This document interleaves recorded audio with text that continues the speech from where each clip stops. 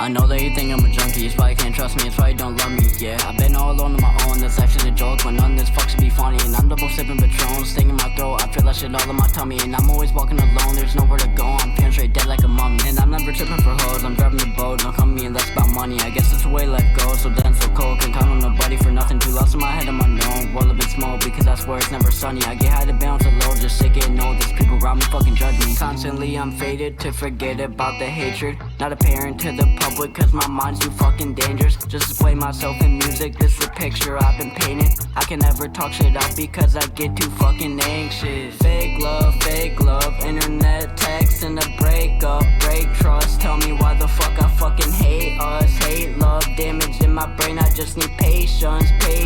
You don't understand my situation, it's dangerous. Demons take my body, different types of occasions. Feel like I'm alone and I can never escape this. People talking about me while I'm talking to Satan. I'm talking to Satan.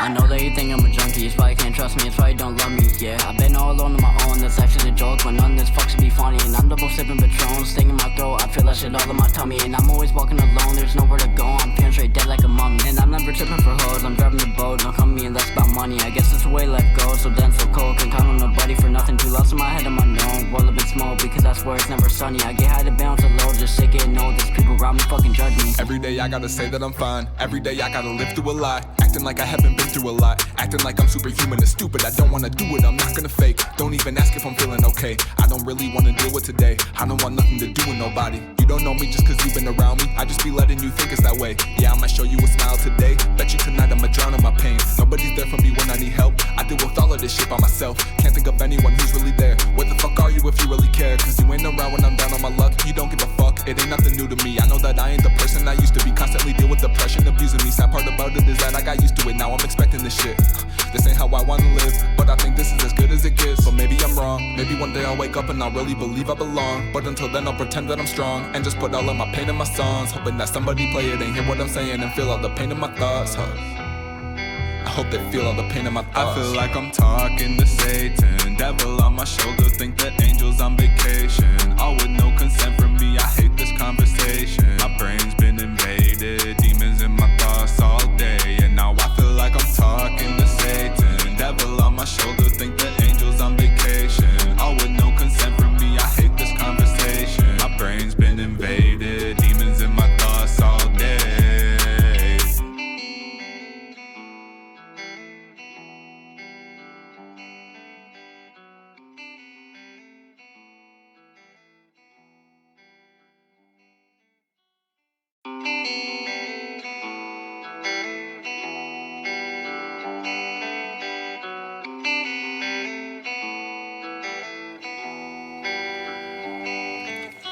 I know that you think I'm a junkie, it's why you can't trust me, it's why you don't love me, yeah. I've been all alone on my own, that's actually a joke, but none of this fuck should be funny. And I'm double sipping Patron, stinging my throat, I feel that shit all in my tummy. And I'm always walking alone, there's nowhere to go, I'm feeling straight dead like a mummy. And I'm never tripping for hoes, I'm driving the boat, don't come to me unless about money. I guess it's the way life goes, so dense, so cold, can't count on nobody for nothing. Too lost in my head, I'm unknown, roll up in smoke, because I swear it's never sunny. I get high to bounce a low, just sick getting old, these people around me fucking judge me. Constantly I'm faded to forget about the hatred, not apparent to the public, cause my mind's too fucking dangerous. Just display myself in music, this is a picture I've been painting. I can never talk shit out because I get too fucking anxious. Fake love, internet text and a breakup, break trust. Tell me why the fuck I fucking hate us. Hate love, damage in my brain, I just need patience.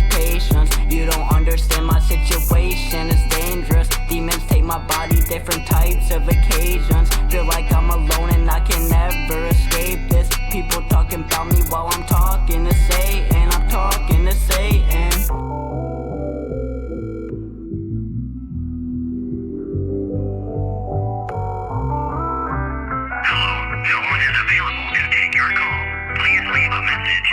I know that you think I'm a junkie, it's why you can't trust me, it's why you don't love me, yeah. I've been all alone on my own, that's actually a joke, but none of this fuck should be funny. And I'm double sipping Patron, stinging my throat, I feel that shit all in my tummy. And I'm always walking alone, there's nowhere to go, I'm feeling straight dead like a mummy. And I'm never tripping for hoes, I'm driving the boat, don't come to me unless about money. money, I guess it's the way life goes. So dense, so cold, can't count on nobody for nothing. Too lost in my head, I'm unknown. World a bit small because I swear it's never sunny. I get high to bounce a low, just sick getting old. These people around me fucking judge me. Every day I gotta say that I'm fine. Every day I gotta live through a lie. Acting like I haven't been through a lot. Acting like I'm superhuman is stupid. I don't wanna do it, I'm not gonna fake. Don't even ask if I'm feeling okay. I don't really wanna deal with today. I don't want nothing to do with nobody. You don't know me just cause you've been around me. I just be letting you think it's that way. Yeah, I might show you a smile today. Bet you tonight I'ma drown in my pain. Nobody's there for me when I need help. I deal with all of this shit by myself. Can't think of anyone who's really there. Where the fuck are you if you really care? Cause you ain't around when I'm down on my luck. You don't give a fuck, it ain't nothing new to me. I know that I ain't the person I used to be. Constantly deal with depression, abusing me. Sad part about it is that I got used to it. Now I'm expecting this shit.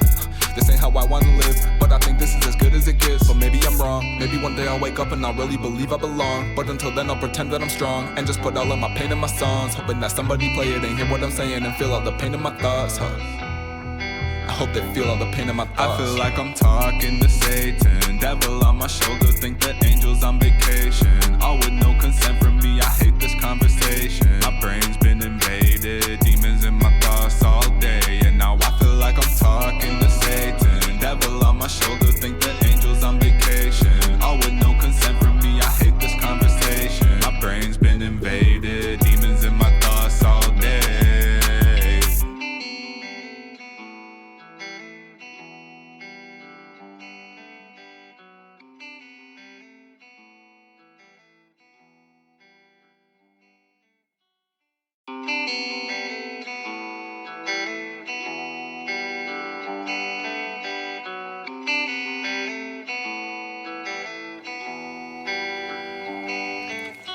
I know that you think I'm a junkie, it's why you can't trust me, it's why you don't love me, yeah. I've been all alone on my own, that's actually a joke, but none of this fucks to be funny. And I'm double sipping Patron, stinging my throat, I feel that shit all in my tummy. And I'm always walking alone, there's nowhere to go, I'm feeling straight dead like a mummy. And I'm never tripping for hoes, I'm driving the boat, don't come to me unless about money. I guess it's the way life goes, so dense, so cold, can't count on nobody for nothing. Too lost in my head, I'm unknown, world a bit small because I swear it's never sunny. I get high to bounce a low, just sick getting old, these people around me fucking judge me. Constantly I'm faded to forget about the hatred, not apparent to the public cause my mind's too fucking dangerous. Just display myself in music, this is a picture I've been painting. I can never talk shit up because I get too fucking anxious. Fake love, internet text and a breakup. Break trust, tell me why the fuck I fucking hate us. Hate love, damage in my brain, I just need patience.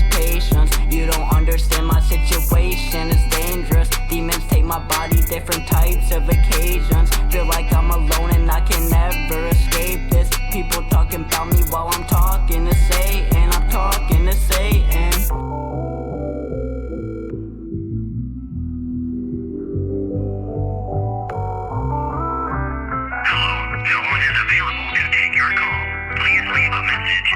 I know that you think I'm a junkie, it's why you can't trust me, it's why you don't love me, yeah. I've been all alone on my own, that's actually a joke, but none of this fucks to be funny. And I'm double sipping Patron, stinging my throat, I feel that shit all in my tummy. And I'm always walking alone, there's nowhere to go, I'm feeling straight dead like a mummy. And I'm never tripping for hoes, I'm driving the boat, don't come to me unless about money. I guess it's the way life goes, so dense, so cold, can't count on nobody for nothing. Too lost in my head, I'm unknown, world a bit small because I swear it's never sunny. I get high to bounce a low, just sick getting old, these people around me fucking judge me. Every day I gotta say that I'm fine. Every day I gotta live through a lie. Acting like I haven't been through a lot. Acting like I'm superhuman is stupid. I don't wanna do it, I'm not gonna fake. Don't even ask if I'm feeling okay. I don't really wanna deal with today. I don't want nothing to do with nobody. You don't know me just cause you've been around me. I just be letting you think it's that way. Yeah, I might show you a smile today. Bet you tonight I'ma drown in my pain. Nobody's there for me when I need help. I deal with all of this shit by myself. Can't think of anyone who's really there. Where the fuck are you if you really care? Cause you ain't around when I'm down on my luck. You don't give a fuck, it ain't nothing new to me. I know that I ain't the person I used to be. Constantly deal with depression, abusing me. Sad part about it is that I got used to it. Now I'm expecting this shit.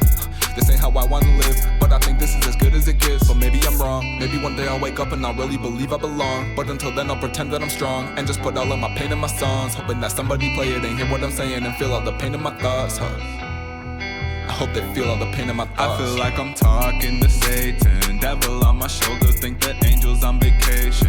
All with no consent from me, I hate this conversation. My brain's been invaded, demons in my thoughts all day. And now I feel like I'm talking to Satan. Devil on my shoulder, think that angels on vacation. All with no consent from me, I hate this conversation. My brain's been invaded, demons in my thoughts all day.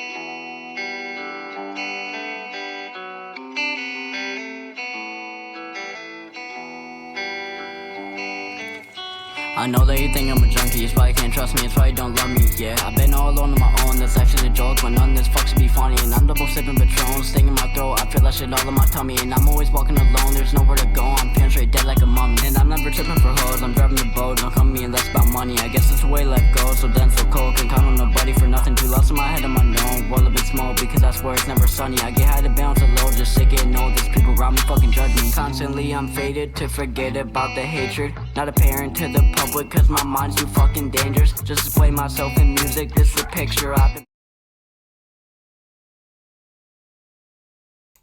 Yo, chat. Everybody get in here, we're doing sleep stream. We're gonna be live all night, chat. Everybody get in here. If you guys are new here, make sure you guys hit that follow button, bro. We have, what's that say? 38 hours? Hold on. 36 hours. We have 36 hours left to go before we hit our follower goal. If we don't hit it, I'm gonna make a goal for myself, chat. But everybody get in here. We're doing sleep stream. We're gonna be live all night. YouTube videos all night. We got brand new alerts, chat. Make sure you guys use them alerts. We got brand new alerts. It took me literally 5.5 hours to create all these alerts. So please, for the love of God, use them. Please, for the love of God, use them. But everybody get in here. We're doing sleep stream. We got videos all night. I'm about to go get water, and then I'm going to bed. So I'm about to get video started right away, chat. I'm about to get video started right away. We got overhead. We got kitty cam. You don't know the deal, bro. Let's get into it, bro. Let's get into it.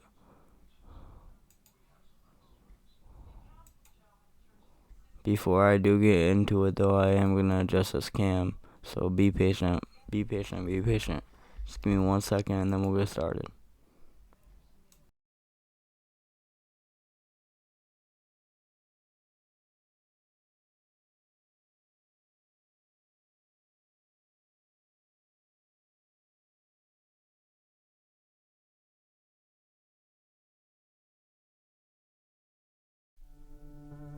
Crazy Uber driver. This is a true incident that disturbed me for a long time. I was in high school back then. One evening, I went to one of my friend's houses for a sleepover. My friend Thomas and I decided to go to a supermarket nearby to grab some beers. Thomas's parents were out of town, so we kinda had the house to ourselves. We planned to drink beer and watch a football match that night. The supermarket was quite far from his house, so we decided to call for an Uber. Our ride arrived within 10 minutes and we hopped in. The driver was polite and well-behaved. He seemed like a man in his late 30s. He was wearing blue t-shirt and black trousers. Thomas started to chat with the guy eventually. I was sitting quietly at the back seat while Thomas was in the front. Being honest, I didn't notice the man's face when we got into the car. We booked the ride as a round trip. After reaching the supermarket, Thomas went inside to get the booze while I stood outside the car waiting for his return. The driver sat inside the car. I lit a cigarette, and for the first time, my eyes went to the rearview mirror. I saw the man's face. There was nothing odd about his face, but as my eyes went to his neck, I got a bit startled. I saw deep scratch wounds on his neck, as if someone scratched him really bad with long, sharp nails. The man suddenly noticed me watching his neck. He immediately pulled his t-shirt collar up to hide them. I thought he might have some pet at his house or whatever it is. It's definitely none of my business. Thomas came back within a few minutes and we got into the car. This time, I noticed a change of behavior in the driver. Thomas again started to chat, but the driver kept cutting the conversation short. Suddenly, it felt like he was no longer interested in talking and just wanted to drop us off as soon as possible. I was sure Thomas felt weird too with this sudden change. He then handed me the beers and said, "Keep it in the back, Smith." I took the plastic bags and I dropped it behind the back seat. The car had a narrow space behind the seat I was on. There was still 15 to 20 minutes to reach home, so I started to scroll through my phone and silence took place inside the car. Everything was going well when suddenly the driver hit the brakes to avoid hitting a cat crossing the road.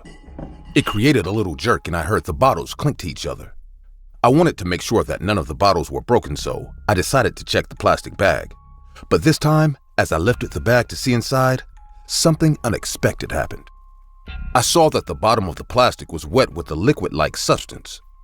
It was dark inside the car and I couldn't see clearly at first. I placed my hand underneath and what I discovered gave me a hell of a shock. The liquid was nothing but blood. I was sure that the blood somehow came from the car itself, so without attracting the driver's attention, I switched on my phone's flashlight and tried to look at the narrow empty space behind. What I saw made my skin crawl in fear. A girl was tied and taped lying inside that empty space. She was hit on the head with a heavy object which caused massive bleeding. I accidentally put the bag on her face and thus her blood left a spot on the bag too. I could tell from her still motionless body that she was dead. Now I understand why the driver had those scratch marks on his neck. This man is a cold-blooded murderer. He just murdered the girl, and before he could get rid of her body, he had to perform his duty to stay away from all kinds of suspicion, so he probably hid her in this empty space. The way her body was kept, it made me immensely disturbed. I mean, anyone could barely fit there. This man is a predator, a freaking devil. I realized I have to inform Thomas about this alarming situation without letting this driver know that I've discovered his terrifying secret. I texted Thomas about the entire situation. I saw his fingers trembling as he read my text. He then looked at the driver. He couldn't believe this man was capable of doing such evil. Thomas and I made a plan because no way are we letting this freak walk free after taking an innocent life. The car took a left turn onto an adjacent street to the highway. Thomas said, "Hey, can you pull over for a sec? I need to pee." We wanted to make sure that the driver was unarmed so that we could tackle him and knock him out. Thomas got out of the car and went behind a bush near the tree. Time passed away, but he didn't come back. I saw the driver getting restless. He turned to me and said, "Where did your friend go? Call him. I have to be somewhere after dropping you off." I called Thomas's phone and it rang inside the car. I told him to leave the phone inside so that I could make my next move. I said in a worried voice, "Oh no, seems like he forgot his phone here. Would you mind giving a check on him? I saw him going towards the bush." The driver reluctantly looked here and there, then started to walk towards the bush.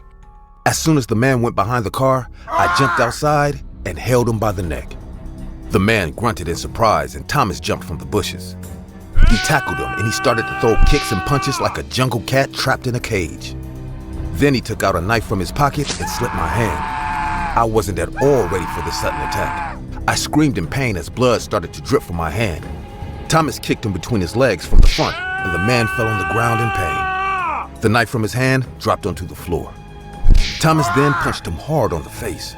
The man passed out immediately and we heard police car sirens coming from a distance. That night, we couldn't watch the match, but none of us regrets that for a second. The cops came and took the man into custody. They sent the girl's body for inspection. We will feel sad forever that we couldn't save that girl.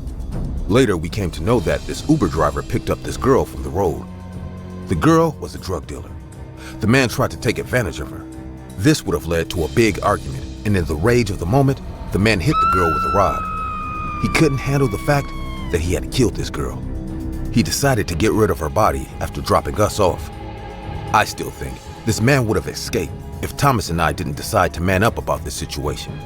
That night, we did something good, and I want to tell everyone to step up whenever you see someone harassing a woman or a man in front of you. If we decide wisely, we could stop many bad incidents and stop various kinds of crime from happening. The driver is now behind bars. Whenever I go out at night, I keep my eye open now, because the devil masks his face with the veil of innocence. My girlfriend Rosie was a huge TikTok fan. Whenever we went somewhere, she never forgot to record a TikTok video. Rosie and I met in college. She was obsessed with social media. I often told her to keep some privacy, but she never listened to me. She loved the fake attention of people showering her with love on social media. Everything was going fine. Rosie was a happy, cheerful girl until she met a horrible accident. Rosie went for a long drive with her best friend Alice. I knew Alice for a long time. She was close with Rosie. They were driving on the highway at midnight. The car somehow lost control and Rosie could not control it. The car bumped onto a divider and turned over, crashing badly. Rosie made it out alive, but poor Alice suffered huge blood loss. If the paramedics were called in time, Alice could have been saved, but it was too late for her. When Rosie got back to her senses and called the paramedics, Alice lost a huge amount of blood. We all attended her funeral. Rosie turned into a completely different person. She hardly talked or went outside. I realized how traumatized she had become after losing her friend, but I couldn't see her like this, so I started to cheer her up in every way possible. One day Rosie was sitting near the window, watching the sunset. I went close to her and started filming her at TikTok. She looked at the camera and smiled casually. I uploaded the video from my TikTok account tagging her. People started commenting, "So pretty," "Beautiful girl," and things like that. I thought at least these compliments would put a smile on her face. I took her out for dinner and then dropped her home. I came home and freshened up. When I came back from my room, a notification popped up. I checked my phone and saw that someone had commented in the TikTok video of Rosie. Out of curiosity, I opened the video to see the comment. A friend of mine had commented, "Dude, your neighbor is creepy." I didn't understand what he meant. I replied to the comment saying, "What are you saying, bro?" Within 10 to 15 minutes, my friend replied, "Look outside the window. He's watching your girlfriend." I played the video and looked closely near the window. I captured the video, keeping the sunset in front of Rosie, so the camera recorded the outside view as well. As I watched closely, I noticed a tall man standing in the garden right in front of the window. Even though I couldn't see his face, but from his body posture, I could tell he was looking at Rosie. The locality where Rosie stays are quite a friendly neighborhood. She had been living there with her parents since childhood.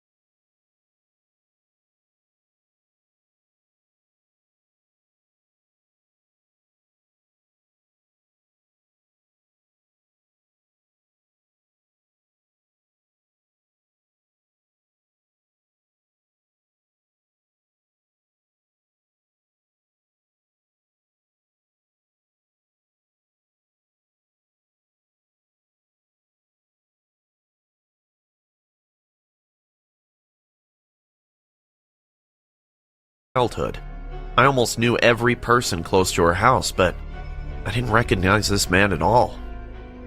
With more days passing, Rosie's health started to deteriorate. She started getting nightmares. She often woke up screaming in bed. Whenever I asked her, she said the tall man had come to get her. I decided to take her to a psychiatrist. I knew Alice's death left a deep impact on her mind. One evening, Rosie was staying home alone as her parents went to go see her grandmother. I went to stay with her. Leaving her alone for an entire night is not a good idea. I picked up some food from a nearby restaurant. I was walking towards Rosie's house. The area was empty. As soon as I got close to the house, I heard Rosie scream. I ran immediately and bolted inside the house. Rosie was sitting on the living room floor. Her face was pale white. She was sweating in terrible fear. "Rosie, what happened?" "I fell asleep on the couch. Suddenly I heard knocking on the glass window. As I opened my eyes, I saw... What? What did you see?" "Alice was standing outside of the window with that tall, bony man. Her face was horrible. They were calling me." She then broke into tears. I calmed her down. After dinner, I tucked her into bed and sat beside her. She couldn't sleep, hence we started watching a movie. I was worried like hell. I had no idea who the hell this tall man was. Suddenly, I remembered that comment on my video. "Rosie, did you see the video I took on TikTok that day?" "Yes." Why? You didn't see the man standing inside your garden? What man are you talking about? I played the video once again and showed her. Rosie screamed in fear, saying, "Oh my God, Mark, he's come to get me. Please, please, Mark, don't let him take me. Please, I don't want to die." She started sobbing terribly. I got all freaked out. I said, "What are you saying? Who are they? Please, Rosie, tell me everything." Rosie said in a fumbled voice, "Alice and the tall man. They come to my dreams every night. They whisper in my ears." I asked, "What do they whisper?" Rosie looked around us as if someone was going to hear us, then said in a low voice, "They said that I was supposed to die that day with Alice. It's not right that I live," and started crying again. I hugged Rosie. I didn't know what to do or how to help my girlfriend from going mad, because whatever she was telling me, none of it could be true. Maybe the guy in the video is just a guy from the street. How can I believe that her dead friend and a spooky tall man come to her dream and say all these creepy weird things? The next morning after her parents returned, I went straight to her psychiatrist. Dr. Millard was sitting in her chamber. She smiled at me and said, "Please, sit down, Mark. What is it you want to talk about?" Dr. Millard, Rosie keeps telling me about this tall guy. What's happening to her?" Dr. Millard said in a low voice, "Look, Mark, I obviously don't have to tell you that somehow Rosie finds herself responsible for her friend Alice's death. So, as per my intuition, she is hallucinating the tall man as the Grim Reaper. She feels she should have died that day too. As she survived unexpectedly, the Grim Reaper is now behind her soul." "So, you mean it's all in her imagination? How will she recover? She's losing her mind over this." Dr. Miller said, "I would suggest you all take care of her and be with her until she expresses herself more to me. I can't make any conclusion now." I left the doctor's office in despair, but I was too late to stop the upcoming danger. I got a call from her mother. "Mark, oh my God, Rosie's locked herself in her room. Please hurry." I jumped into my car and drove as fast as possible. As soon as I reached Rosie's house, I heard screams coming from the home. I ran inside the house and slammed the door hard. Rosie's mom screamed from upstairs. "Mark, what's happening to my daughter? Please do something." I banged on Rosie's door. "Rosie? Rosie, open the door! What are you doing?" Rosie was sobbing in a painful voice. I didn't wait anymore because something in my heart kept telling me the danger is yet to come. I pushed the door hard and it broke down. We all saw Rosie sitting on her bed sobbing. She was looking to the corner of the room with wide, fearful eyes. But there was no one. She said, "Please stop, you two. I can't take this anymore." She then looked at me and said, "Mark, they're looking at me. They're calling me. Alice and the tall man. Can't you see them standing in the corner of the room?"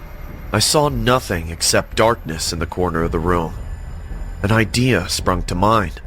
I took out my phone and started filming a video on the same TikTok filter, but didn't see anything. I stopped recording and said to Rosie, "Rosie, there's no one inside this room. Come here. Come on." But Rosie stood up and took out a revolver under her pillow. Rosie's mom screamed, "Rosie, what are you doing with your father's gun? Please, dear, don't do anything wrong. Stop this madness," and started crying. Rosie's father entered the house screaming, "Rosie!" But as soon as he came upstairs and saw Rosie pointing a gun at her head, he was numbed in fear. Rosie then looked at the dark corner and said, "Mark, there's something you don't know. Alice had a crush on you. I got so jealous. I knew I didn't have to, but still, I couldn't stand her anymore. That day when the car turned over, I was conscious. She bled out in front of me, asking for help, but I didn't call the paramedics. I watched her bleed. I watched her die. I'm so sorry. I don't deserve this life." A loud gunshot took place, and blood splattered on the white wall above Rosie. I lost my girlfriend. Dr. Miller said it's the guilt in her subdued mind that led her to take this drastic step. But I still have that video I took at that moment. Believe me or not, as the camera pans in the room at the dark corner, I see a tall guy standing in there. And beside him, I see a blurred female face, drenched in blood. The incident took place on April 3rd, 1997, in Itaewon, Seoul. Jo Jung-pil, a 22-year-old college student who was on a date with his girlfriend, headed to Itaewon to pick up his girlfriend. And he was in a hurry to go to the bathroom. So he went with his girlfriend to a Burger King on the main road. And while he was going to the bathroom, his girlfriend ordered a hamburger and waited for Mr. Jung-pil. However, after 5 or 10 minutes, Jung-pil didn't come back. And at the time, a man came out from the bathroom covering his mouth. Feeling something strange, the girlfriend headed to the bathroom and got shocked seeing Mr. Jung-pil lying in the inner corner of the bathroom in a sea of blood. Jung-pil's neck was full of stab wounds, and blood was all over his clothes. She realized he had already stopped breathing a while ago. This case is known as the Itaewon murder case. Jung-pil, who has never missed first or second place in the entire school and never rotted inside, is the youngest among 1 son and 3 daughters, and the third-generation reader. He grew up receiving a lot of love in his family, but he suffered such an absurd death. The next day after this incident, the U.S. military unit received a report that someone had seen a young boy named Patterson stabbing a man. Patterson was immediately arrested, and the case was all set to be resolved smoothly. However, Patterson admitted that the crime was committed by his friend Eddie, not himself. He said he went to the hamburger shop downstairs because he was hungry after drinking with friends at a club in Itaewon on the day of the incident. And then, a Korean man went into the bathroom, and Eddie said, "Let's go to the bathroom because I'll show you something cool." Then Eddie stabbed the victim to death. Investigators rushed to Eddie's house to arrest him. However, he was meeting with a lawyer at the time and was questioned after his voluntary appearance. And Eddie's statement was the exact opposite of Patterson's. He said that Patterson had something to show him and asked him to go to the bathroom, and as he was going to wash his hands, he followed him. While he was washing his hands, Patterson kept stabbing Mr. Jung-pil, and Eddie said the scene was unbelievable and felt like he was watching a movie. Due to the conflicting statements and blame game played by the two, the U.S. Criminal Investigation Team summoned friends who were with them that night to investigate. Their friends told shocking stories. After the hamburgers got served to their table, Patterson pulled a jackknife out of his pocket. This was the same knife used in the crime. Then Eddie said to Patterson, "Hey, have you stabbed a person with a knife before? Go and stab someone." At that moment, Jung-pil went to the bathroom, and these two people followed him with some serious sick minds. But after coming out of the bathroom, the behavior of these two men was quite different. Eddie came up to the club, but his white shirt was covered in blood, as if he had been sprayed with it. And he said, "We stabbed a man in the neck with a knife." His friends were shaken and went to the bathroom to find Mr. Jung-pil was lying there. When friends asked him, "Did you kill someone?" Eddie said, "It's not me. Patterson did it just for fun." On the other hand, Patterson left the bathroom and went to the club's bathroom without returning to the club. Patterson, whose head, shirt, pants, and hands were bloody, hurriedly drained the blood into the bathroom, changed into a friend's clothes, borrowed a hat, and left the club in a hurry. Then he returned to the U.S. military base, burnt his blood-stained shirt, and even destroyed evidence by throwing the knife into the sewer that he used in the crime. Their friends also revealed that Patterson was a member of a gang called Nordy 14, and that the gang's attack method was similar to the murder of Mr. Jung-pil. The U.S. investigator was convinced that the culprit was Patterson and handed over the findings to the South Korean prosecutors. But the case took an unexpected turn. Prosecutor Park, a veteran who had handled more than 100 murders alone, couldn't believe the investigation by the U.S. investigator. So he reinvestigated the case from the beginning and was convinced that the killer was Eddie. He had 3 reasons to think that Eddie was the culprit. One of them is the memory of a murderer. He paid attention to the difference between Eddie, who was surprised at the time that he couldn't remember the specifics, and Patterson, who remembered everything in detail, including the attack site, the crime method, and the number of attacks. And he said, "When you stab a person with a knife and see blood, it is common sense in criminal psychology that you lose your temper and cannot remember what happened after that." He said, "Based on this common theory, we can point out the fact that Eddie, who failed to give the details in the beginning of the interrogation, is the murderer." However, criminal psychology experts were puzzled by Prosecutor Park's opinion. Professor Lee Soo-jong agrees that the criminal's memory is inaccurate.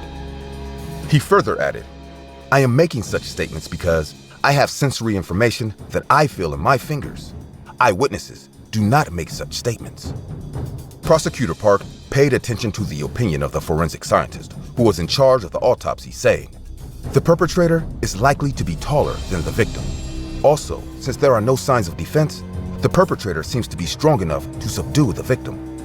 Prosecutor Park thought the culprit was not Patterson, who was 172 centimeters tall and 63 kilograms in weight, but Eddie, who was 180 centimeters tall and weighed 105 kilograms.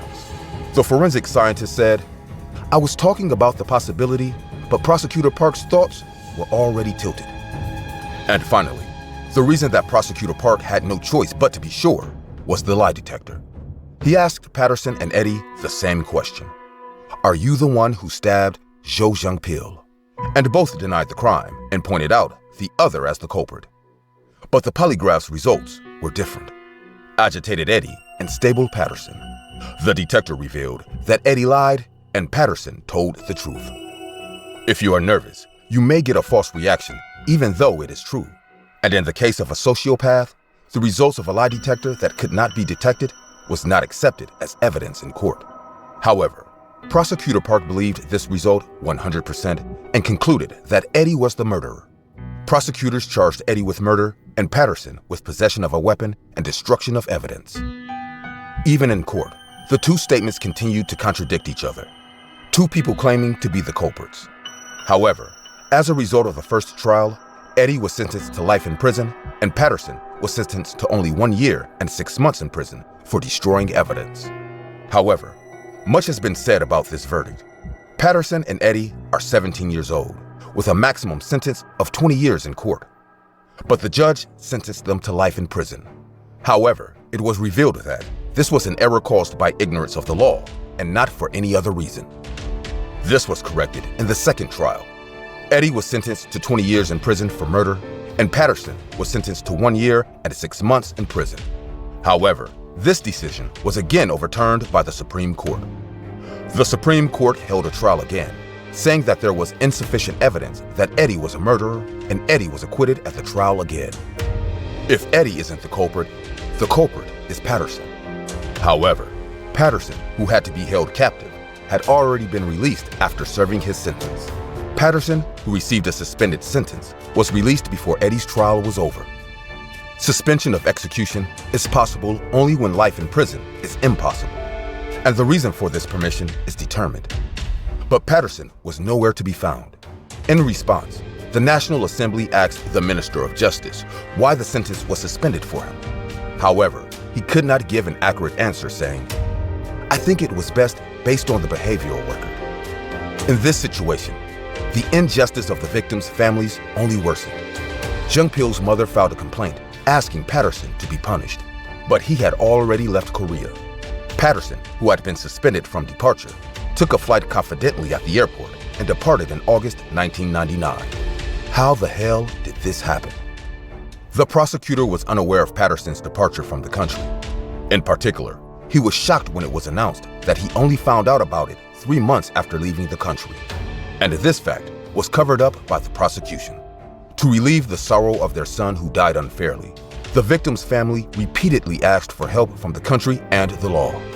But the answer they always got back was, "It's not easy. There is no way unless the U.S. helps." The family then filed a lawsuit directly in the U.S. courts. 18 years after the incident, the Supreme Court's final decision got made. The Supreme Court said, "It has been proven beyond any doubt that Patterson murdered the victim. Patterson was sentenced with the judge explaining that. The court decided on a life sentence, but in view of the defendant's age of being under 18 at the time, the sentence will be 20 years in prison.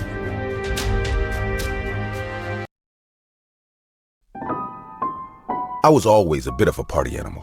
I only stopped going to clubs and bars every night once I got engaged. Once the engagement fell through, I went right back to my old habits, dancing and drinking whole nights away and taking just about every club drug you can think of. I was on my first night of clubbing without my fiancé sending me 100 texts asking where I was, and that knew that bachelor's life was the life for me. The feeling of blissful freedom wouldn't last though. One day, I was having fun at a nightclub as usual with a new girl I met at a different club a few nights prior. We'd already downed quite a few cocktails and we were both more than a little bit tipsy. She suggested that we have a go at dancing. I knew it was a bad idea. My vision was blurry and my stomach was one sudden move away from emptying itself. Nevertheless, I couldn't turn down a cute girl's invitation to dance just on principle alone. We had a good time dancing with each other under the flashing strobe lights of the club. Things were getting a little hot and heavy between us. For a moment there, I thought I might actually get lucky that night, if you know what I mean. At one point, she took me by the hand and started pulling more suggestive dance moves with me as her partner. I thought I'd hit the jackpot. But before I could get too happy, I noticed something from the corner of my eye that made me stop dancing. I turned my head and saw her. Standing alone in a dark corner of the club was my ex-fiancée. She was pale and filthy. The white cloth of the dress she wore was tattered and covered in dirt. The heat in my body drained away, replaced by a chill of fear that bit right into my bones. "What's wrong?" asked the girl I was with.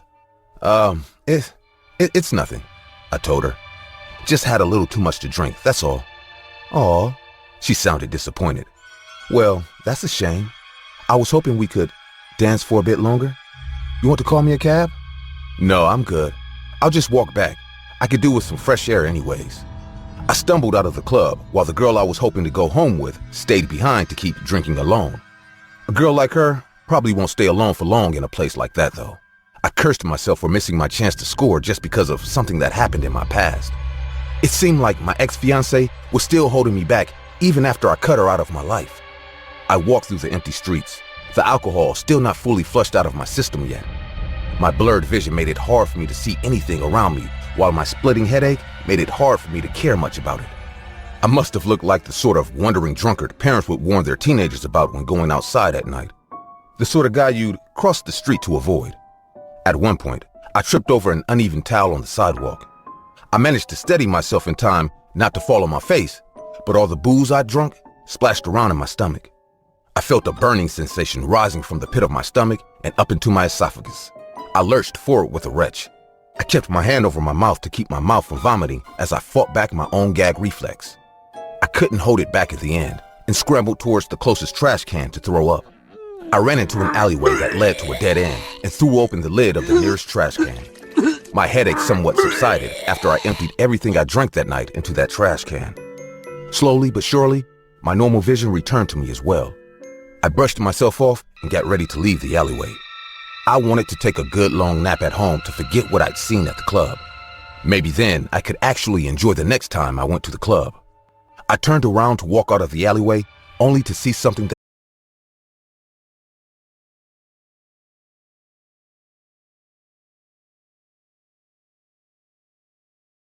compared to the terror that gripped my heart.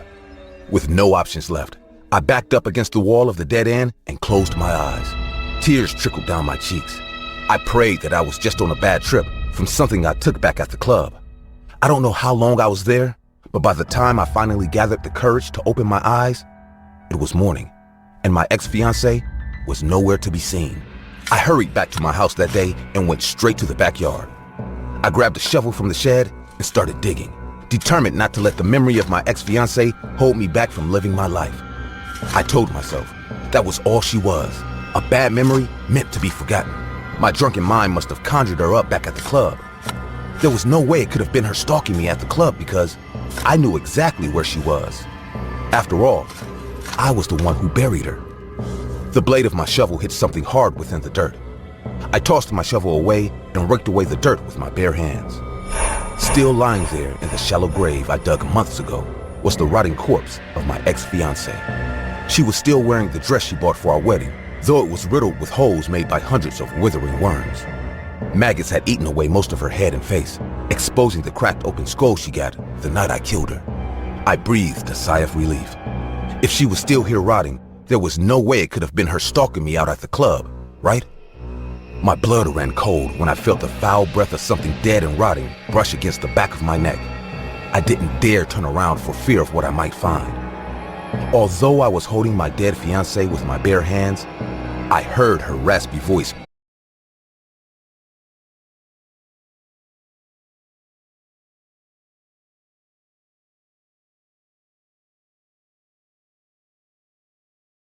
I finally selected a house next to the beach. The owner, Matthew Hudson, stayed there with his daughter.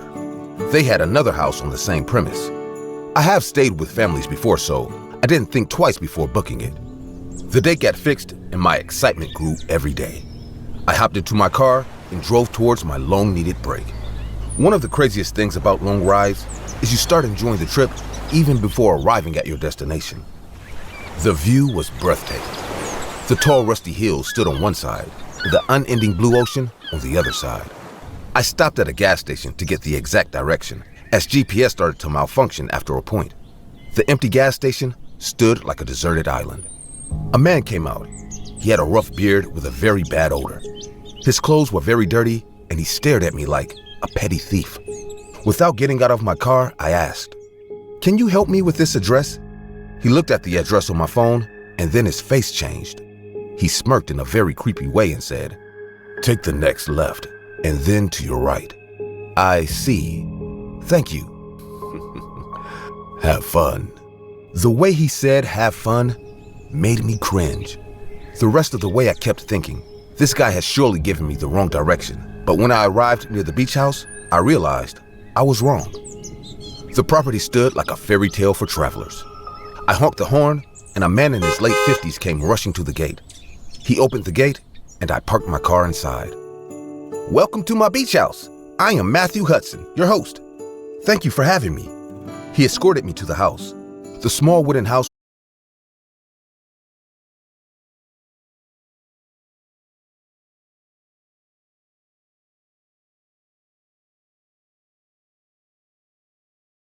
with a clicking sound, and I found myself standing there face to face with the most beautiful woman I have ever seen in my life.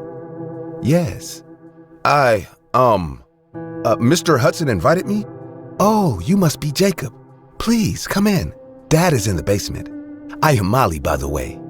Molly escorted me inside the house, and like a possessed lamb, I followed her. She sat me down at the table in the living room and went to call her dad. We had lunch, and the entire time, I couldn't help but stare at Molly. I thanked God for making me choose this B&B. After finishing lunch, I thanked them and came back to my place. I took a nap and was supposedly dreaming about Molly when I heard a loud gunshot. I sprung from the bed and ran to the porch. I did not doubt that the gunshot took place in Hudson's residence. I opened the door to check on them, just when another gunshot took place, along with a spine-chilling scream. My legs froze as I recognized it was Molly. I slowly walked to their house. I had no arms with me. I peeked from the porch window and witnessed a bloody scene. Hudson was sitting on a chair, except half of his head was missing. Brains and blood were splattered all over him and the white wall behind him. Molly was tied to a chair too, and she was shot in the arm. Blood was gushing out from her wound, and she was crying in pain. Two men stood in front of her wearing black masks. One of them threatened her, while the other went on robbing them. I dialed the cops and told them to hurry up, just when a familiar voice took place. "I know he's here. Where is that man? I gave him the directions. We will shoot that dog as well and take all his money and stuff. Tell us where he is if you want to stay alive." He didn't come here. My dad and I are the only ones here." "Well, I have to trust you, it seems, because your dad isn't alive to tell the tale anyway." Oh my God.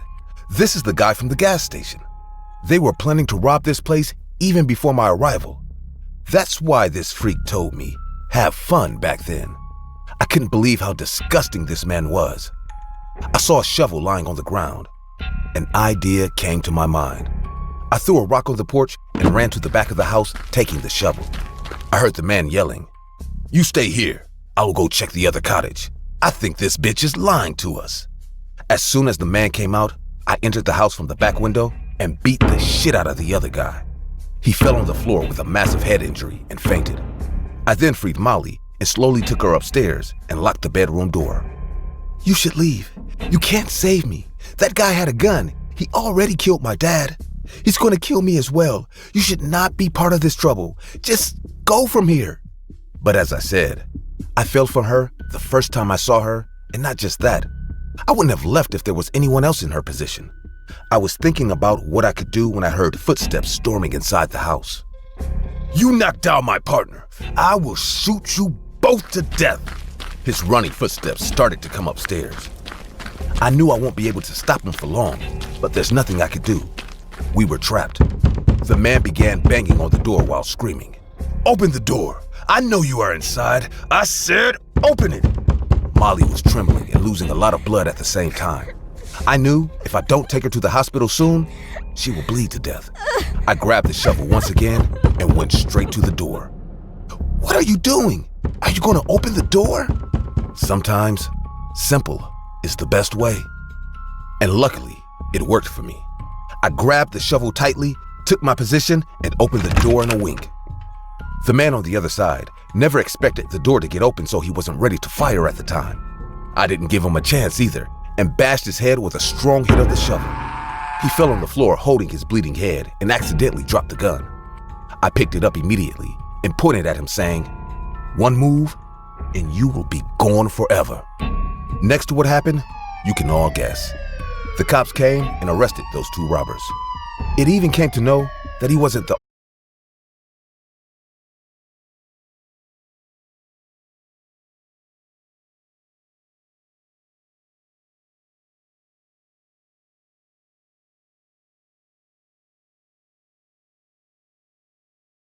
but ended up renting a small bed and breakfast cabin in the mountains where we had easy access to the hiking trails we wanted to go on. The booking website showed the host to be a small family with a mother, a slightly overweight father, and 2 adult sons who were posing in front of their wooden cabin. Staying there was cheaper than most of the resorts we looked up, and since the host lived in the middle of the mountains, we could probably ask them for help if we had any trouble on the trail. It seemed like a win-win. Soon after getting out of the airport, my girlfriend and I booked a cab to the mountain the cabin was on and hiked the rest of the way. We had to follow a faint dirt trail that led us up the mountains past dense snow-covered forests. A heavy layer of snow made the trail harder to decipher at times, but we managed and got to the cabin right as the sun was setting.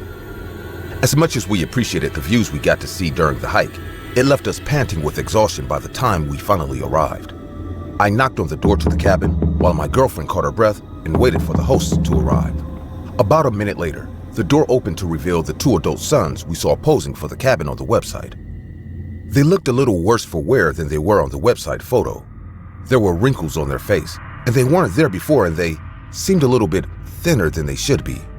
Nevertheless, they both welcomed us warmly inside and fixed us some hot coffee to drink upon seeing how tired we were. The older brother introduced himself as Rick, while the younger brother introduced himself as Dan. They led us to a large dining table next to a roaring fireplace with a pot hanging above it. "You came just in time," Rick told us. "We just finished making dinner for the night. Would you care to join us?" "Sounds great," Sally said. "What's on the menu?" Dan gently lifted up the pot that hung above the fireplace and placed it on the dining table. "Bear stew. We shot him ourselves a few days ago." "Have you two ever had bear meat before?" "No, I can't say that we have," I told them. "But I'm looking forward to trying it." "Me too," my girlfriend agreed. The 4 of us sat together and ate what is still the most delicious meal of my life. We chatted as we ate, and eventually the topic of family came up. When we asked them where their parents were, they told us that their parents were currently staying in a nearby town. An out-of-season blizzard had come by not so long ago, and that's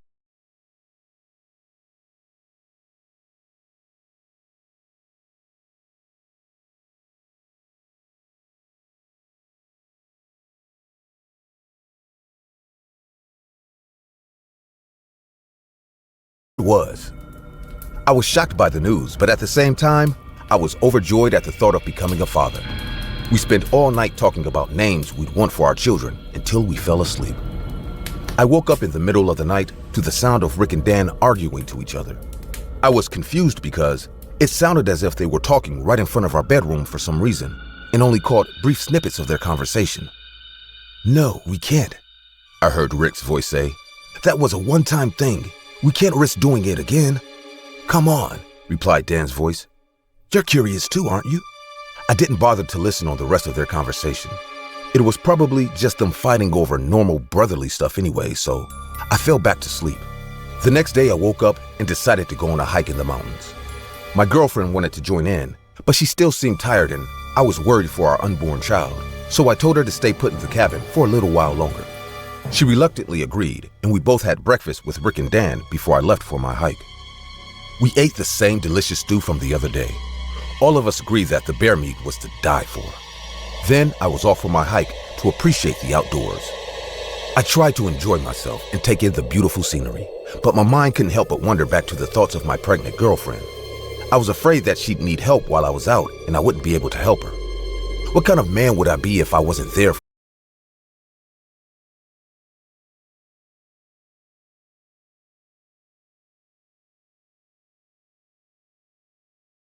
Miles drooled like a dog staring at a steak it couldn't wait to eat. Dan tore something pink and small out of her stomach and walked over to the fireplace. As he opened the lid of the pot hanging over the fireplace to put it in, I realized with horrified disgust what it was. It was the 3-month-old fetus of my child. They were planning to eat my girlfriend and our unborn child after cooking them in the same pot they used for food just the other day. I didn't want to see any more of it. I ran away and followed the trail back to the nearest town, where I called the police. When the police raided the cabin, they found the chopped up body of my girlfriend in the freezer, though she wasn't the only one they found there. Being kept there alongside her were the similarly chopped up bodies of Rick and Dan's parents. The meat in the stew they served us wasn't bear at all. It was the flesh of their own parents, whom they killed for food while they were starving in the blizzard that just passed a few days before I arrived. Rick and Dan were nowhere to be seen. I guess they must have been scared off when I didn't return from my hike. To this day, I wonder if they're still out there, killing people, just to feed their twisted hunger. This incident has made my life miserable. For the last 10 years, I haven't seen anyone in my family. I was 5 years old and about to turn 6. I never met my father. My mom told me he left her at a very young age. I was raised by mostly just my mother and my grandma. Many people cherish childhood memories, but I curse mine. We weren't rich, but I came from a financially stable household. I was a shy kid, which made me an easy target to bullies. My only friend, Amanda, always watched my back. It was before my 10th birthday, and my mom came to pick me up from school. As we got in the car, she asked me,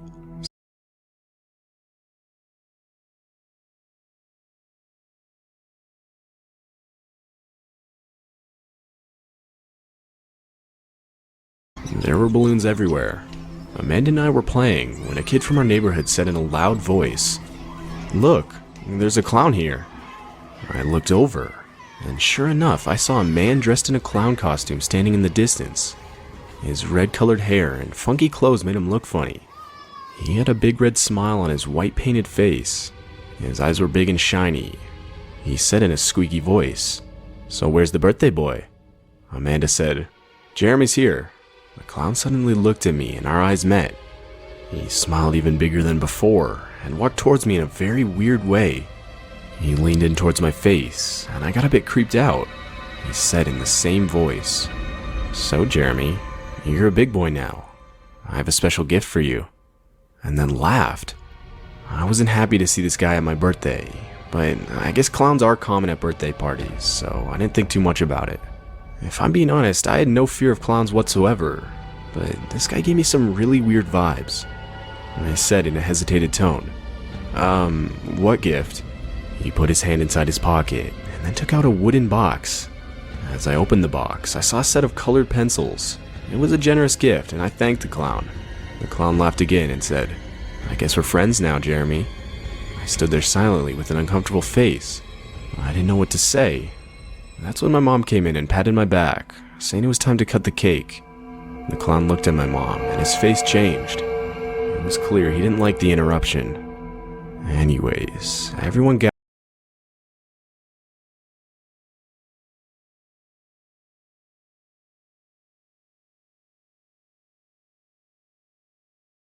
Maybe if you had a dad, your party would have been more fun, and started to laugh at me. I felt very insulted by this remark, so I said in an angry voice, "Well, you can leave then. No one wants you here, Marco." Marco's face turned all red, and he pushed me off the swing. It was a low swing, so I didn't get hurt, but my cake fell on the ground. My parents came to stop the fight, and his mother apologized for his behavior. My mom shrugged it off, saying things like this often happen in kids. I got really angry and went to my room. My mom kept calling me to come back, but I sat near my bedroom window trying to cool off the anger. I could see the entire backyard from my room window, and that's when I noticed something. Marco was playing with a bunch of kids from our school. The clown was standing close to him. As he ran toward a kid to catch him, I saw the clown push him subtly. Marco fell to the ground, tumbling over a small rock and broke his chin. A tooth fell to the ground, and he started crying in pain. I saw it all clearly from my bedroom window. It all happened so fast that everyone thought it was just an accident. But I could clearly see the clown intentionally pushing him. His parents left the party to take him to the hospital. The clown looked up at my bedroom window and smiled. It felt as if he did that to punish Marco on my behalf. At that moment I was angry, and just a kid, so I felt Marco deserved it. I went downstairs and saw the kids leaving. My mom was busy talking to the parents of the other kids about the accident. I was standing on our house porch alone. Suddenly, I turned to my left and my heart skipped a beat. The clown came near me and stood beside me silently. I got scared of seeing him, but he leaned in towards my face and said, "I'm your friend, Jeremy. This'll be our little secret."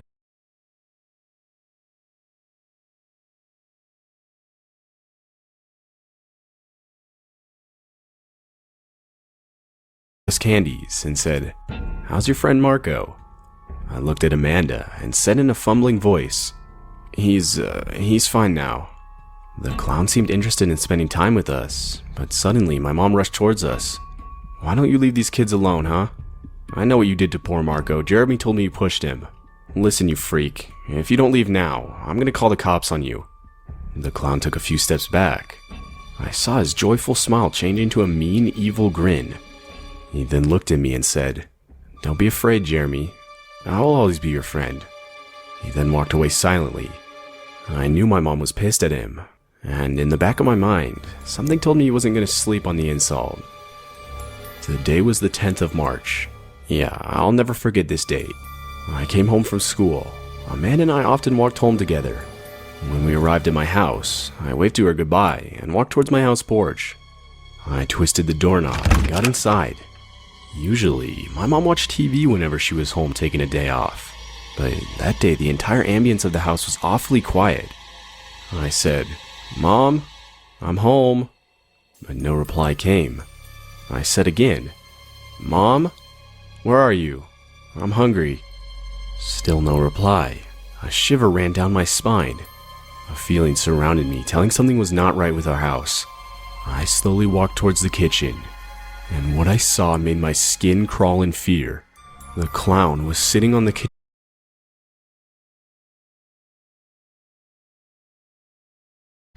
The clown then went behind the kitchen table and started to drag something.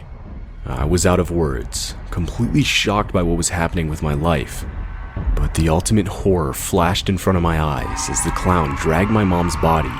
He slit her throat, and she was lying on the ground lifeless, covered with blood. The clown then looked at me and laughed. I screamed even louder this time, as I couldn't believe my eyes. People in our neighborhood gathered in front of my house. The clown didn't even try to run away. He just stood there, watching my dead mom with his psychotic face. The cops came and arrested him. I came to know he was indeed my actual dad, but he was in prison for some serious criminal charges, which is why my mom kept me away from him all these years. He got bailed before my birthday and came to get his son back. I was standing close to my grandma. We were in tears when the paramedics took my mom's body away. The neighborhood was watching with scared eyes when the cops took the clown away. Before getting into the car, he looked back at me and said, "Remember, Jeremy, I'll always be your friend." I feel I'm absolutely lost now. I don't make new friends, and I don't even see my close ones. I don't know whether the clown / my dad received capital punishment for murdering my mother, but I'm already enough messed up and troubled to ask anyone about it. My grandma sent me away to boarding school to keep me away from all this, and since then I've been running away from my past. I can't remember much of my early memories as a kid, but there's one thing I could never forget, is that I really liked clowns. One particular memory that stands out was at my 7th birthday party. There was this boy called Theodore who I knew since kindergarten. He always had this huge crush on me, although I never reciprocated the feeling. Apparently, he finally worked up the courage and told me he liked me during the party. And I remember not caring as I just left him there, and I ran to find the clown because at the time, it was the only thing I cared about.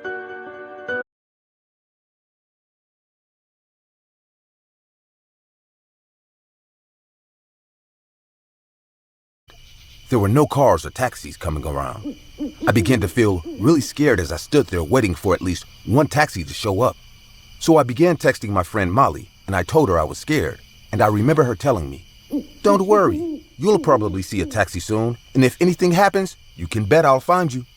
Now, I know this may be a weird statement, but Molly wasn't lying. I don't know how, but she always knew where I was, be it at a party or at school. I really didn't know how she did it, and every time I asked, she told me, "I'm never telling." I didn't think much of it, as I just assumed she knew me too well since she was my best friend, and that's how she always knew where I was. I stood there for 10 minutes talking to Molly before I started looking for a cab again, but the road was still empty. As I was about to give up, that's when I noticed something. A yellow car that looked a lot like a taxi was parked just down the road. It wasn't moving, so I assumed no one was inside. I waved at it, and immediately the headlights came on and the car began to move. And it stopped right where I was standing. It was dark inside the cab, so I couldn't see the driver's face, but I told him where I was going, and I asked him, "Can you take me there?" He didn't reply to me, as he just nodded his head yes, without saying a word. I got in and heaved a sigh of relief as I was finally going home. We were driving for a long time, so I started chatting with Molly. After a while, I decided to stretch a little, and I finally took my eyes off my phone. And even then, I still couldn't see the driver's face.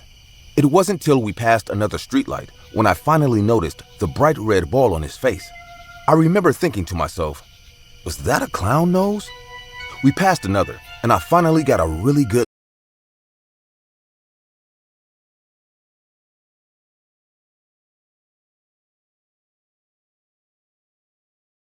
to run, as what I saw transfixed me.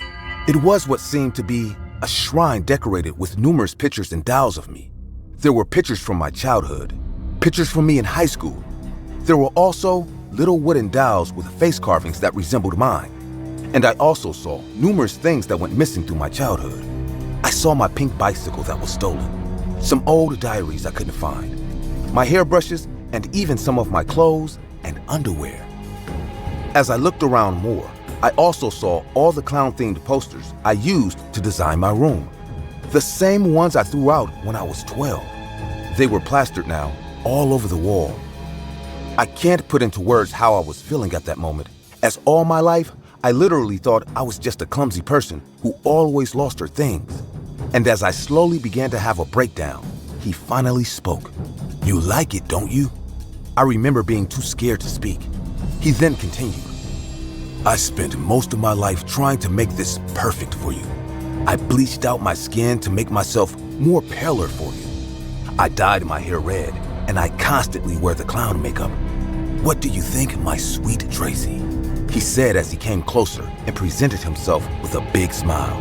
He looked horrible, like he was terribly sick. His skin was rough and haggard, which I assumed was due to all the clown makeup that was caked on his face. His eyes were bloodshot red, as if the chemicals that the makeup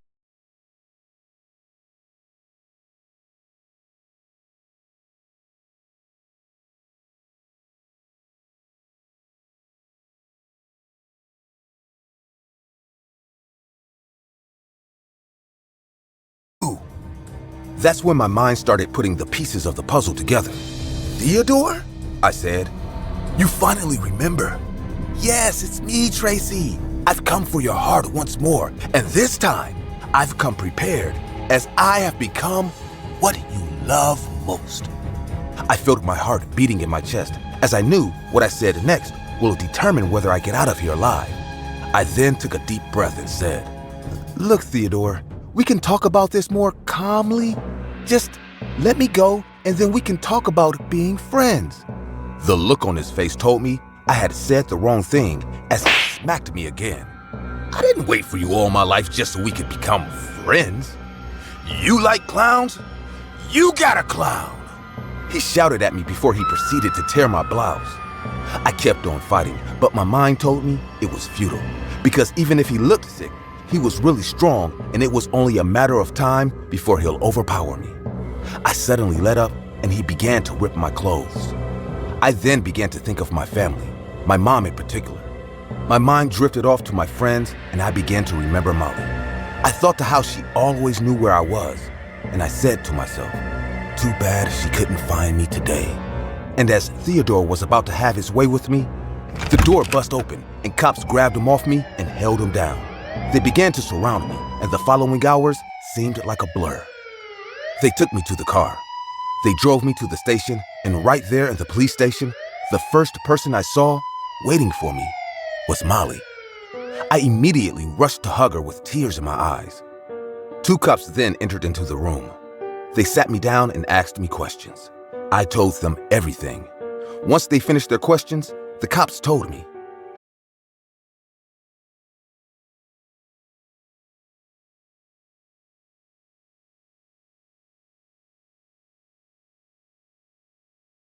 find my Friends app on our phones that night, just in case anything happened. Well, you totally forgot about it, and I didn't.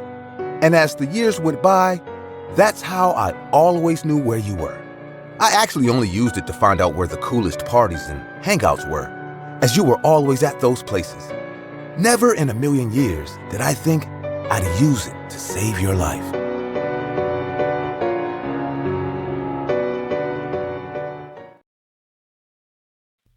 As a child, I often heard the phrase, ignorance is bliss, as it's better not knowing than to know at all. Let's take fast food, for example, as it's the perfect representation of ignorance. People constantly eat from them not knowing what's going on behind the scene or how the food they are pushing down their throats are made. My name is Miles Baker, and I used to be a health inspector. I saw firsthand what goes on behind the scenes of a particular fast food restaurant, and even if it's a bit late, I have decided to share my story with all of you today. It happened on the 7th of May, 2016. I was called and given the task to do a health inspection on a strange Burger King joint that was located on the outskirts of town. I accepted the task and I made my way out there. It was a long drive, but I eventually got there. Due to the distance, I expected the place to be empty and deserted. But when I entered, I was baffled as the place was brimming with customers. I watched them as they gluttonously devoured huge amounts of burgers and kept ordering more. I just assumed that the people who lived around these parts were really hungry, as that was the only explanation my mind could think of.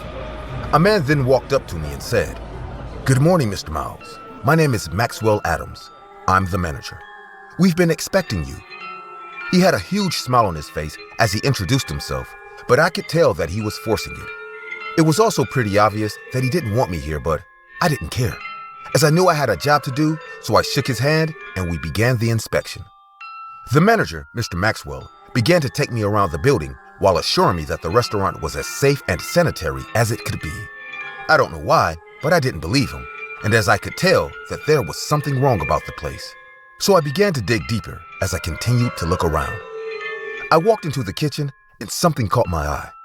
I saw gray-like tissue substances, and I was wondering what they were, so I asked the manager, "What is this?" He hesitated for a while before saying one word with a huge smile on his face. Meat. I immediately felt disgusted as I wasn't prepared to hear that, so I shouted, "Are you crazy? Meat isn't supposed to look like that. Are you feeding this to people?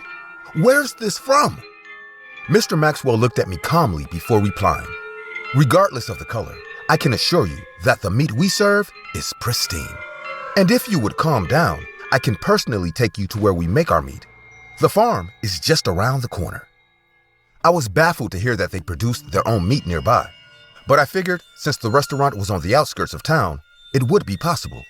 So I agreed to follow him as I needed to get to the bottom of the matter before I reported it.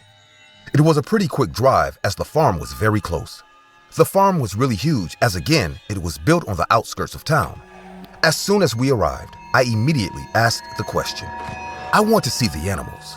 Mr. Maxwell hesitated for a few moments before saying, fine, but just keep in mind that these aren't your normal day-to-day cows, as our cows are extremely special. I didn't know what he meant by that till he took me to where the cows were being kept. I tried to hold down the bile coming out of my throat as I saw the animals. The cows that were presented to me looked completely abnormal. Some of them had huge bodies and skinny legs that were so fattened that they couldn't even carry themselves. Some had extremely long bodies and deformities. Some were so obese I couldn't tell if they were breathing or if they could even move. And most of them had started developing mutations. With one look at these animals, I knew that they were all suffering, as whatever they had done to them on the farm wasn't normal. I looked to Mr.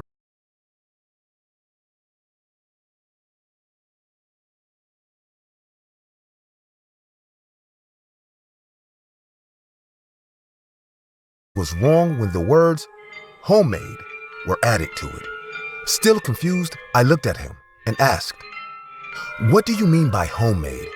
What's in the drugs that you inject into these animals, Mr. Maxwell? And are those chemicals FDA approved?" Mr. Maxwell then responded me with, "None of that matters, Mr. Miles. All that really matters is that we have created better meat, kingly meat." I was so furious now, so I shouted, "What the hell are you talking about? You're pumping these animals full of unapproved and illegal drugs just so that you can make them bigger? Look at them, Mr. Maxwell.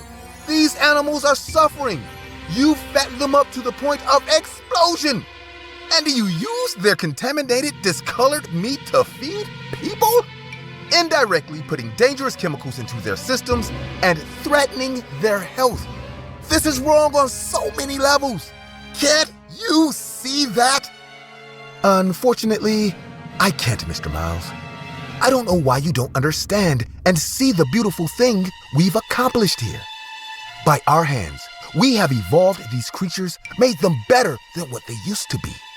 So what if the meat is discolored? I can assure you that it tastes divine. That's why the seats are always full in this establishment. We have refined these normal beasts into something better, and you should be able to see the greatness in that." When he was done with his speech, I looked at the man standing before me, and I was revolted. I never knew that human beings could be so sick.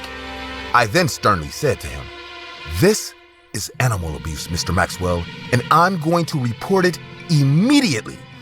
I turned my back to leave as I heard him say, "Well, I wouldn't want anything to happen to sweet Adeline, because if you report this, we will surely get our hands on her, and that's when you'd know the true definition of animal abuse." I froze when I heard the name of my 7-year-old daughter.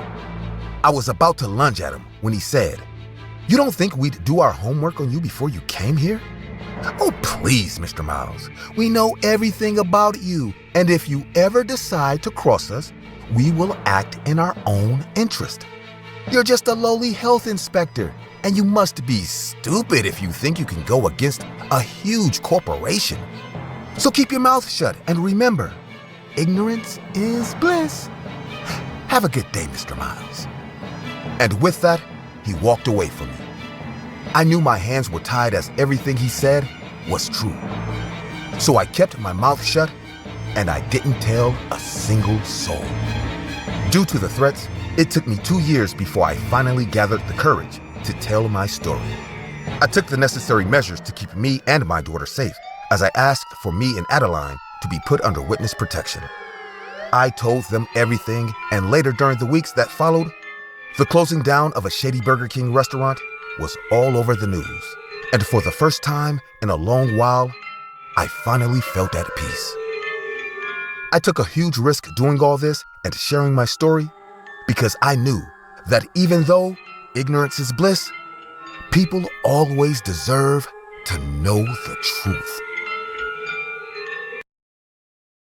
My grandma had an obsession with dolls.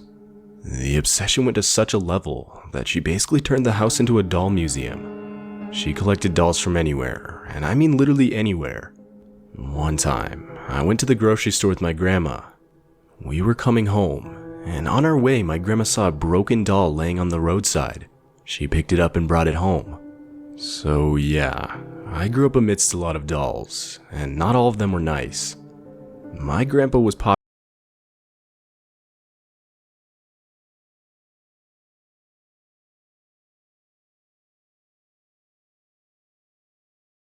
The more closely I looked at its face, the more chilling vibes it gave me. My grandpa said that he had a friend named Marco who was a ventriloquist with him, and this was his dummy. Having a clown doll as a ventriloquist dummy seemed really odd. There was a letter inside the package. My grandpa opened the letter and read it out loud. Dear Samuel, if you're reading this letter, then I am no longer in this world. You've been a good friend to me, even though we hardly met each other for the last couple of years. I'm leaving Willie at your responsibility. You know he can get cranky if he's not treated right. All you need to do is treat him as your own family member. Include him in your meals, and always make him sleep inside his box. Don't put him elsewhere. He doesn't like changes. I only trust you with him. Your dear friend, Marco. My grandma said in a surprised voice. That's a lot of caution for a simple doll. Grandpa laughed and said, well, you haven't seen Marco with Willie. In those days, he treated Willie like his own son. He even told me once that Willie cried all night because Marco forgot to kiss him goodnight. To me, all these stories didn't feel adorable, but rather I was spooked to see this new addition into our doll collection. But with more passing days, I started to realize there's something really wrong with the clown doll. My grandparents surprisingly started to treat Willie like an actual family member. Maybe they felt bad for Marco. I was already annoyed with the presence of this doll, so I stayed away from it as far as possible. One night, we sat for dinner. I was about to start eating when my grandma said, Cassie, please bring Willie for dinner. I was reluctant, but to avoid further discussion about the stupid doll, I got up and brought Willie. There was something about the eyes and the smile of the clown that made me feel like there was an actual person living under it. I mean, its expression felt so lively and equally creepy. After finishing dinner, I was about to go to bed. My grandpa took Willie and put him in his box. My room was right next to the doll room. I was sleeping when a sudden sound of footsteps woke me up. At first, I thought I imagined it, but within a few seconds, I felt someone was standing right outside my door and watching me. I immediately got up in fear and switched on the light. I clearly remember shutting my door before going to bed, but I found the door wide open. Next morning, at breakfast, I asked my grandpa if he had come to my room last night, but he said he didn't, and neither did Grandma. This wasn't the only incident that started to grow a sense of fear in me. A few days later, I was watching TV in the living room alone. The doll was perfectly visible from where I was. Unfortunately, my grandpa kept the clown door right in front of my room entrance. My eyes were often going to the doll in the room. I was feeling very irritated because it seemed like the clown was watching me with its wide eyes. At some point, my level of patience gave in, and I got up. I grabbed a white sheet from the rack and covered the doll with it. I came back to my spot and started to watch the TV peacefully. 15 to 20 minutes passed by without incident, but suddenly I heard a coughing sound. I thought it was my grandma, so the first few seconds I didn't react. But with time, the coughing sound intensified, as if someone was unable to breathe. My grandpa rushed downstairs thinking something had happened to me. But after discovering me all fine, he got shocked too. We were trying to figure out where the sound was coming from. My eyes went to the doll room. I don't know if you'll believe me or not, but the white cloth that I used to cover up Willie was drenched in blood stains. Stains as if someone coughed blood into it. My grandpa and I rushed over and lifted up the cover. There were drops of blood on Willie's lips. Needless to say, we were completely terrified of what just happened. My grandpa said, "Did you cover him, Cassie?" I replied, "I mean, yeah, I was watching TV and his eyes were creeping me out. I mean, it's just a doll, right?" My grandpa said in a confused voice, "This is really weird. How come there's blood on his lips? No one could come to a rational explanation about the incident, but since that day, I became sure that this doll is no doubt haunted. I couldn't say that to my grandparents though, as they were in confusion about what to believe. But what happened that night was enough to traumatize me for life. After dinner, I came to my room and lied down. I couldn't shake off the thought that the coughing sound was made by none other than Willie. It made me terrified to think that I actually made it difficult for him to breathe, which is why he started to cough blood to drive our attention. But can a simple doll do all this? This question was driving me crazy. I don't really remember when I dozed off, but a bizarre sensation woke me up. I felt someone was breathing on my face. As I opened my sleepy eyes, it took me a few seconds to adjust to the sight. But as soon as it did, my heart dropped to my throat. The clown, Willie, was standing right next to my bed and breathing on my face. His eyes were so close to mine that I couldn't tell if it was real or just a dream. That's when I saw his eyes turning blood red. His face was filled with anger, as if he wanted me dead. I tried to scream, but he placed his cold, bony finger on my lips and said in a squeaky, spine-chilling voice, "Be quiet, Cassie." He then took a few steps back and smiled, showing his big yellow teeth. Before I could guess what was about to happen, Willie floated in the air and then jumped on me. I couldn't take it anymore and screamed at the top of my lungs and hit the doll with my bed lamp. The doll fell on the floor, making a loud thud. My grandparents came running and found me sobbing, sitting on my bed while Willie was lying on the floor. I knew it wasn't a dream, and I knew I couldn't stay with this doll anymore. My grandpa switched on the lights. I told him what exactly happened. He then walked towards the doll and picked it up. But who knew, the actual horror was yet to be unfolded. As he took a close look over Willie's face, he said, "What is this?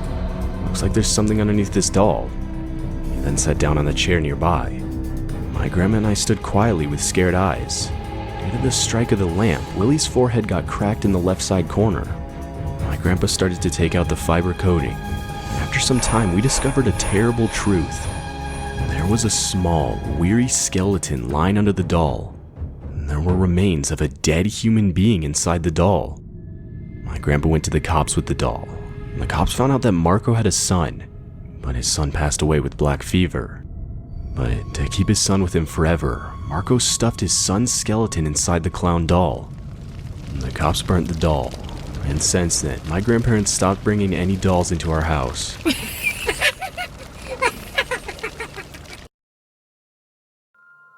Hey, it's Corpse here. Those who see my YouTube channel will understand that I use my pseudonym, Corpse Husband, to keep my identity a secret. I always try to bring out true, scary stories to entertain my viewers. But trust me guys, reading scary stories and witnessing a horrifying incident in real life are two very different things. And I don't think any story will scare me more than what I experienced a few days back. It was a Saturday night. I was coming home from a friend's house after attending a party. Needless to say, I was a bit drunk, and it was late. I don't exactly remember the time, but I guessed it was around 2 a.m. in the morning. The streets were empty. My friends stayed up the hill on the outskirts of the city. It was a 10 to 15 minute walk to my house, which is why I didn't care to bring my car that day. I thought about what could happen in such a short period, but now I realized how wrong I was, because it only takes a second for danger to arrive. Now back to the story. As I already said, I was walking alone. The street lights stood in the distance, making the area a dome of light and shadow. The township is down the hill where I live. All this way, there's no other house except deep woods of long pine trees. It was a chilly winter night. I was walking slowly because I didn't want to tumble on stones and fall on this steep road. The ambiance around me was so damn quiet that I could even hear my heartbeat. I should have stayed back tonight, I muttered to myself. My hands were freezing, so I put them in my pocket while walking. But the cold was rising more and more. Hollow winds started to blow, and it created a bizarre sound around me, as if the woods were screaming at me in a demonic way. It might have been 7 minutes of the walk when suddenly I had to stop. I heard a muffled cry coming from the woods to my right. I realized that I was in the middle of nowhere, so who the hell was crying at this time of night? I wanted to ignore it and walk away, but I couldn't. There was something in the cry that kept telling me that I should go check it out. Unwillingly, though, I walked into the woods. I have never imagined in my wildest dreams that woods could be this creepy. Maybe it was the darkness mixed with various sounds of wilderness that made it so. The night owls were hooting, and coyotes were howling to accompany them. The more I walked closer to the sound, it appeared to me. The cry signified that the woman was in pain, or something bad had happened to her. After walking for a few minutes like this, I came near a big rock. The crying sound was coming from the other side. I climbed on the rock and peeked. I saw a group of 6 people standing in a circle. In the middle of the circle, a huge pyre was burning. The fire was so high that I could even feel the heat from the distance. Among those 6 people, there was a girl maybe 15 to 16 years old. She was whimpering in fear looking at the pyre. So the cry I heard was her. "Shut up, shut up, shut up! How can you be such a coward, Ella? Don't you know the Lord of Darkness demands our sacrifice? Please, I just want to go home. I don't want to do this anymore." The man who was shouting at the girl so far did something unexpected now. He walked close to the fire and then started looking at the girl. Then, without saying anything, he put his hand inside the fire. The hand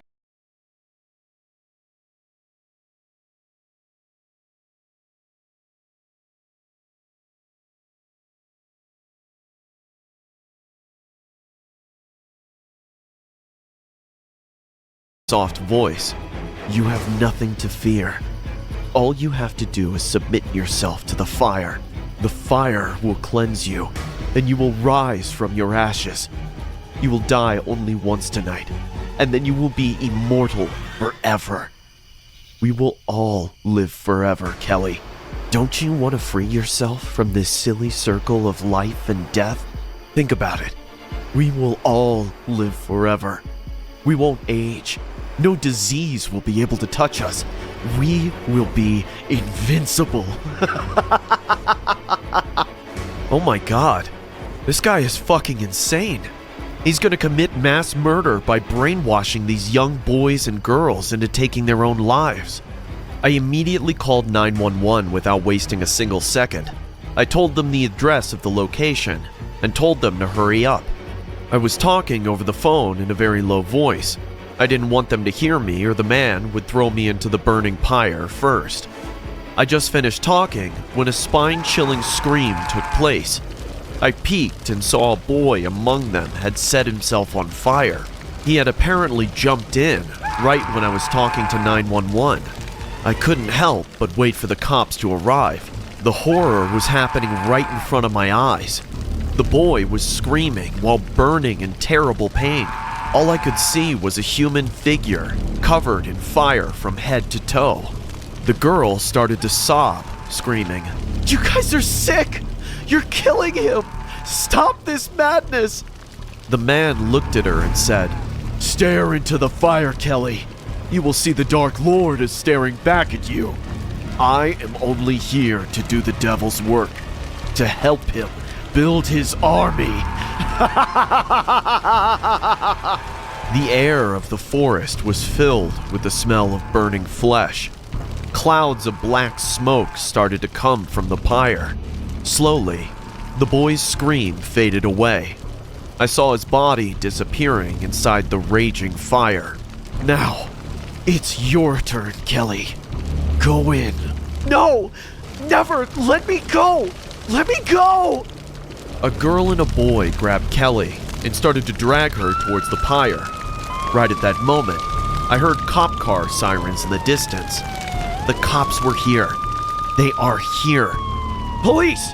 Put your hands over your head and freeze right where you are. Arrest them all. Take that man into custody." The man tried to run away, but 3 cops trapped him from all sides and pinned him down on the ground. "How did they come here? Who informed the cops? What the hell is going on?" He kept screaming and bashing his followers with foul language, but the cops dragged him into the cop car. I saw a middle-aged man and woman rushing towards Kelly. She ran to them and hugged them tightly. I realized that these must be her parents. It's sad to see how young minds are influenced by cult groups. I'm happy that I could save their lives that day. I still regret not being able to save the boy from killing himself out of stupid beliefs. But to all who are watching this, I just want to say sometimes all you need is a little urge to do good, without expecting to get praised by it. I'm sure none of them knows that I was the one who called the cops, and I don't care about that either. I'm just happy that I could help innocent lives from fading away.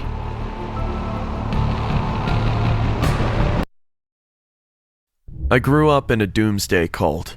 However, I didn't realize that's what it was until much later.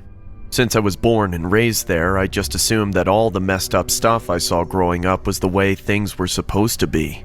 Whether it be the beatings we'd be subjected to for not doing our chores well enough, or the way our teachers would demonize the world outside our little community. I thought it was all normal because that's what my parents and elders told me. Kids tend to take things at face value like that. We called ourselves the Last Family because that's what we thought we would become. Every Sunday, the entire town would gather at the church to listen to our leader, Father Christopher, preach about how we chosen few will be the ones to inherit the earth after God has destroyed every civilization on the planet. Well, I called the place a town, but in reality it was a little more than a survival compound in the middle of the Arizona desert. There, the cult could hide from the outside world and prepare for the end of the world they thought was coming. I never questioned them. They were my elders, after all. I thought that they probably knew more about how the world worked than I did. I kept that mind frame all the way up to the day that I left. It wasn't me who decided to leave, though. I was about 11 years old when this all happened. It started with a sermon at the church held by our leader, Father Christopher himself. The usual Last Family sermon was already a fire and brimstone speech meant to instill fear in its devout listeners, but this one was even more full of vitriol than usual. At first, Father Christopher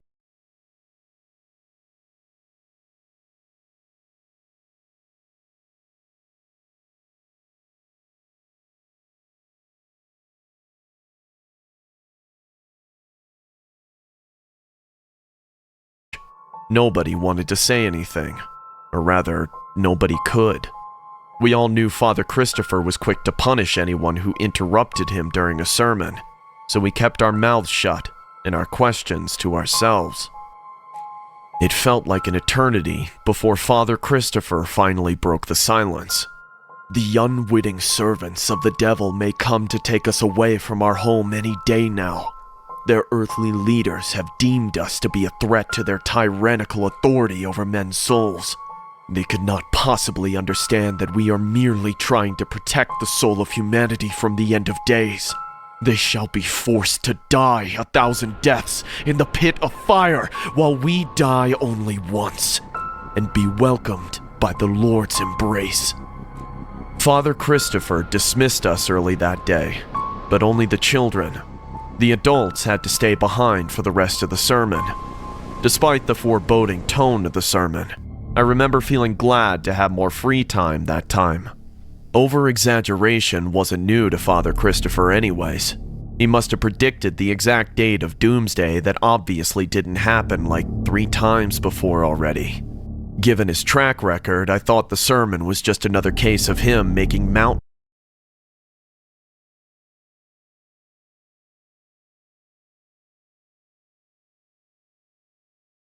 about him, sis, Jacob said in a soft voice. I'm gonna need you to do everything I say, okay? I'm sure you have a lot of questions, but you have to trust me right now. Can you do that? Sure, I said, growing concerned. Is everything alright? Everything will be alright, Jacob assured me. Now, keep your voice down and follow me. Also, try not to make any noise. Jacob held me by the hand and led me out of the communal sleeping area I shared with over a dozen other kids in the compound.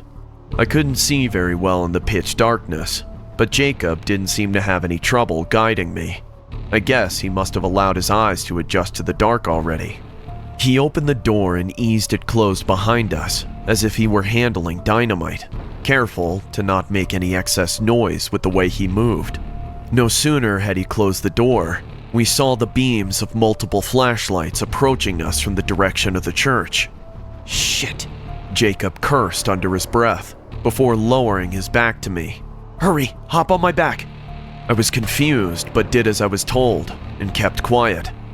I could feel his heart beating out of his chest as he carried me on his back through the compound like a thief in the night. I'm sure my own heart must have been racing as well. Jacob only let me down once we reached the border of our compound, marked by a tall barbed wire fence. He pushed aside a tall bush on the fence, revealing a large gap in the wire wide enough to fit a person through. He squeezed himself through to the other side before turning to look at me. "Follow me," Jacob said in a hushed whisper. "Hurry." At that, I hesitated. Up until that very moment, the compound had been my whole world, and everyone there had warned me about the outside world. Just taking a step beyond that fence felt like stepping into the lion's den. I thought God might strike me down where I stood the moment I set foot on the other side. "Please, sis," Jacob pleaded. "I don't want to leave you here." It was the desperate look in my brother's eyes that finally got me to follow him. He led me to a truck parked just outside the compound. The high-ranking members, who could come and go as they pleased, often used it to do supply runs outside the compound. I don't know how Jacob got his hands on its keys, but at that point I didn't bother to ask. He drove us far away from the compound at full speed. I watched through the back window of the car as everything I've ever known grew smaller and smaller before disappearing in the distance. We eventually made it to what I would later learn was called a hotel. My brother rented us a room and told me to wait in it, with the door locked until he got back from the police station. I didn't waste any time playing around all the new things I'd never seen before in the hotel room. Among those things were the television. I pressed the biggest button on the TV and jumped back when the screen lit up with moving pictures. I would have been delighted at the new discovery if it wasn't for what these moving pictures showed me. The channel was tuned to the news, in which the reporter was covering a massacre, complete with live footage at a place I recognized. It was the compound I'd just left, my old home. They showed the communal sleeping area where I myself was asleep only a few hours before. The kids on the beds, people I knew and grew up with, lay lifeless in sheets, stained by their own blood. Their expressions were frozen in a silent, eternal scream. Blood poured from large slits on their throats. At the foot of their beds were the bodies of the adults, their parents, and guardians of the kids. The adults all had knives sticking out of their chests, with their cold, dead hands still gripping the handle. The reporter explained that the adult members of the last family had smothered and slit the throats of their children before taking their own lives with the very same knives. They had all decided that it was better to die with their children than be separated from them once the authorities came to inspect the compound. All except one. To this day, I can't thank my brother enough for bringing me away from that cult. I intend to make the best out of this new life he's given. A few years ago, I did something terrible. Sometimes I really wish I didn't. Something I can never take back, honestly. It all started when my ex-girlfriend broke up with me. I know this might seem trivial and just a part of life as growing up as a person. However, unfortunately for me, it had a complete reverse effect. I know all you think I'm childish and I just needed to take it on the chin and deal with it. You might be right, but I didn't. I helped her with everything within her life. I wasn't going to allow that to happen unpunished.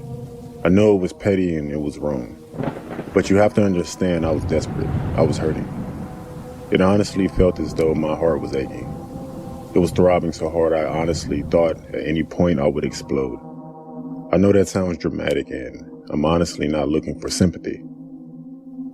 I'm not the victim here. Well, not anymore. I made sure of that.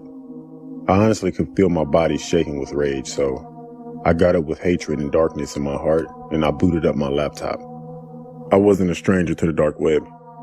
I've spent countless hours trying and failing to navigate it to help with my boredom. I only ever found the usual rabbit holes, falling into the typical drug and honey trap sites and forums. I just wanted for her to hurt.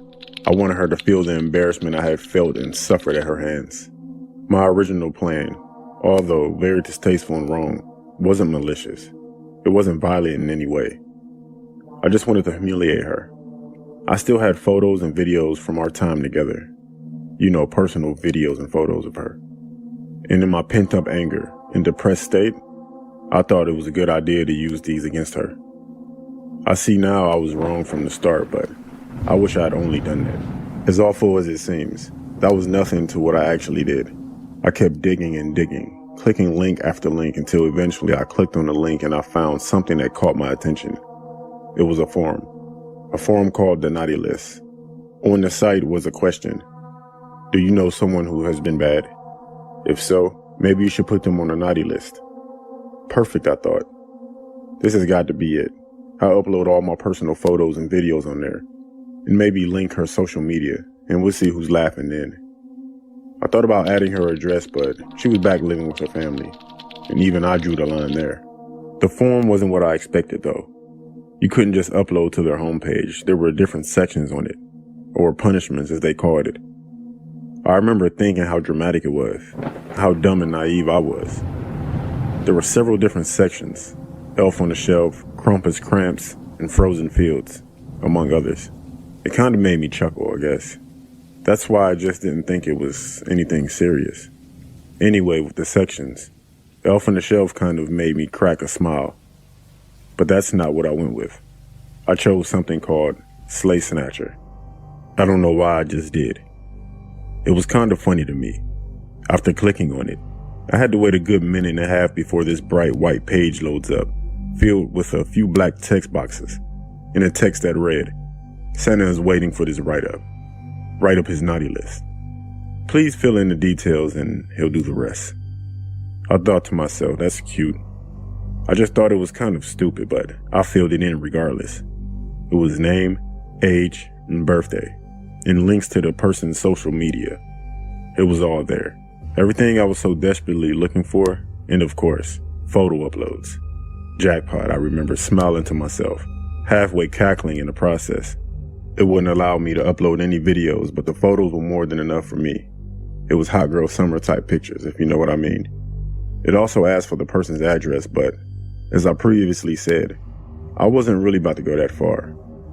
But I did write in her hometown, our hometown, something I really wish I didn't do. After I had finished putting in her information without even a moment's hesitation, I clicked submit. After a few seconds, a little text box appeared asking, are you sure? Santa won't forget. He checks that list twice. All names are final. I smugly pressed yes, and that was that. Perfect, I thought, until I was redirected to another page. It took a few minutes to upload, but when it did, it caught me off guard. It simply said, thank you for submitting the naughty list. We really appreciate it. I had achieved my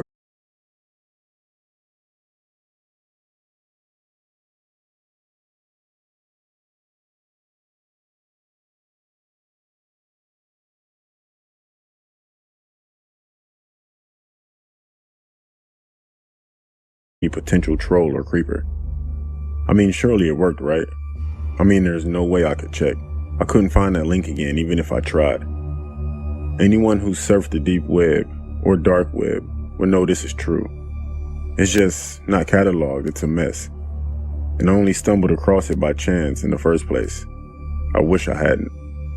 So a few more days go by, and by now my excitement was faded. And I feel dejected and genuinely upset that it clearly hadn't worked. No one could be so calm if it had worked. And I couldn't exactly ask her to go check. That would just point the finger straight at me. So after a while, I just gave up. In truth, the whole ordeal was now tiresome to me. And as sad as it sounds, it has strangely made me feel better. Like I hadn't gotten it all out of my system somehow.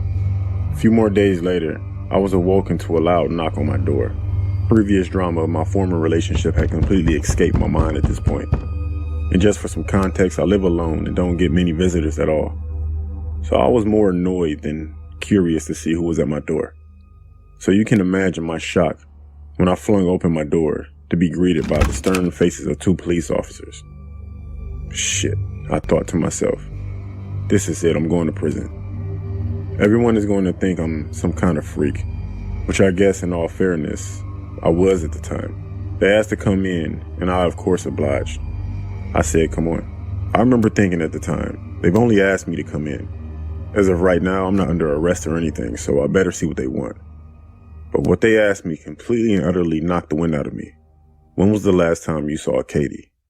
I was speechless, and for a second, I must have looked like the most guilty and suspicious person in the world. Realizing this, I quickly shook the look of surprise and dread off my face and answered as calmly as I could muster. Not since we broke up, around 2 weeks ago. This was true, but it didn't save me from the barrage of intense scrutiny and questioning. Where were you on the night of? I told them the truth at home. Can anyone verify this? I said, no. I live alone.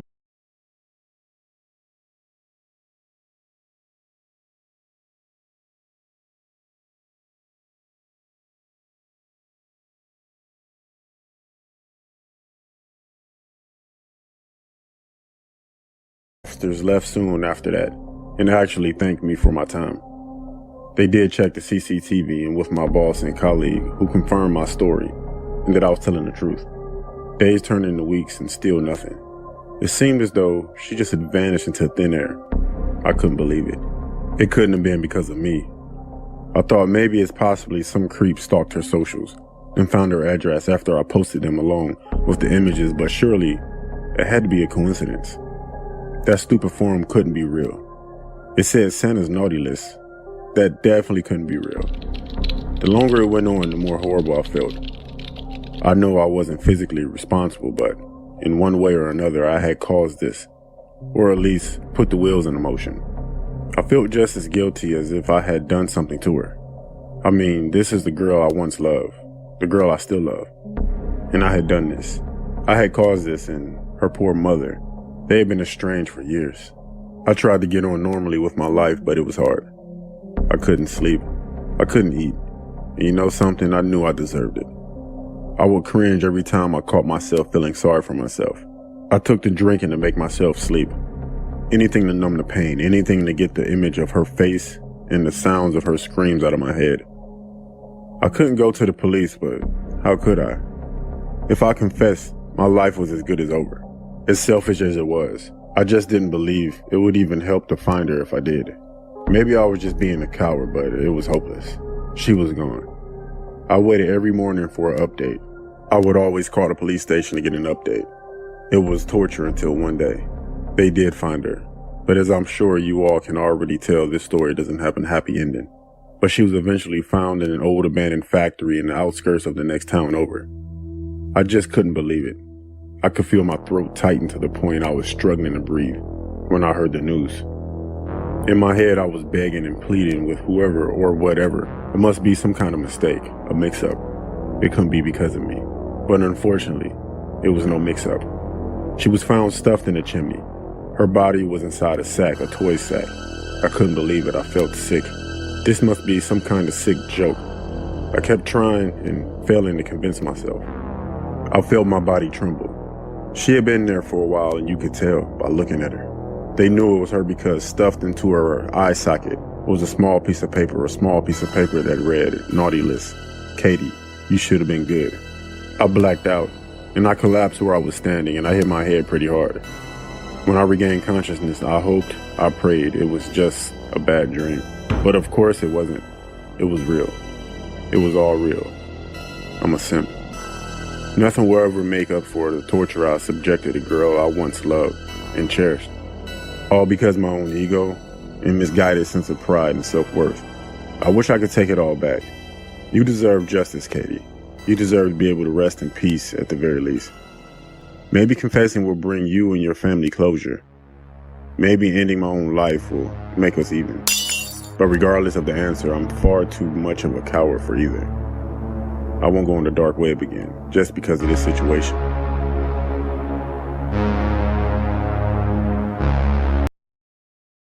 I hate parties. Always have and always will. This last party I went to has cemented that fact. I was always the quiet kid in high school, and not much changed when I entered college. I kept to myself most of the time, only interacting with others during group projects. I would have been completely fine with being the quiet loner for all of college life too. However, my roommate couldn't help but stick her nose in where it didn't belong. "Hey Willow, wanna go to a party?" my roommate asked one night, as I was reading a book on my bed. "The nearby frat's throwing a party tonight." I looked at her with a deadpan gaze. Do you really need an answer to that question? My roommate rolled her eyes. Yeah, I figured that was coming. Still, it wouldn't hurt to give it a try.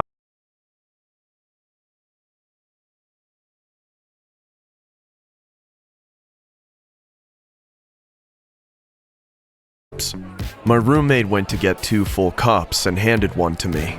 "Thanks," I said, as I looked at its contents. To my surprise, it wasn't the piss yellow beer I thought it'd be. Is this red wine they're serving?"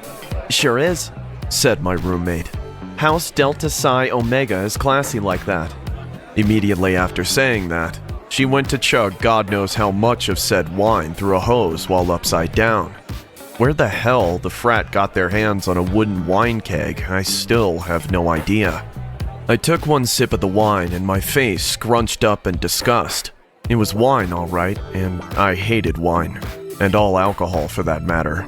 I ditched the cup of wine on a table when no one was looking, and went straight to the snacks table.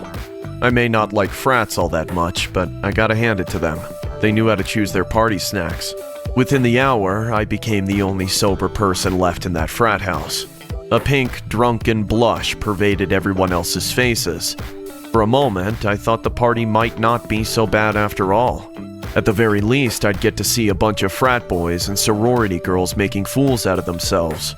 But then came the guy in a robe. I almost didn't notice him at first in the chaos of the party. He descended from the stairs of the frat house, his long purple robe dragging behind him down the steps as he descended, and he was wearing what looked like a ring of grapevine around his head like a crown, while everyone else was drinking from red paper.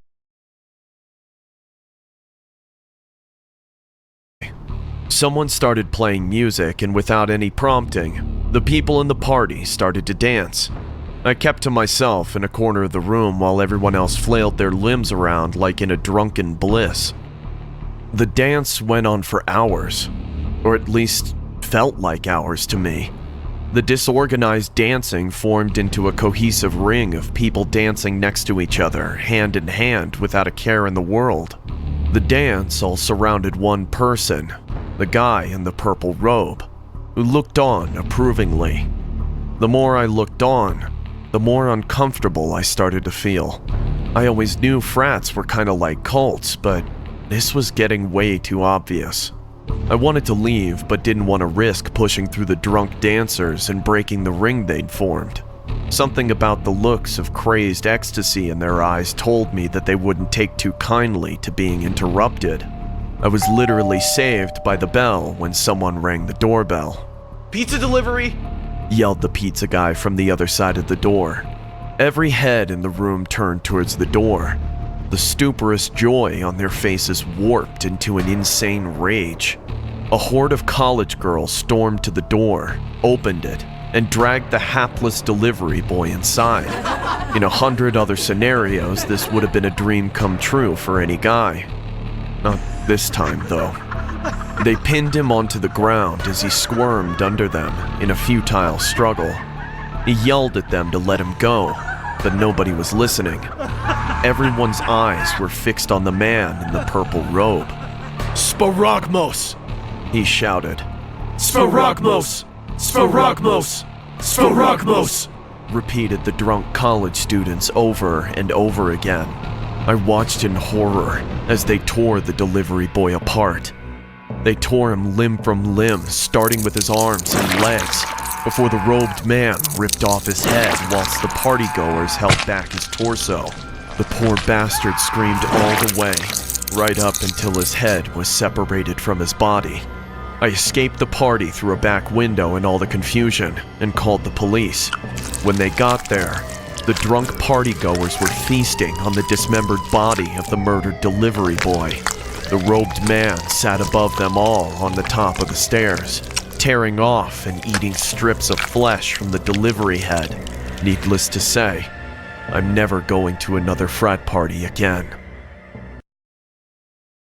I moved into a new apartment shortly after graduating from college. My girlfriend moved in with me, and we were both excited about starting a new life together. The apartment was big but empty, with hardly any furniture in it, so we had to do a lot of shopping to fill it up with stuff. Being a couple of recent graduates with entry-level jobs, we had to look for the cheapest options for our new home. Antique shops and secondhand stores became our go-to places to look for furniture. One day we were looking through a secondhand carpentry store for a coffee table when a sign caught my girlfriend's eye. It was a paper sign placed over a small ornate cabinet, advertising an absurdly low price for it. I'm no craftsman, but even I could see the level of intricate detail that must have gone into carving the floral engravings on the cabinet. Even at a secondhand shop, it should have been able to easily fetch triple the price of what it was listed for. I asked the shop owner why it's so cheap, and he told me that it's kind of faulty. I asked him what he meant by that. He explained that the cabinet's key is missing, so that it's practically useless for anything other than being a decorative piece. My girlfriend tapped my shoulder and told me that she could probably pick the lock open if we bought it. As for why she knows how to pick locks, well, let's just say we both got mixed up in the wrong crowd during high school. We bought the ornate cabinet plus the wooden coffee table we were looking for from the shop. As I was carrying the cabinet to the back of the car, I was struck by how surprisingly heavy it was. Something seemed to rattle inside it too. I felt excited at the thought that something unknown might be inside it. It might even be some valuable treasure that we could sell for more than we bought the cabinet for. When we got home, I carried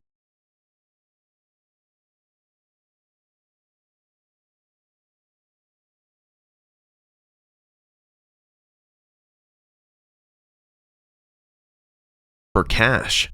I suggested that we just bust open the cabinet several times, but my girlfriend pointed out that it might damage whatever was inside. And besides, it was still a nice cabinet. It'd be a shame to destroy it. Finally, my girlfriend was able to unlock the cabinet using a bobby pin and a sewing needle. She twisted the keyhole to open the cabinet, and we were finally able to see what was inside. We were mildly surprised to see that the cabinet was stuffed with hay. After scooping out a few handfuls of the hay, we found out what it was hiding. Under the hay that was presumably used to cushion it was a small, unopened bottle of what looked like red wine. The majority of the bottle was a clear green glass, but the neck of it was decorated by intricately etched silver. It had no label, but if the bottle was any indication, then it must be something pretty fancy. My girlfriend and I shared a smile. After an entire day of shopping for secondhand furniture and trying to pick a ridiculously secure lock, we were both feeling like we could use a stiff drink. I got a couple of wine glasses and my girlfriend popped open the bottle with a corkscrew. We immediately regretted the decision the moment we did. A rancid smell that was some sort of mix between cat urine and rotten fruit exploded into the air around us the moment the cork was removed from the bottle. I repressed the urge to gag. My girlfriend, who was the one holding the bottle, immediately set it down and went to the bathroom to vomit. I joined her there moments later. After voiding both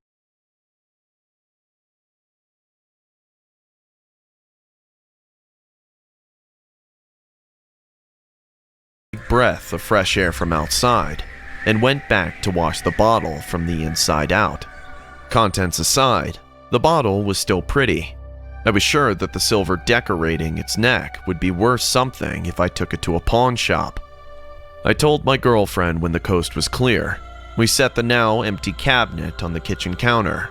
We put our own bottle of wine in it and left it there. We spent the next day out furniture shopping again. When we got back and finished unloading all the stuff we bought, we were tired. My girlfriend suggested that I pop open the bottle of wine we put in the cabinet last night.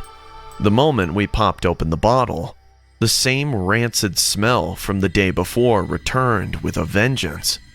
Somehow, the wine in our relatively new, unopened bottle had become rotten, just like the wine we found in the cabinet. I emptied the bottle in the sink, and just like the bottle from the day before, the wine had been turned into some sort of viscous black liquid. Once the smell dissipated, my girlfriend and I sat down and talked about what happened. We came to the conclusion that it was the cabinet that caused our wine to go bad, as strange as that would seem. Still, it was a nice-looking cabinet and could probably fetch a decent price, so we decided to post it for sale online to make a quick buck. Maybe that's selfish of us, but we needed the money and doubted that anyone would be stupid enough to drink wine soured by the cabinet with how terrible it smells anyway. We both woke up the next day to the same rancid smell of cat urine and rotten fruit. The moment the smell hit our nostrils, we ran out of the apartment and into the hallway, only to find it permeated with the same god-awful stench. Most of our neighbors were outside their apartments as well. They all looked like they were about to throw up. A crowd was gathered at the receptionist desk, complaining about the smell. I overheard one of the neighbors say something about the water turning black. I rushed back to my apartment, pinching my nose, and opened the kitchen sink tap. Sure enough, rancid black liquid came flowing out. In our panic, my girlfriend and I rode into the city with the cabinet in our trunk. We went to the pawn shop on the other side of the city and sold it for barely any more than we bought it for. Even the shopkeeper seemed surprised with how quickly we agreed to his offer, but didn't ask any questions. The water in the apartment continued to be black and rancid for the next couple days before returning to normal. The police came to investigate the black substance at one point, fearing a mass poisoning incident. I only heard news of the police lab report long after the black water had disappeared. According to them, traces of human blood and liquefied organs were found within the black substance. Investigations were ongoing, but the leading theory is that a sewer worker must have died on the job, and his remains somehow found its way into the water system. I know better, though. To this day, I regret not destroying the cabinet when I had the chance. The pawn shop owner told me that he'd already sold it when I went to buy it back. If I ever come across it again, I'll burn it once and for all. Maybe then, whatever restless spirit that resides inside it can finally rest. I was always close to my little sister, Sarah. Our mother was always busy with work, and our father left us when we were young, so it was mostly up to me to raise her. She's 4 years younger than me, and this story happened when I was 18 and she was 14. My mother had just gotten remarried to a guy named Ben, who seemed nice enough to me. I didn't really mind him. He was rich enough to help my mother support us, and he always treated my mother with respect, so I was okay with her dating him. Sarah didn't feel the same way about him, though. She avoided eye contact with Ben at the dinner table every night, and never spoke to him unless he spoke to her first. She'd even avoid walking past the living room to get snacks if he was on the couch watching TV there. I had to be the one to go get stuff for her downstairs on several occasions. I chalked it up to her not being comfortable around someone she didn't know, and assumed that she'll get used to him being around eventually. On her 14th birthday, Ben decided to win her heart over by bringing her to the shopping mall to pick out any gift she'd like. I thought she'd be ecstatic at the idea, but she outright refused to go outside with him unless I went with them. Ben joked that she must have really loved her older brother, and said that he'd let me pick out something too if I came. So, of course, I went with them. We strolled through the local mall looking at clothes, purses, and a bunch of other stereotypical girly stuff that Ben thought Sarah would like. She didn't like any of them. Sarah was pretty short for her age, and looked far younger than she actually was, too, so almost none of the clothes she tried on even fit her. Meanwhile, I was just tagging along, waiting for us to walk into a section of the mall that sells stuff geared towards teenage boys. Eventually, we came across a little antique shop nestled in a quiet corner of the mall. I was getting really bored and tired of walking around, so I pointed it out to Ben and Sarah, hoping that I'd be able to sit down and check my phone inside. Ben said he didn't think there'd be anything a little girl like Sarah would like inside there, but Sarah insisted that they check it out, since I suggested it. The three of us entered the antique shop, and I immediately gravitated towards the sports section, where a bunch of vintage sports paraphernalia were on sale. Sarah wandered the shop with Ben, watching over her from the entrance of the little shop. Eventually, she stopped walking, and I looked up from a signed baseball card of a famous player to look at what got her attention. She was staring at a fancy glass display cabinet containing a variety of knickknacks that looked decades old at the very least. There were some silver plates, a fine china tea set, and something that looked like an old gas lamp. But the star of the display was an antique doll that sat at the very top row of the cabinet. The doll was dressed like a noble lady going to a funeral, with a long black dress, black gloves, and a translucent black veil over its face. The pitch-black clothes made the pale white porcelain of its face behind the veil all that more pronounced.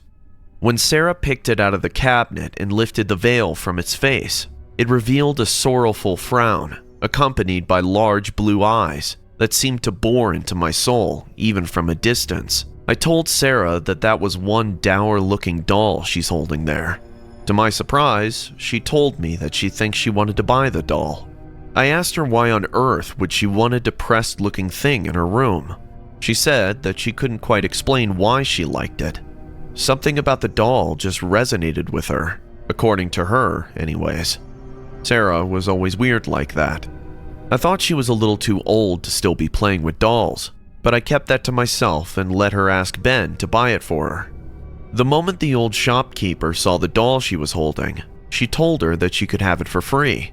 Apparently, she'd been trying to get rid of it for years, but people kept returning it because of the sad vibe it gave off. She seemed glad that such a beautiful doll might finally find a permanent home by someone who didn't mind the way it looked. Since we got the doll for free, Ben allowed Sarah to pick out another thing from the store for her birthday. She ended up buying a much less depressing-looking navy blue dress that the store owner said could fit on her new doll, which she decided to name Sally. As for me, I got a wooden baseball bat that had been autographed by a famous old player to brag to my friends about. Later that night, I was awoken by the sound of crying. I'm normally a pretty heavy sleeper. Almost nothing can wake me up once my head hits the pillow. But the crying sound wasn't normal. It didn't feel like I was hearing it through my ears. More like the sound was being directly projected into my brain. I had no idea how that's even possible, but decided to ignore it for the time being, and asked Sarah about it the next day. When the morning came, I asked Sarah at the breakfast table if she was crying last night. Ben was already out for work that morning, so she was a lot more talkative than she would have been otherwise. She seemed surprised by my question, but insisted that she didn't make a sound the night before. She asked if I was feeling well, and I shrugged the entire incident off. It was probably just a dream anyways. With Ben around to hog the TV, Sarah decided to spend that morning on the couch watching her favorite shows on the big screen. I went back up to my room with the intention of gaming on my PC all day. On my way to the bedroom, I saw Sarah's bedroom door wide open. I assumed that she had just forgotten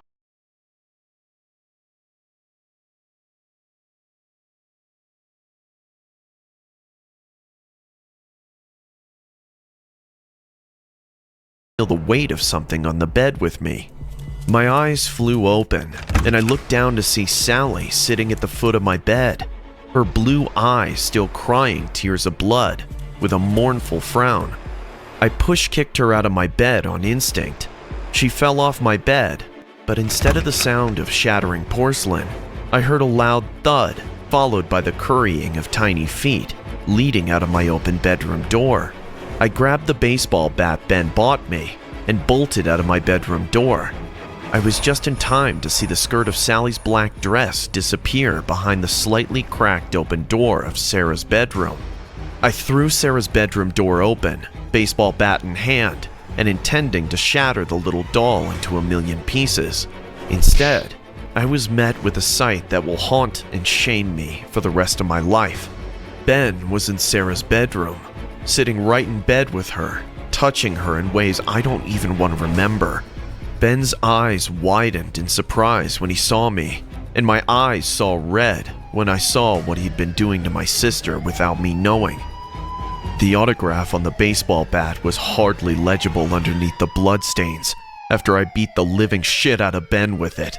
When my mother heard the commotion and came to our bedroom to ask what was going on, Sarah broke down in tears, and I helped explain what happened. She called the police and ambulance, though not before helping me beat the shit out of Ben even more. In the end, I wasn't charged for any crime.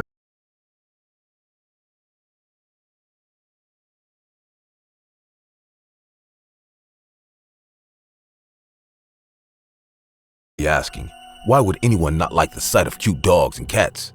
But after hearing this morbid experience, you too will never look at animals the same. My name is Taylor, and this horrific experience happened 6 years ago. I was 21 at the time, and I had just finished college. It was on a Thursday, and I had gone to the supermarket across from my apartment to buy some groceries. I barely had up to $10, so I bought very few things. As I walked up to the counter, I saw the cashier Jake staring at me. We weren't friends, but we knew each other as I lived close by. As I dropped the few things I bought, he looked at me and said, "I don't mean to pry, Taylor, but are you low on cash?" I didn't reply as I was embarrassed. He then looked at me with kind eyes and said, "It's nothing to be ashamed about, Taylor, but if you're up for it, I may have a job for you." Hearing being offered a job piqued my interest, and I asked, "What am I going to be doing and how much is the pay?" He then told me, "We can talk about what you're going to be doing later, and regarding the pay," he then brought out $1,000 and handed it to me. I was stunned as I hadn't seen money like that in a while. He then continued with, "Think of it as an advance. But remember, with pay like this, the job is pretty something." He then asked for my number so that he could get back to me with more details regarding the job. A week passed before I heard from Jake. I had already spent $700 of the $1,000, so I knew I had to do the job now, as I had already spent my pay. But I just assumed it was going to be something like cleaning the soup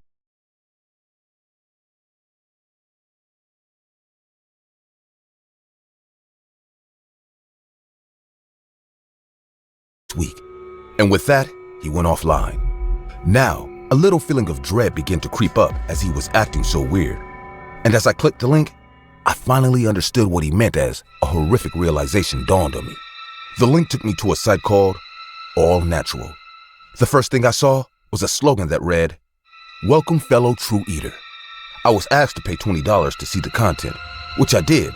And when the page finally loaded, it showed videos of women eating raw animals.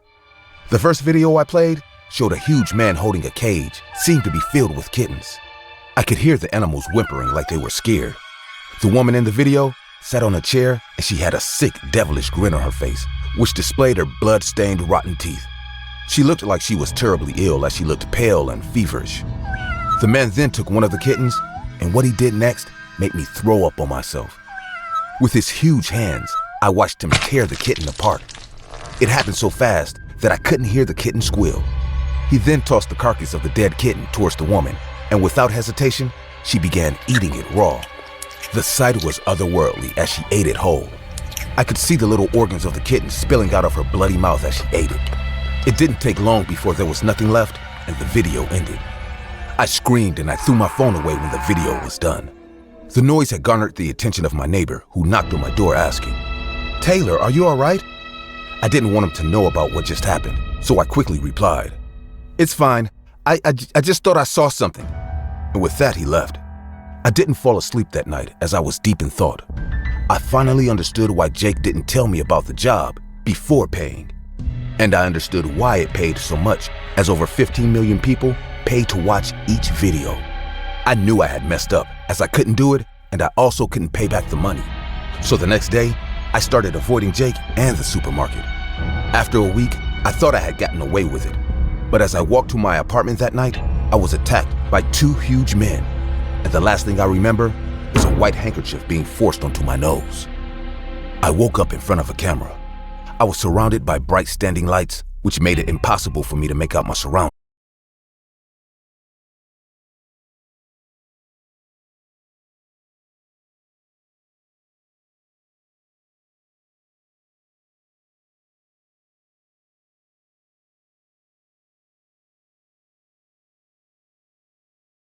Bit all natural. Once he was done, I asked him, "So, you guys are cannibals?" And that's when he hit me again. "Don't associate us with cannibals, you dumb whore. Me and the 15 million people who tune in to see these videos are much more than that. We are enlightened. We are true eaters."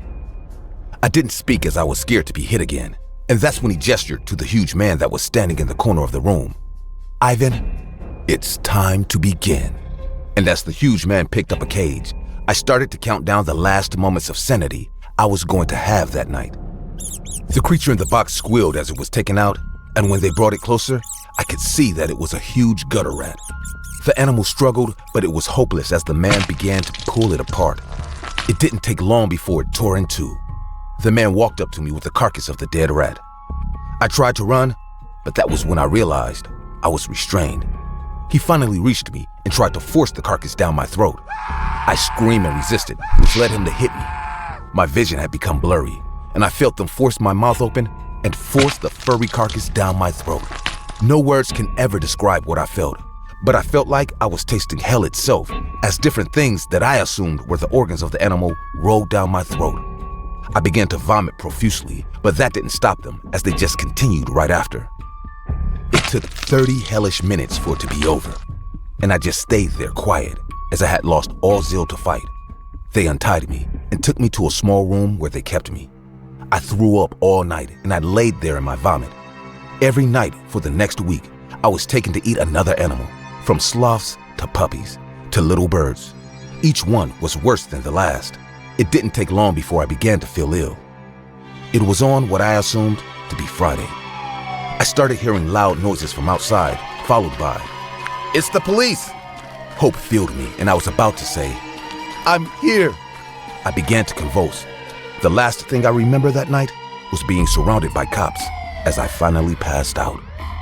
I woke up in the hospital to see my mom, a doctor, and my neighbor all standing around me. The doctor began to tell me how lucky I was, as a lot of harmful bacteria like Salmonella and Listeria that are normally found in raw meat were found in my system. I asked my mom how the cops found me, and she said my neighbor had noticed I had been missing for a few days and had called the cops, which led them to track my phone. I thanked my neighbor, Mr. Matt, for saving my life. Some cops then walked in and asked me some questions, and I told them everything I knew. They then told me that I was lucky, as over 70 women were found in the warehouse, and half of them were dead. They said the case was still ongoing, and they were trying to get to the bottom of it. At that moment, I knew to myself that there was nothing they could do, as over 15 million people out there were true eaters, and there was nothing anyone could do to fix that. It's been 6 years since this incident. I moved back in with my mom, and even with all the therapy, nothing can ever take away that trauma. I can't eat right, as I only eat when it's necessary.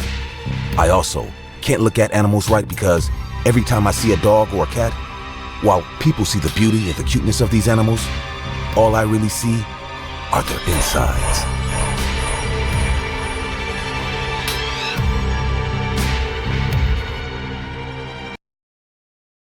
My father suddenly passed away shortly after I graduated college. According to the police, he died from a boating accident on the lake behind his house. He left me the house and his will, and I decided to move back in after the funeral. I'd planned on getting my own apartment after graduation, but I just couldn't let my old childhood home just sit there forgotten and abandoned. The moment I arrived at the house, I immediately noticed all the redecorating that it must have gone through in my absence. The photos on the walls that used to be of my mother were replaced with photos of the woman my father married after her untimely death. I never did like her. She always seemed too full of herself and thought she deserved everything my father had to give. What he saw in her, I'll never know. I decided to take down every photo of her from the walls of the house. If I had to guess, she probably insisted that all the photos decorating the house be of her and occasionally her cat. I silently thanked my father for leaving the entire house to me instead of forcing me to split it with her. I just wish she had the decency of cleaning up the house before the court kicked her out of it. The entire place was in disarray. Claw marks marred the walls, presumably from my stepmother's cat, and several pieces of furniture were tipped over or damaged. My stepmother probably caused the mess in a temper tantrum after learning that my father didn't leave her the house in his will. I spent the entire first day back in my childhood home cleaning up her mess.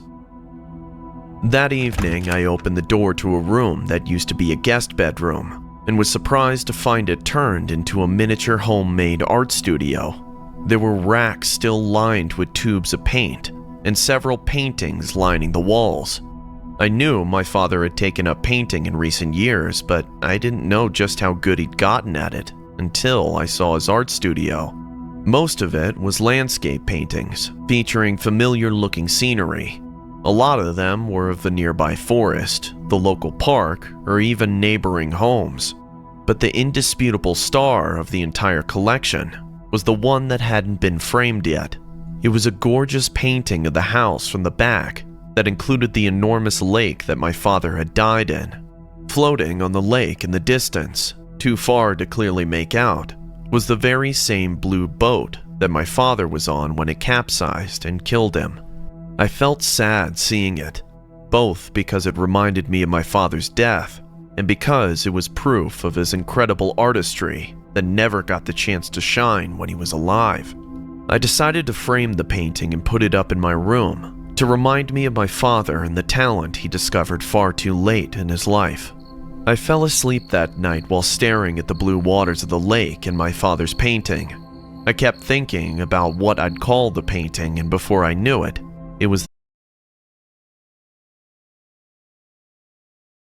this time. The blue boat was already halfway to the shore of the lake, and two human figures could be clearly made out on it.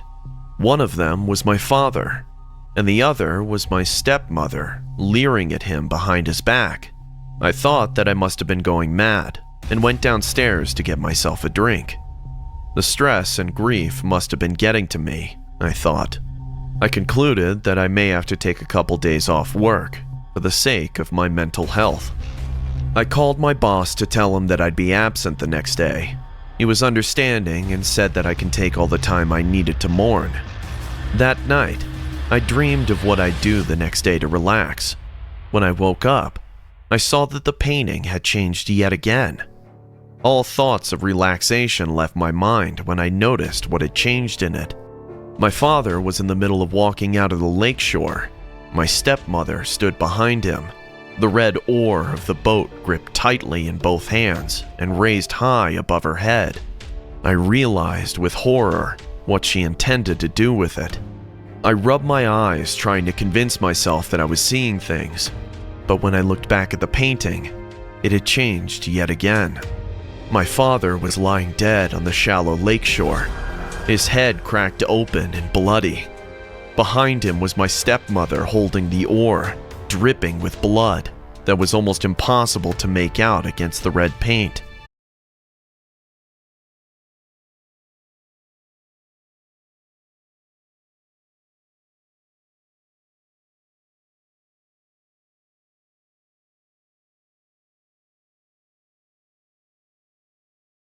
At me.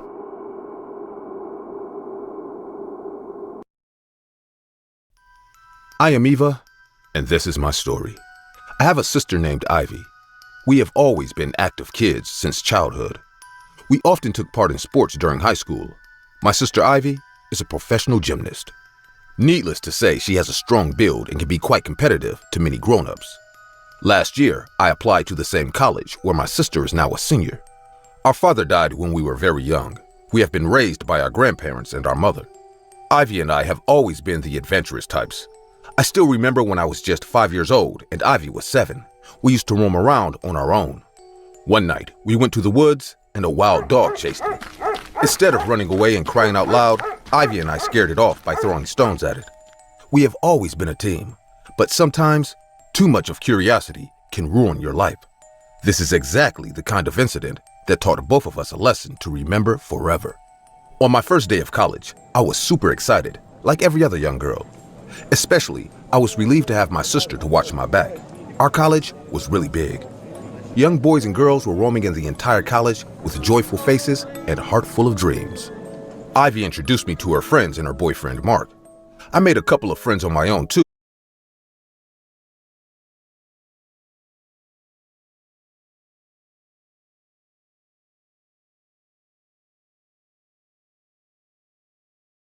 About the dark web a few days back. I suddenly saw Ivy's face lighting up with a smile. She said, "Hey Eva, want to play a game on the dark web?" I said in an awkward tone, what game?" She replied, "It's a treasure hunt game. I've played this game once within my first year, but this is a very grooving game. Basically, after you log in, the game will map your location, then a clue will appear. By solving each clue, you will go ahead in the game. At the final round after solving the last clue, you will receive a coordinate that will lead you to your treasure. It'll be a destination near your location. We have to go there and look at the exact place instructed by the game, and there we will find our treasure. Let's play. It'll be fun," I said in a suspicious voice. "Did you guys actually find any treasure earlier?" Ivy said in a low voice, "Last time, we found a coordinate leading us to an abandoned garage. There, we found $1,000 in an old toolbox. We have no idea who kept it. Even though those notes were rusty and old, we exchanged them in a pawn shop and got brand new notes. We drank a lot in the pub with cash. Being honest, this game got me interested. I mean, it was a real-life treasure hunt after all. I immediately agreed to Ivy, and we decided to play the game together. Ivy logged into her laptop. As she opened the game page, a dark layout flashed in front of our eyes. There was a human skull that had a tagline, "You will never be able to guess the treasure." The game started with a man standing in a dark alley. We had to move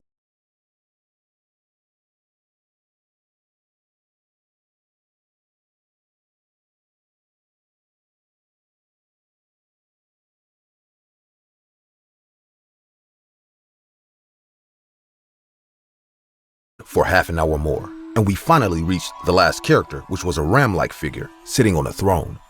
It was probably Satan himself. I said, "This game is very weird. I don't like at all the look of this game." Ivy smirked at me and said, "Well, sis, this is the dark web, not just some random PC gaming site." Ivy clicked on the last character, and the ram-like figure spoke in its demonic voice. "You have reached your end. Now it's time for your reward." The last digit of the coordinate appeared on the screen, and the game ended. Before Ivy could log out from the page, suddenly her laptop crashed. She said in a surprised voice, "What the hell? This didn't happen last time." No matter how much we tried, her laptop stopped responding. I said in a scared voice, "Some of my friends told me these dark websites are prone to virus attacks. I don't think you should go there anymore." Ivy restarted the laptop, but she couldn't find the game anymore. Anyways, we turned it off, and I said, "I'm tired now. I better get some sleep." Ivy got up and said, "What do you mean? You can't sleep now. We have to go to the destination. Come on, buckle up." I looked at my watch. It was 2:30 a.m. at night. I said in a tensed voice, Ivy,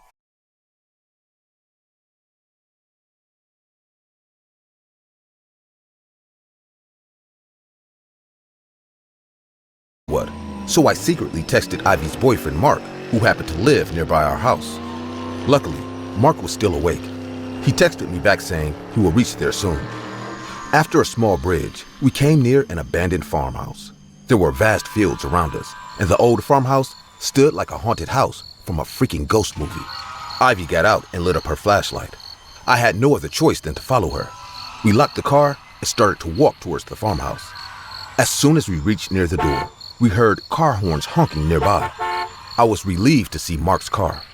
Mark got out and rushed towards us with an angry face. He hurled at Ivy saying, "Grow up, Ivy. This is not a time to joke around. Let's go back home. Enough is enough." Ivy looked at me with a pissed off face and replied, "You two are very boring. I will go back home once I check this farmhouse."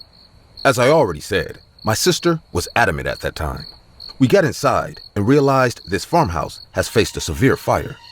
The walls and the wood were black and filled with cobwebs. Mark said, "I'm telling you, there's no treasure here. Let's go." Ivy suddenly reached near a bumpy surface and said, "This is the exact coordinate. I'm telling you guys, there's something under the ground buried here. Let's dig it up." I knew without watching what was under the ground. My sister is not going back. So Mark picked up an iron rod lying in the corner and started to dig. After a few minutes of digging, the iron rod hit onto a plastic-like thing. We discovered a black garbage bag underneath. Ivy went to open the bag with an excited face, but as soon as she saw what's inside, she screamed and fainted on the ground. Mark and I found a bloody knife and some blood-soaked clothes in it. We went to the cops the next morning. The cops found out it was evidence from a murder case that the killer tried to hide. I haven't kept track of this incident further because it was utterly disturbing. Ivy is now scared of playing any kind of video game. She never went to the dark web after that incident.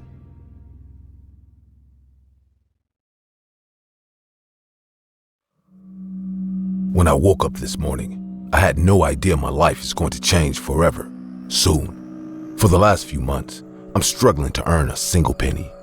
I lost my job during the pandemic. I'm drowning in debts, and my landlord has already given me the final warning.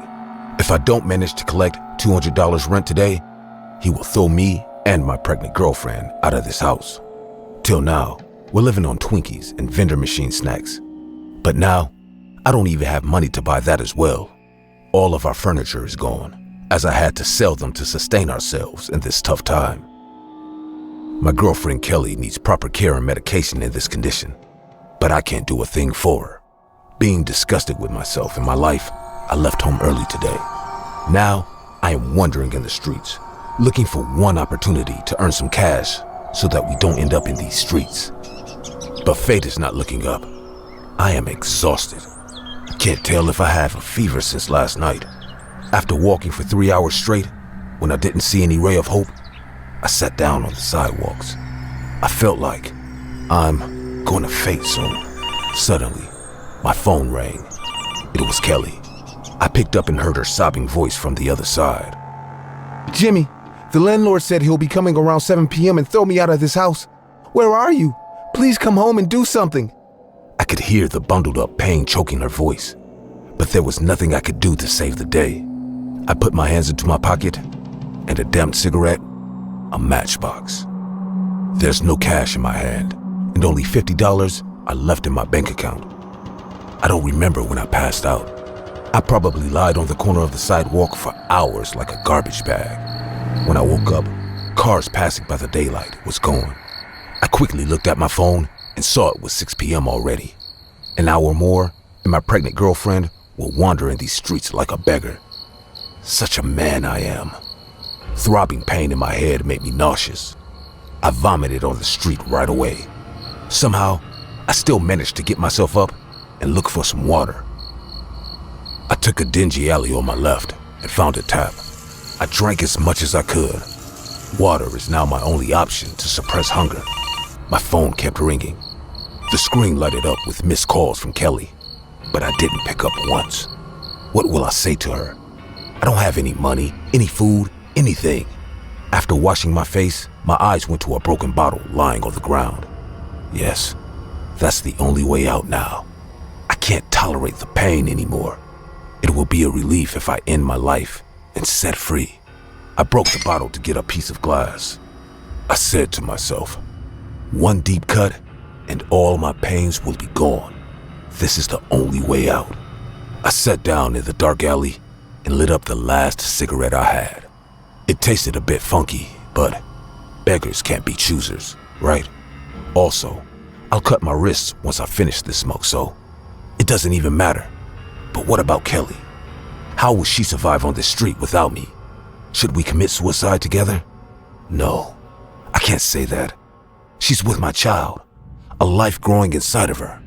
Oh God, please show me a way. But I knew no one is going to hear my cry. I remembered how I used to surf the dark web during my high school days while smoking just like this. I still have the Tor browser on my phone, but it has been a long time since I went there. Cluelessly, I opened up the Tor browser and started this old hobby once again. I don't know what I was looking for, but something kept telling me I will find a solution here, only here. After surfing for 10 to 15 minutes, an ad popped up in the corner. Looking for Recluse? Hire hitman with only $50. I don't know what got into me. I clicked on it. A sketchy website opened and started asking for victim details and addresses. Once you fill in the details and make the payment, the hitman will contact you. I saw a way out. I can't let Kelly struggle in this cruel world after my death. She too has no one, just like me. And I can't approach her with this idea of suicide. My only way out is to hire a hitman and set her free from this blood-sucking world. I filled in the details, gave my house address. My hands trembled while I booked murder for the love of my life and my unborn child. Judge me all you want, but I had my back against the wall. As I made the payment, a message popped on the screen. Hitman will contact you in a second. Remember, once you finalize the deal and disconnect this call, there'll be no turning back. Why? Why will I turn back now? There's nothing left for us here. It'll be better to end our lives than to spend it in humiliation and poverty forever. A call came from an unknown number, and I picked it up immediately. Hello? The job will be done in a half hour. Is she alone in the house? Yes. Once I disconnect, we will have no contact whatsoever. Is the deal final? I exhaled a deep breath.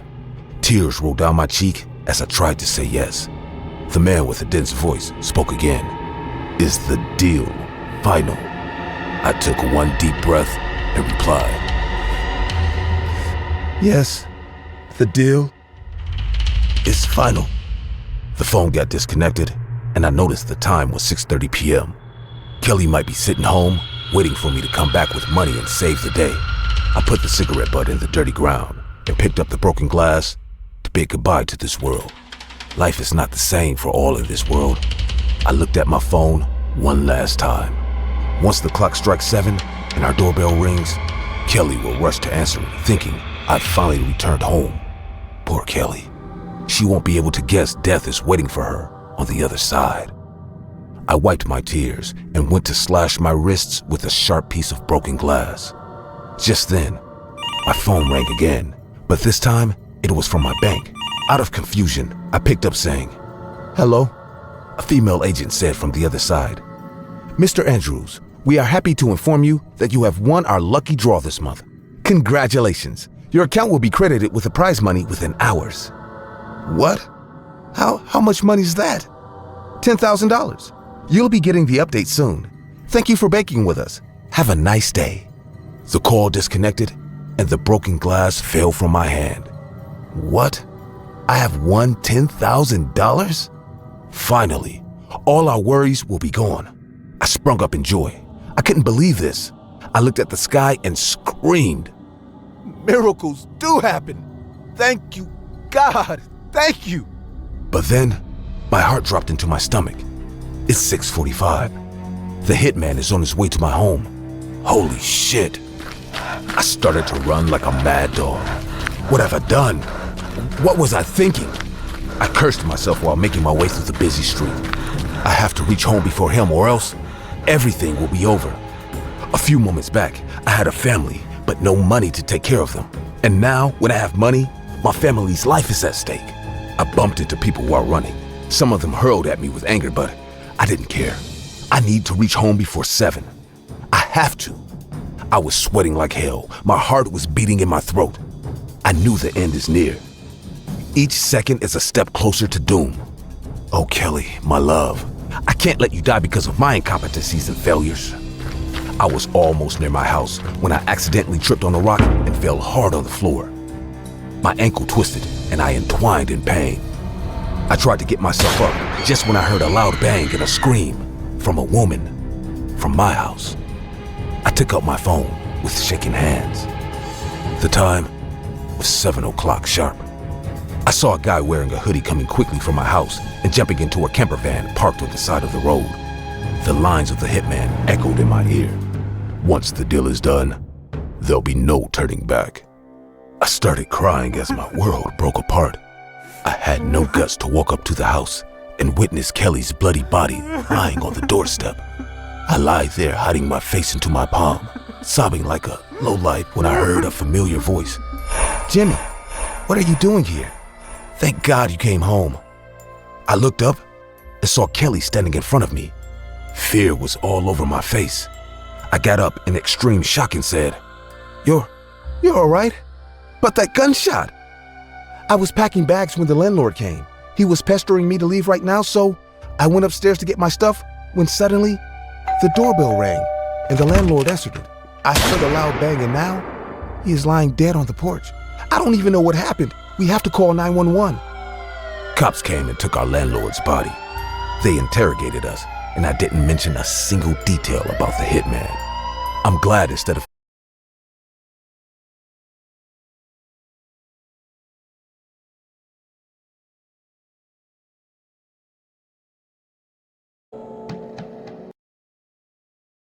I'm what you might call a shut-in. I've spent the past 5 years of my life shut off from the outside world in my tiny studio apartment. Other people might find it claustrophobic, but I find it comforting. This apartment is my world, and it's small enough that I know everything that goes on in it at any given moment. Here, I know that I'm safe and protected from the chaotic world outside the window that I always keep closed and curtained. I wasn't always like this, though. I used to be a normal kid with a loving family. Back then, I lived in a fairly large house with my parents and older brother. I don't remember my parents very well. I know they loved my older brother and I, but they were always too busy with work to actually spend much time with us. My brother, on the other hand, I can remember perfectly. He was a lot older than me, and more often than not, had to be the one to take care of me when my parents worked late into the night. I've eaten his cooking more times than my mom's. He never seemed to mind taking care of me, though. Sometimes I wonder how much of that was a facade. A teenager like him must have felt frustrated having to take care of his kid brother all the time. Thankfully, he was kind enough to never blame me for it. Not overtly, anyways. In return, I tried my best to not bother him or my parents as much as possible. I was a shy, quiet kid, even back then anyways. I kept to myself both at school and at home, locking myself in my room until it was my time to eat, and only coming out when asked to. In my mind, I was trying my best to not be a bother to anyone. Looking back, I think I might have come off as cold or uncaring to my family. Maybe if I'd tried to talk to them more, things would have gone differently. One night, I woke up to the sound of my door handle rattling. I'd made it a habit to lock my doors early, one, out of shyness, and that most likely saved my life. I got out of bed to open the door, thinking that my brother needed something from me. But when I heard the person from the other side bang loudly on the door, I froze in my tracks. My brother was a calm, patient person. He never once raised his voice at me. It wasn't like him to bang on my door like that in the middle of the night. The person on the other side continued to bang on the door, getting louder and louder with every passing second, until I was afraid that it might break. All I could do was curl up in my bed under my blanket. At some point, I fell asleep and woke up the next morning drenched in my own sweat. I tried to convince myself that it was just a dream. Almost succeeded, too. But then I opened the door and stepped into my living room. What I saw there would haunt me for the rest of my life, even though I wasn't able to remember most of it. My court-appointed therapist tells me it's my mind repressing stressful memories that I wasn't mentally equipped enough to process yet. I can still recall some of those things, though. I remember the blood flowing down the wooden floorboards, the metallic smell in the air that reached into the back of my throat to make me gag, the red and blue glare of the police lights as they pulled up to the side of the house to respond to what they thought was a noise complaint. Those bits managed to sneak past the cracks in my psyche. Now, they're pretty much the only thing I can remember about that old life. The repressed memories had extended to memories of my family in general. By the time I was released from the foster system and found my own apartment, I barely remembered anything about my family. Hell, I couldn't even remember my parents' faces at that point anymore. I became a shut-in, living cheaply off money I made doing freelance tech jobs online. Then, one day, I looked in the mirror and saw for the first time just how sad and pathetic I'd gotten, or rather, remained. 18 years old, and I was still the same scared little brat who hid under his blankets all those years. I thought that enough was enough, and that I would overcome my fear. The therapist who I'd been talking to online told me that some gradual exposure therapy could help me overcome my fears. She was talking about my fears of the outside world then. Once I felt I was ready, she intended to take me for a walk outside to get used to the environment. But for once in my life, I wanted to do more that was required of me.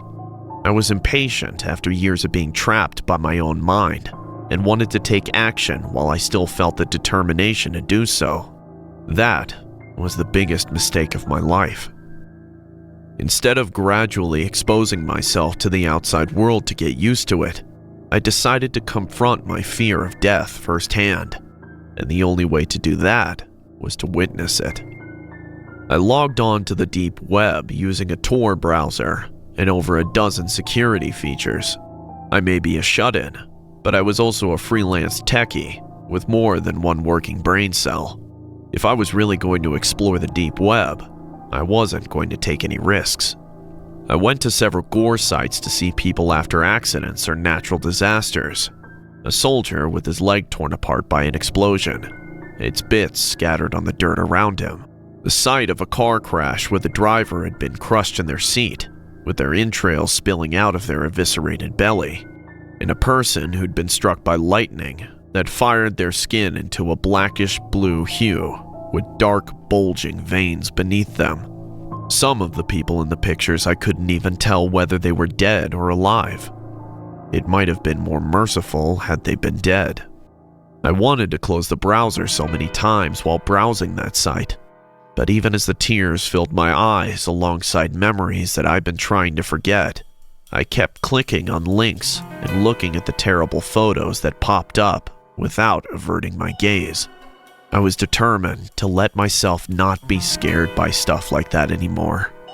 It seemed like I was doing well. I hadn't curled up on the bed in a panic attack yet, at least. But then I clicked one link titled Family Night Gone Wrong. I wasn't sure what I was expecting it to be about, but I thought it'd just be another gruesome photo. Instead, it redirected me to a video. I knew it couldn't be a live feed though. I had security programs that would block any attempts to sync my computer to another device. I might be a half-mad shut-in, but I'm not an idiot. The video showed the dimly lit living room of a house. Tied and propped up in a sitting position on the couch were a middle-aged man and a woman with duct tape over their mouths. They were both sobbing through their closed mouths, but I could also hear another, younger voice sobbing with them from somewhere off camera. Two men in black ski masks walked into the frame, and each stood behind the man and woman. They both gently rested a hand on the man and woman's shoulder, like they were giving them a reassuring pat after a rough day at work. The effect they had was anything but comforting, though. The man and woman started hyperventilating. The sobbing of the younger voice off screen grew louder. Then, without warning, the masked men's resting hands tightened into a vice-like grip that made the man and woman visibly tense up in pain. The masked men pulled out switchblades from behind their backs, and in one swift motion, slit the throats of the man and woman at the same time. A muffled scream came from off-screen as the man and woman bled to death, unable to make any sound but the faint involuntary wheezing of air squeezing out of their open throat. But that's not what broke me. What made me close the browser was that I saw when the camera panned off of the couch and focused on a teenage boy tied to a living room chair. I recognized that boy. He was my brother.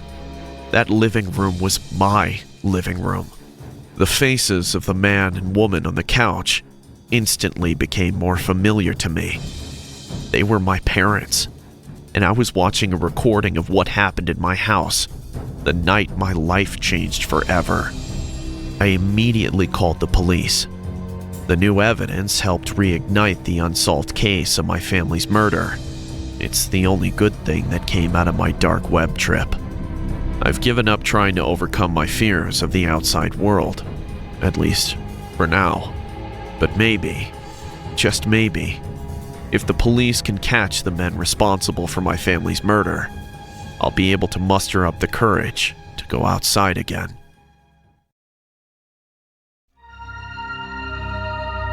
This happened to me last Monday when I came back from school. I'm an introvert who has no social life and no friends either. So as usual, when I came back, I got myself some light snacks and got hooked on watching anime. I was so engrossed in it that I didn't notice when it became dark. I was quite bored of watching, so I decided to try something different for once. All my classmates were talking about watching various videos up on the dark web, so I thought to myself, why not? I had no clue about how I may access it, which is why I searched up on Google. I learned that regular browsers couldn't access dark web websites. I needed to download a certain browser that was undetectable from search engines and offered users complete anonymity while surfing the web. Some websites suggested using VPNs while surfing to hide my IP address, and I thought it was wise to do so. I downloaded the suggested browser and started scrolling randomly. I found certain people who had posted videos titled in extremely unsettling words. There were certain forums such as the Cannibalistic Forum, which was about eating people and being eaten by people.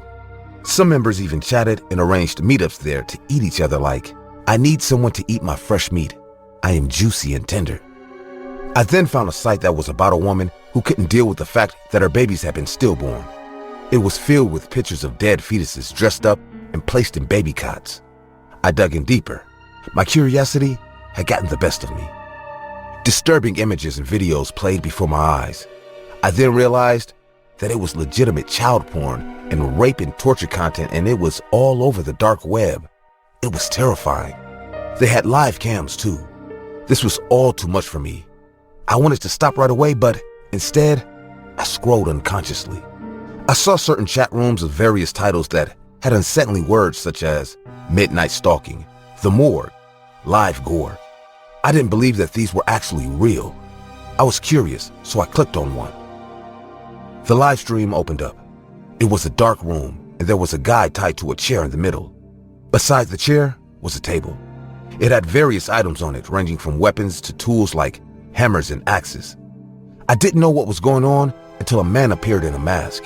It looked like the mask that doctors wore in the plague, with a long beak that resembled a crow's. In his hand, he held a blood-stained knife. It was then that I noticed carefully that the man who was tied was hurt. He was bleeding and his wrists had deep cuts on them. His blood dripped drop by drop into the small pools of blood at his sides. Should I finish him? The man said in a strange voice. It sounded as if he was using a voice changer to deepen his voice. Was this a stage show? I wondered. I looked at the comment section.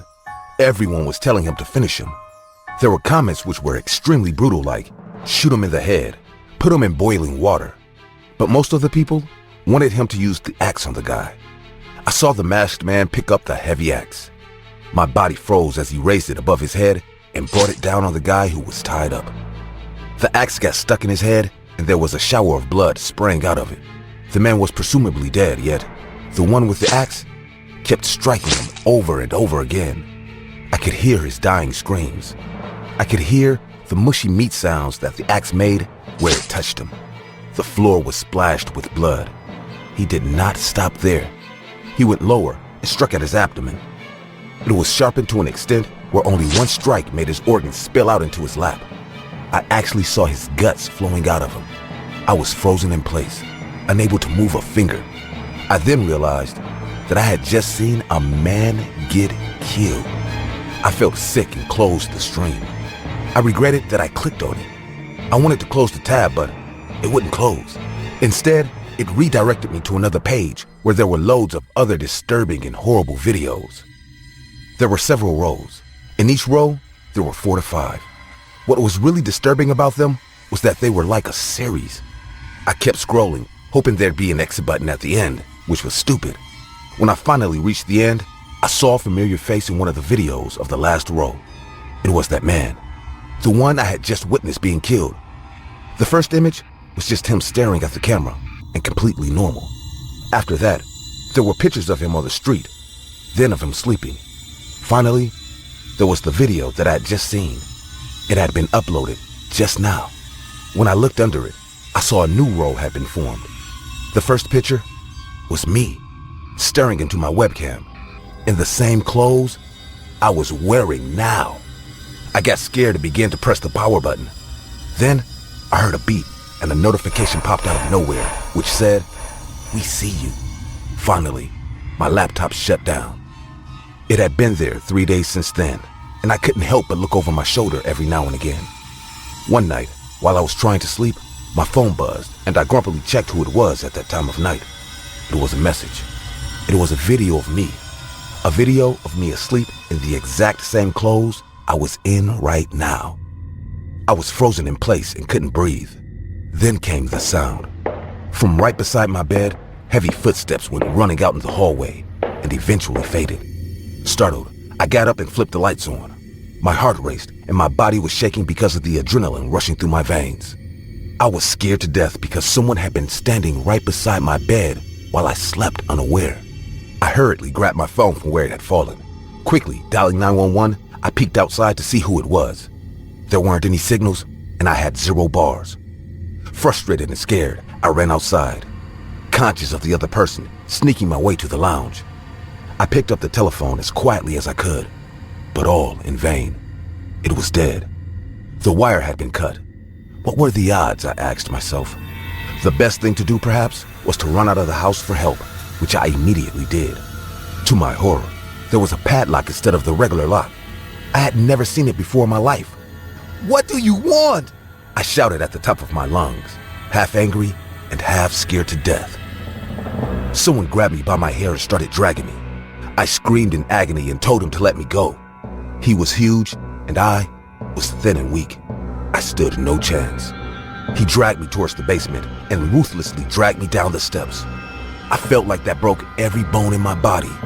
He threw me on the floor, my head hitting it violently. I blacked out for a few seconds. I felt him tie me up. My hands, feet, and legs were bound. I drowsily opened my eyes and saw him setting up a video camera, turning on all the lights in the basement. That's when I knew who he was. It was a dark web video that he was shooting. Let me go. Please. He didn't give me time to finish before he slapped my face. He went and got a brick from beside the washing machine and hit it with all his might on my feet. The mushy, meaty sound it made was horrifying. The bones cracked so loudly. I screamed so loud, I'm sure anyone who was awake at the time would have heard me. To stop me from screaming, he hit me on my throat. It was so hard to breathe. He adjusted the camera and started cutting at my abdomen slowly. Hot blood started soaking my shirt, and I kept on screaming. He laughed maniacally and cut deep at my arm. He kept on going, and I could feel the bone grinding as the knife rubbed against it. I could hear it. There was so much blood. He stood up and stomped on my face and kept on doing it until I was almost dead. He came forward holding the knife coming for my throat. Loud sounds could be heard upstairs, and 2 police officers came running down with guns, seizing the intruder. Apparently, some of the neighbors had heard strange sounds from my house and called for help. I was barely breathing, and the world grew darker. I woke up in a hospital. Turns out, the intruder was in fact the psycho serial killer they had been searching for. I was the only victim who escaped his wrath alive. I would have ended up on the dark web dead. I used to sell organs on the dark web. No, I'm not a murderer. I work at a funeral home as its sole undertaker and owner. It's the only funeral home in this small town I live in, so I was pretty much the only choice for the families of the deceased to go. I wasn't always the only worker here, though. The funeral home's a family business, so my father was the one who taught me the ins and outs of the trade as soon as I was old enough to. I tried to get out of it by going to medical school after university. I did pretty well for the 3 years that I was there, before I was forced to return to my hometown. My father had passed away from a sudden heart attack back home. He passed the funeral home down to me in his will. He also requested that I be the one to prepare his body for his funeral. Having to embalm his body was the single hardest thing I had to do, but I did it anyway because that's what he wanted. It was clear that the family business meant a lot to my father. The locals needed it too, if they wanted a proper ceremony without having to drive miles to the next closest funeral home. Knowing that, I just couldn't abandon it anymore.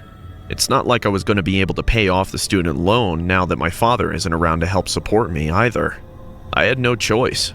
Either work normally as an undertaker and keep paying my student loans until it was my turn to be put in the ground, or find a little hustle on the side that might let me pay it off before I retire. The choice was pretty obvious in my mind. The experience I got from medical school helped me carefully extract the organs from every corpse that found their way to my embalming table. The suits and dresses cover up the scars, and a little bit of stuffing where the organs used to be kept them from looking deflated. Honestly, it wasn't too different from regular embalming. Their loved ones were none the wiser at their funerals.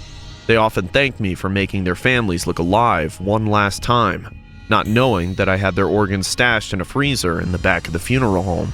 For as much effort as we undertakers put into making bodies look pretty, our living clients tend to not look at them very closely in the end. So hey, what they don't know won't hurt them, right? It's not like the corpses themselves can object to whatever I do to them either, since they're, dead. Considering some of the gruesome stuff regular embalming entails, undertakers wouldn't exist if they could. Now, before any of you judge me for what I did, know this. As someone who knows doctors and wanted to become one in the past, the organs that people bury and burn every day are worth more than their weight in gold. There are people in hospitals waiting for life-saving organ transplants, and while their own time is running out, those whose time had already passed are taking their invaluable organs with them into the ground, where they have no use for it. To me, burying something as precious as organs that could potentially keep more people from dying is just absurd. It's one of the reasons why I was so against inheriting the funeral home business in the first place, even more so than the morbid nature of the profession. That's not to say that I'm some sort of saint for thinking that way, though. After all, I was mainly selling organs to make money, not save lives. No legitimate doctor I knew would ever try to find organs for their patients through the dark web anyways. I try my best to not ask what my customers intend to do with the organs I provide to them. That used to be the case with one of my most frequent recurring customers. For the sake of the story, let's call him Henry. I met Henry when I was just starting out my organ-selling business on the dark web. I had my own little website on the dark web where I could conduct my business. Every time I extracted an organ from a corpse, I would list it on my website with a starting price that people could bid on. Once an organ was sold and paid for with Bitcoin, I'd drive to a secluded spot near the buyer's address, place down a container with the organs inside, and send the coordinates to the buyer before getting the hell out of Dodge. Henry was always a high bidder, and I very quickly got used to seeing his username on my dark website, offering exorbitant amounts of money for any organ I listed. He almost always won the bid, too. I don't know where the hell he got all the money to be spending on these organs, and I didn't care. I just wanted the money. One day, I had a complete set of organs up on sale on my dark website. Hearts, lungs, kidneys, you name it. The person I got them from had died from hypothermia. Apparently, he got drunk off his mind and spent the night asleep on the street where he froze to death. Terribly tragic incident. But it gave me the rare chance to harvest a full set of undamaged organs. Plus, him dying from the cold meant they were all still remarkably preserved by the time he reached my embalming table. The liver was a little worse for wear, though. Harry won the bid for several of the organs within just one day. I was able to make a crap ton of money, but I also had to haul a heavy icebox with a heart, a pair of lungs, 2 kidneys, and one nasty-ass liver across the state to the city he was in. I was really tired that day. Extracting that many organs without damaging them and stitching the body back up isn't that easy. That, coupled with the fact that I'd delivered organs to Harry about a dozen times before, made me complacent.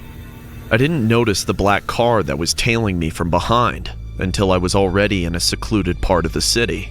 When I noticed the car in my rearview mirror, I felt my pulse start to race. I've always been afraid that something like this would happen. I thought that the police might have finally caught on to what I've been doing, but before I panicked, I calmed myself down. It could just be a coincidence. A car that just so happened to be going in the same direction as me. I pulled my car to the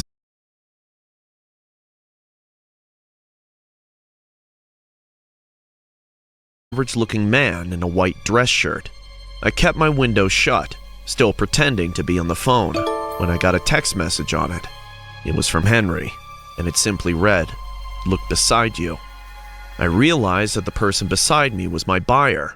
I was relieved that it wasn't the police, but I didn't want to show my face to a guy who buys organs on the deep web either. I made no move to open the door or roll down the window. I just texted him back asking if he was the guy in the car beside me. He confirmed my suspicion and told me to roll down the window so that we could talk. I didn't budge. I just told him that we can discuss whatever he wants to discuss through text. I also asked him how the hell he knew where I was in the first place. I could hear him chuckle in his car when he read my message, and texted back that he had his ways. I could only assume that he must be tracing me by my phone somehow. He asked me how I got my organs, to which I replied that it was none of his concern. I saw him frown through the car's open window. Then he asked me if he could be there when I acquired the organs. I asked him why the hell he'd want that. His response remains with me to this day. He texted me that he always wanted to try making sashimi, and that the meat needed to be extra fresh for that. I realized with horror that all this time he'd been buying the organs I sold to eat them. When I looked at him again through the closed car window, he was smiling in my direction with a toothy grin and wide, crazed eyes. I hit the gas and got the hell out of there as soon as possible. I also broke my phone and tossed its remains into a garbage can as soon as I could.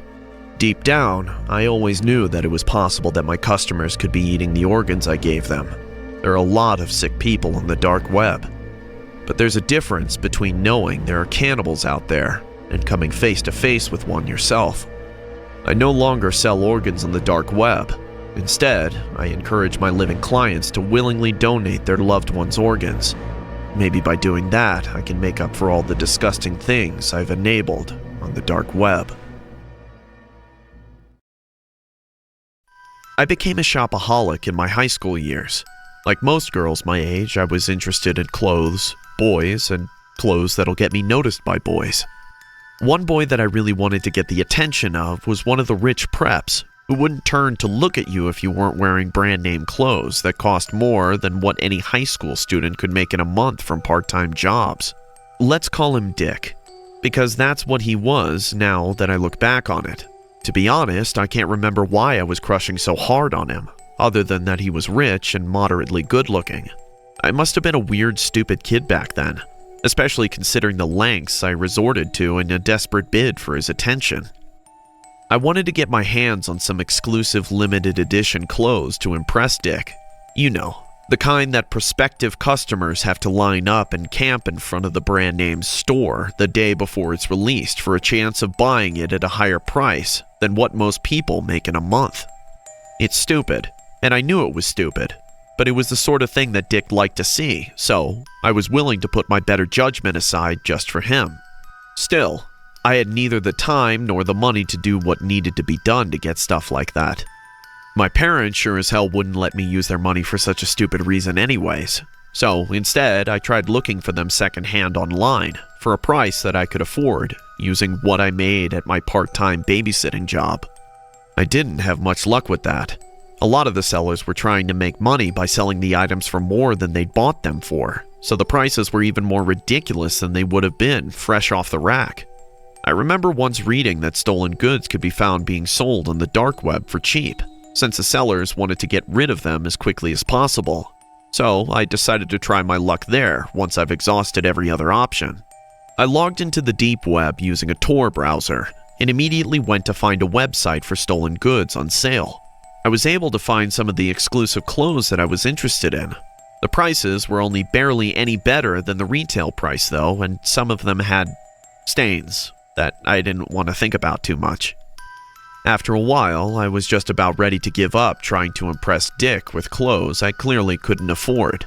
Things would have turned out so much better for me if I had done that. But right before I closed the Tor browser and got back to my life, an ad popped up on the corner of the screen. Several ads like it had popped up every now and then as I browsed the deep web. I ignored most of them, but I decided on a whim to take a look at this one before I closed the browser. It was an advertisement for credit card information on sale for as cheap as $25. This piqued my interest. I thought I'd be able to buy the clothes online using someone else's credit card if I just bought the credit card info for a measly $25. I probably should have known that there would be a catch, but I was too blinded by the chance of an easy solution after searching everywhere else, only to be disappointed. After buying the equivalent of $25 in Bitcoin and spending it all on a stranger's credit card, I was ready to go on a shopping spree. I won't say what the name of the person whose credit card is, for reasons that'll become obvious. For the sake of the story, I'll just call him John Doe. John Doe was loaded. I must have bought over $10,000 worth of stuff without maxing out his credit card. I was ecstatic that I hit the jackpot, even after Dick promptly blew me off in favor of dating some girl from a family even richer than his.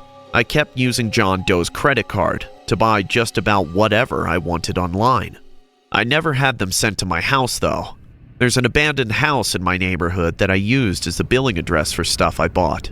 The yard was a bit overgrown, but other than that, it still looked livable enough that someone who didn't know any better would assume that the homeowner was just too lazy to cut their grass. I was pretty small for a teenager, so I was able to squeeze through a tiny window in the back of the house to sneak inside. When the day of an expected delivery came, I'd go to the house and wait behind the door for the courier to arrive. I'd snatch the package they left on the front door the moment they were gone and stuff it inside my bag to bring home with a smile on my face. Things were perfect. Then, one day, as I was waiting in the house for an overpriced jacket, someone knocked on the door. I thought it was just the courier at first. I waited in silence for them to give up and just placed the package on the door before leaving. But then, they kept knocking. Then, they started banging on the door while shouting for John Doe to open the door. I got scared at the mention of John Doe's name. I'd stolen his credit card info to buy things in his name and had them delivered to that house. Whoever was on the other side must have tracked my transactions made under his name and found the house where the items were being delivered.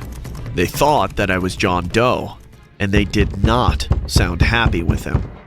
As I sat frozen in panic on a dusty couch, trying to figure out what to do, a loud bang rang out from the other side of the front door. A vase in the living room shattered into pieces. Behind where it once stood was a smoking gunshot hole fired through the front door.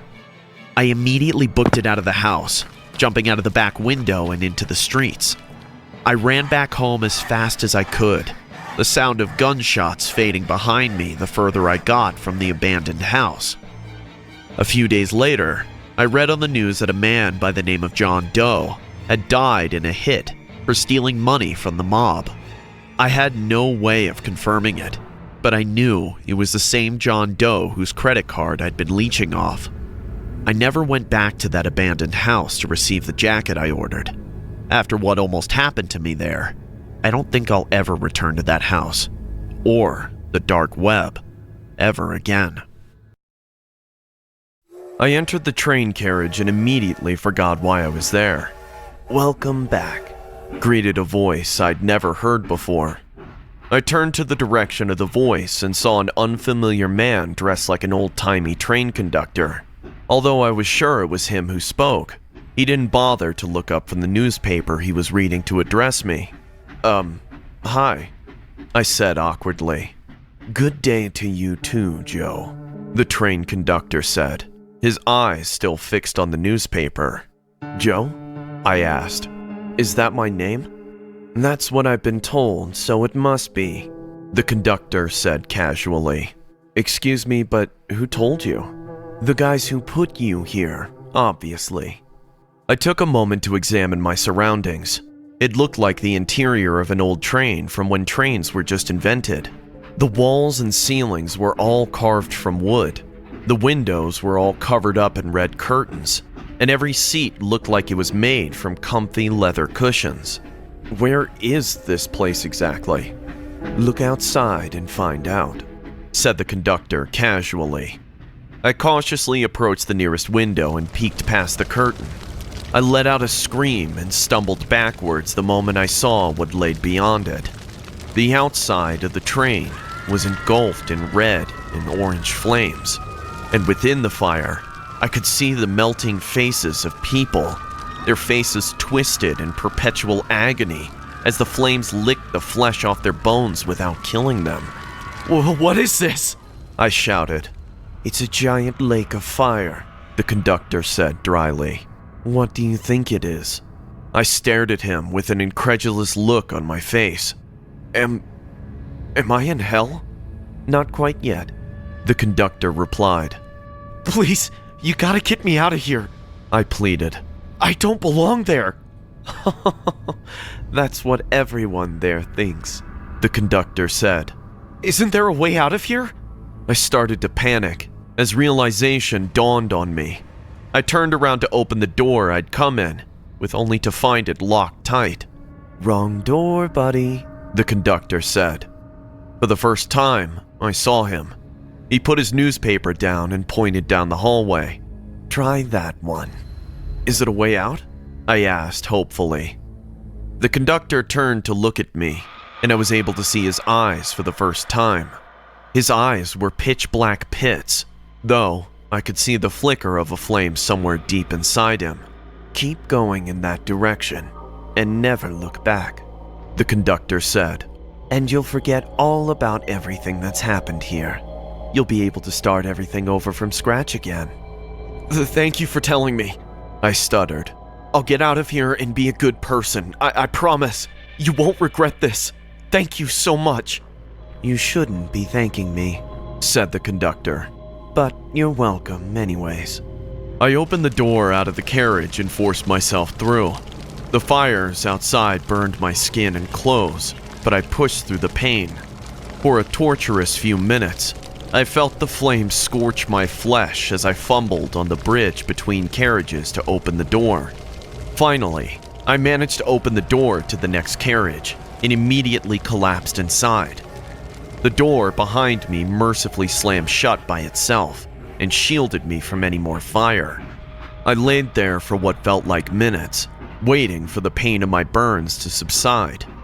Just as the pain was beginning to dull, I heard a voice in the carriage call out to me. Tickets, please. I looked up and saw another train conductor, different from the one in the last carriage, glaring down at me with the same kind of soulless, empty black eyes. I'm sorry, but I don't have a ticket with me, I told him. No, the conductor retorted.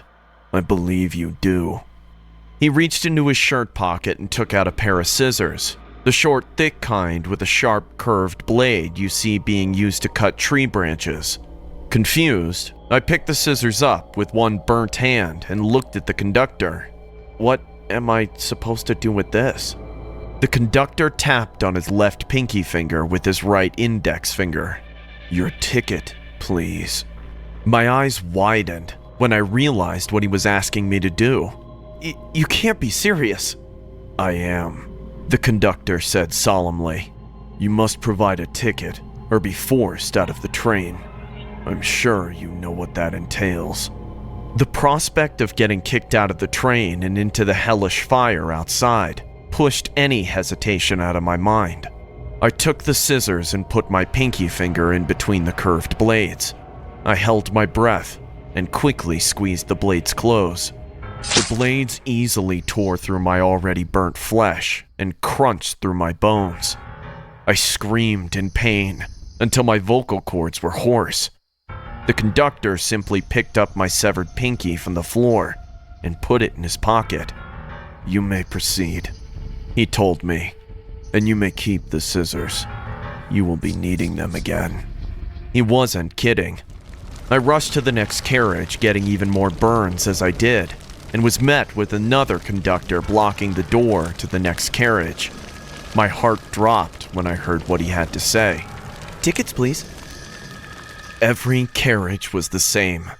I'd get a taste of the hellfire outside for a split moment, and be threatened to be thrown back outside if I didn't fork over another part of my body.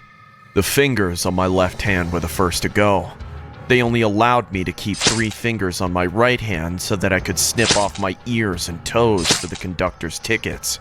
After slicing off my nose to give to yet another conductor asking for a ticket, I wondered what else I could possibly cut off to give the conductors. I could think of a couple things, but I prayed that it wouldn't come to that. I pushed through the hellfire again and into the next carriage. I fell onto the carriage floor and looked up expecting to see another conductor. Instead, I was pleasantly surprised to find no one waiting for me there. I got up to my feet and was surprised to find that the toes I'd severed were suddenly back on my feet. I looked at my hands and realized that my fingers had somehow grown back as well. This is it, I thought. I could finally leave this place once and for all. I tossed the accursed scissors on the ground and ran to the exit. Outside, I found another carriage on the other side of the connecting bridge, but this time, the fires of hell didn't burn me as I walked past it this time. I grabbed the handle of the carriage door and pushed it open, expecting to find earth or heaven on the other side. I entered the train carriage and immediately forgot why I was there. "Welcome back," greeted a voice I'd never heard before. I turned to the direction of the voice and saw a man dressed like an old-timey train conductor. I used to work as a live-in nanny for a rich family. The parents were away on business trips, so their 2 children would often be in my sole care for months on end. Unlike what snooty rich kids on countless TV shows would have you believe, the kids I cared for were very well behaved. They were twins, 1 girl and 1 boy. The boy was named James, while the girl was named Judy. They were both a bit quieter than most kids their age should be, but I just chalked it up to them being introverts. One day, as I was cleaning the hallways of the mansion, I heard the 2 of them giggling in their bedroom. I didn't think much of it at the time and assumed they were probably just watching a funny video or something. Later that day, during dinner, I asked the twins what they were laughing about in their room. "We were playing Mr. Yellowtooth," Judy said with a smile. "He's always so funny," James added. I raised an eyebrow at their words, but quickly brushed it off. It wasn't uncommon for kids around their age to have imaginary friends, so it wasn't too unusual. I just never took them for the type to have one. "He sounds like a nice fellow," I said, playing along. "What's he like?" "He's really tall and thin," James said. "Even his fingers are long, like noodles. But he's got a really big gray head to fit all of his yellow teeth," Judy added. "They're all really pointy, too. When he smiles, you can see all of them in his mouth. He looks so funny when he smiles." I tried to imagine Mr. Yellowtooth in my head, but their description and the image that came to my mind was anything but funny. Still, I knew kids could be weird at sometimes. It's not my place to judge what their sense of humor deems funny or creepy. Later that day in the evening, I was cleaning the house after the kids had gone to bed when I heard a sound come from the basement. It was the twins' voice again. They were giggling with each other about something. I didn't leave alone this time, though. My employers, their parents, had told me not to go into the basement due to the issue with the structural integrity. I didn't want to get hurt or sick playing in there, so I opened the basement door and called their names. "James? Judy? Are you 2 in there?" The giggling abruptly stopped. When no one answered, I walked down the basement stairs.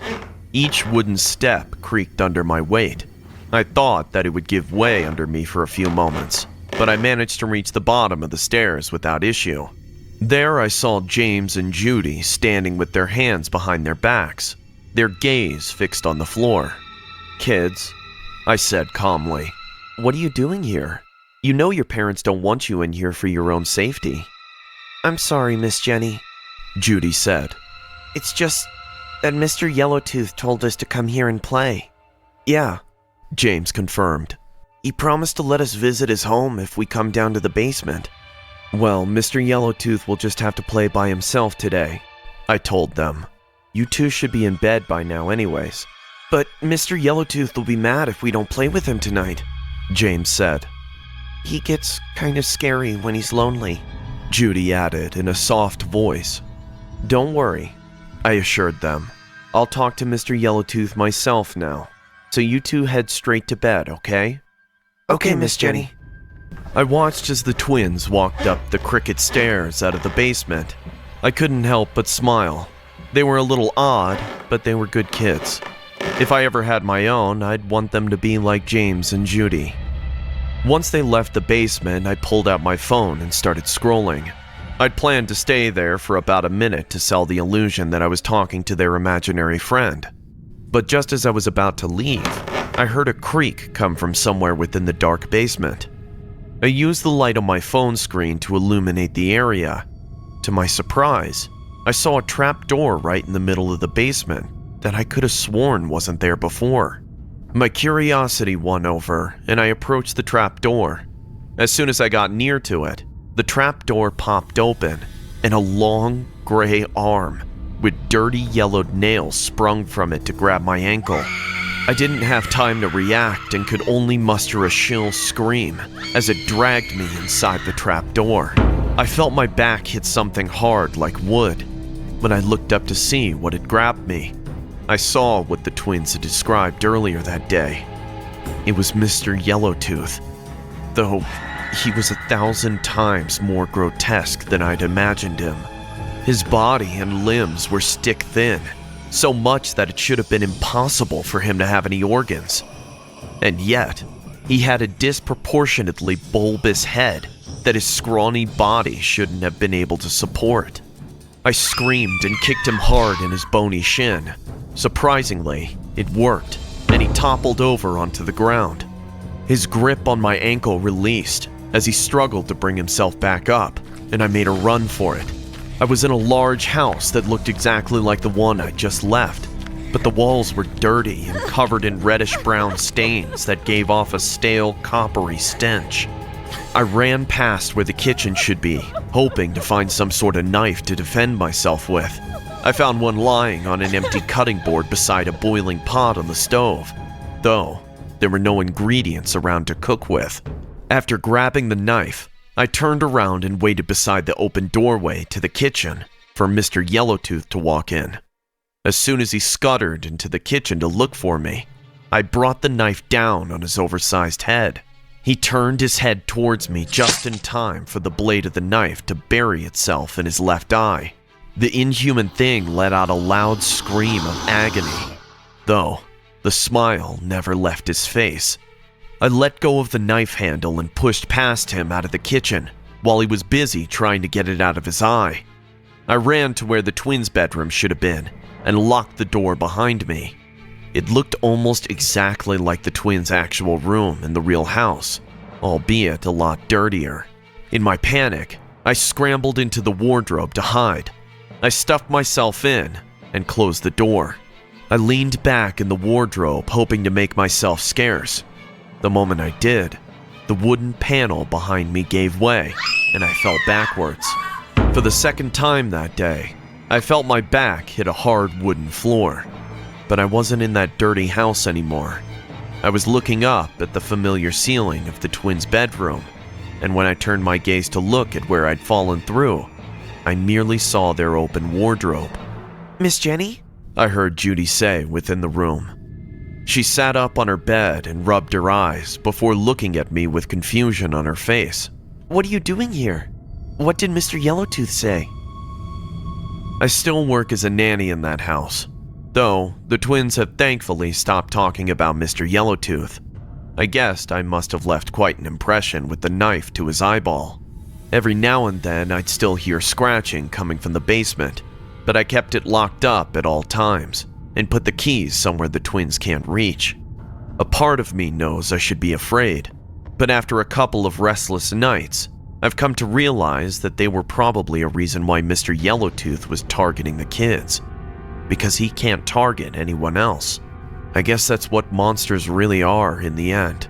Cowards who pick on those who are weaker than them to make themselves feel stronger. Supernatural monster or not, I'm never letting Mr. Yellowtooth get near my twins ever again.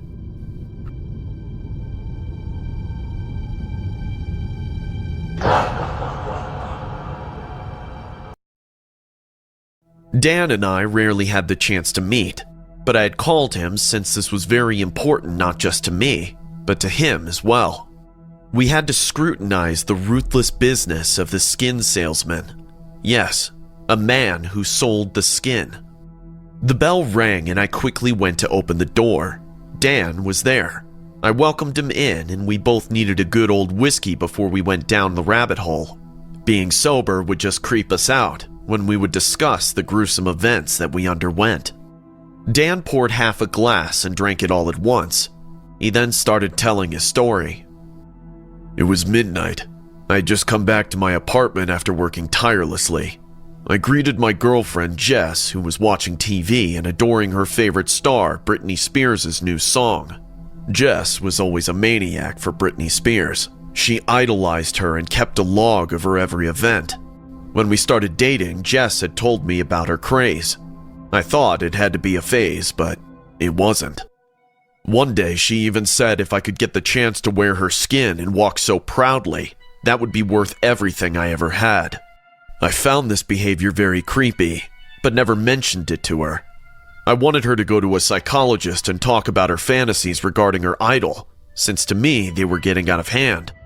I sat with her for a few minutes and then told her that I was going in for a shower, to which she just nodded. The shower relaxed me somewhat. Since the Grammy Award ceremony was just in 4 weeks, the hustle and mayhem had me work double shifts to keep everything in check. I had bathed and was just drying my hair. The dryer stopped and I could hear the song stop. Finally, we can have a moment with each other, without her Britney craze, I thought to myself. But the TV was still on, and had some kind of infomercial running. I've got a special treat for you. We are happy to announce the VIP Lookalike Department. We all know how difficult the creation of homunculus is. It's a fine art that takes years of practice. So, when a replacement order on VIPs come in, every detail needs to be perfect. Unfortunately, that's not always the case. But, for the right price, you too can look like famous icons from around the globe. What a funny way to promote a horror movie, I thought. These advertisers always find the most creative way to hit the big box and earn millions. I then quickly started the dryer again, and this time when I stopped, I could hear the ad getting creepier. There you have it, folks. Come on down to Demon Dan's Discount Homunculus Depot. If you're viewing the advertisement, then you've been selected for entry. Please enter the nearest door for instant deals and upgrade those old duds for one of our newest models. What are you waiting for? Come on down. I ended up cleaning everything and then I heard a loud thump, as if a door had closed. I peeked outside the bathroom and Jess wasn't there. I thought she had gone to another room. After the cleanup, I came outside and checked every room. I remember how I searched the whole apartment and tried to find her for days. I even filed a complaint of her missing, but Jess was never found after that. I then recalled the commercial. That weird commercial. Oddly, after a few days from that, Britney Spears had made it to the headlines for being clumsy and weird and not knowing how to perform. She was even reported to undergo social anxiety soon and couldn't perform at her concert. Dan was miserable explaining all of this. Of course, it would make no sense if someone else was listening to this, but it did to me, because it happened to me years ago, and Dan was the very person I talked to about it. Dan and I worked for the same media group, but I was a step above since I provided services as a manager to different high-profile celebrities. My situation was a bit odd since I didn't lose anyone close. However, I sure did see the celebrity I was working for undergo a complete personality change overnight. The day before the Oscars, Nina had called me up to her vanity van. I stepped in and saw her waiting for me. Her hair and makeup artist was giving the final touches and left after a while. We both sat there and she told me how she had called me here to be her new manager. I was surprised by what she had to offer. This could be my big break. I thanked her and said we'll discuss the documentation after the ceremony. As I was leaving the vanity, I heard the odd commercial blasting from her side TV. It was screaming the words Demon Dan's Discount Homunculus Depot. I didn't bother much and left the van. Walking a few steps, I realized I had forgotten my keys on the table. I went back and without asking for permission, stepped in. She had her back to me. As I entered, she got up, still not facing me, and walked into her bathroom door. I waited for 15 minutes to apologize for entering without permission, as I didn't want to lose the job. I waited next to her door, then knocked on the door once, twice, and then a third time. There was complete silence. I tried to open the door, and to my surprise, it wasn't even locked. I opened it wide and couldn't believe my eyes. Nina wasn't there. She had vanished. But how could she? She just walked in here 15 minutes ago. She disappeared as if she had gone to another dimension. I was dreading. How would I explain this? Should I file a report? Or look for her? What am I gonna do? I couldn't decide, so I picked up my keys and left. I didn't mention anything to anyone. On the day of the Oscar red carpet, all cameras were set on the next limousine that was to arrive in a few moments.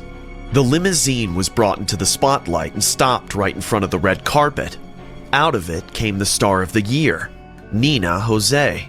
My jaw dropped and my eyes widened. How could she be here? Nina had won 6 awards for her different roles last year.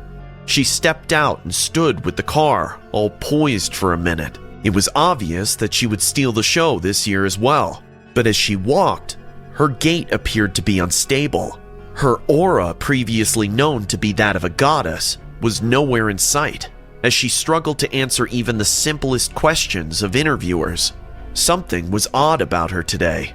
Could that be linked to the weird commercial that blasted from the TV Demon Dan's Discount Homunculus Depot, trying to slip in the skin of Nina Jose? Nobody would ever believe me if I had said my thoughts out loud. At that moment, I could only trust Dan. Now that we had both once again relived our stories, we wanted to track down the details. These demonic anomalies can only be traced by the one and only SCP Foundation. So we found and contacted one of the researchers and doctors at the organization, Dr. Rufus. Dr. Rufus was not at all surprised to hear the incidents. He went on explaining that what we had seen was the case of SCP-5049, Demon Dan's Discount Homunculus Depot, which was a pocket dimension that sold human skins. The disappearance was made through portals, and all of these commercials were compulsive in nature. They would draw the audience as a client to enter any of the closest doors, which turned into an extra spatial portal, leading the person to SCP-5049. Dr. Rufus also warned us to avoid or run away if the infomercial is ever played on our TV. We ended the call and were scared to death of what we had just found out. The celebrities people cherished were not even in their own skins.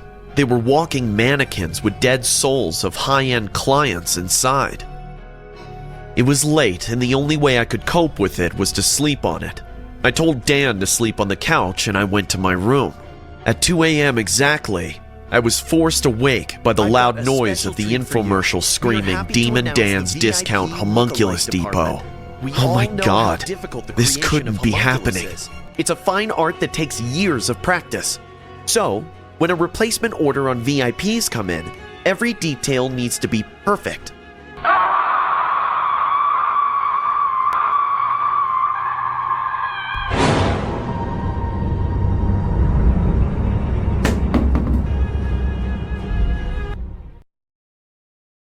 I used to work a normal office job at a small but profitable company. It wasn't a glamorous position by any means, but it was a decent living, and I still had it better than the interns at least. As an intermediate cog in the corporate machine, I'd sometimes be saddled with errands that were too important for interns, but not important enough for upper management to do themselves. One day I was ordered to bring some important documents to the topmost floor, the 12th floor, for upper management to look through. I did what I was told and entered the company elevator with a folder full of files tucked under my arm. I watched the digital number display on my elevator slowly tick higher and higher as I got closer to my destination. 9, 10, 11, 12, 13? The elevator didn't stop at the floor I pressed. Instead, it passed it altogether to go to the floor above it, which is pretty damn weird since last I checked the building only had 12 floors. The metal doors parted to reveal an empty office floor, dimly illuminated by flickering fluorescent lights that permeated the air with a constant buzzing sound. Black shadows stretched across the gray carpeted floors, from empty cubicles that didn't even have computers on them. Strange, I thought. Did they add a new floor to the building without me knowing? Despite my better judgment, I stepped forward out of the elevator and into the strange office space that felt even more like purgatory than my own office. I was taken aback by the smell, or rather, the lack of it. We might not always notice it, but every public place usually has a mix of various smells. Stuff like the coffee sitting in an overworked employee's cubicle, the perfume of a female colleague, or even the smell of food left over on someone's breath after lunch break can all affect how a place smells. Yet standing there in the middle of the dark and empty office, I couldn't detect a single scent or hear a single thing aside from the buzzing of the light above me. "Hello?" I asked aloud, to no one in particular. "Is anyone here?" My voice seemed to echo off the drab white walls back to me, almost as if to mock me for asking such a thing, when there was clearly no one around to hear me.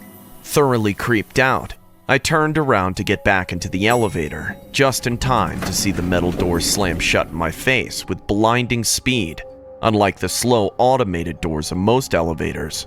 I instinctively reached out my hand to press down the button on the elevator panel, only to find that there was none.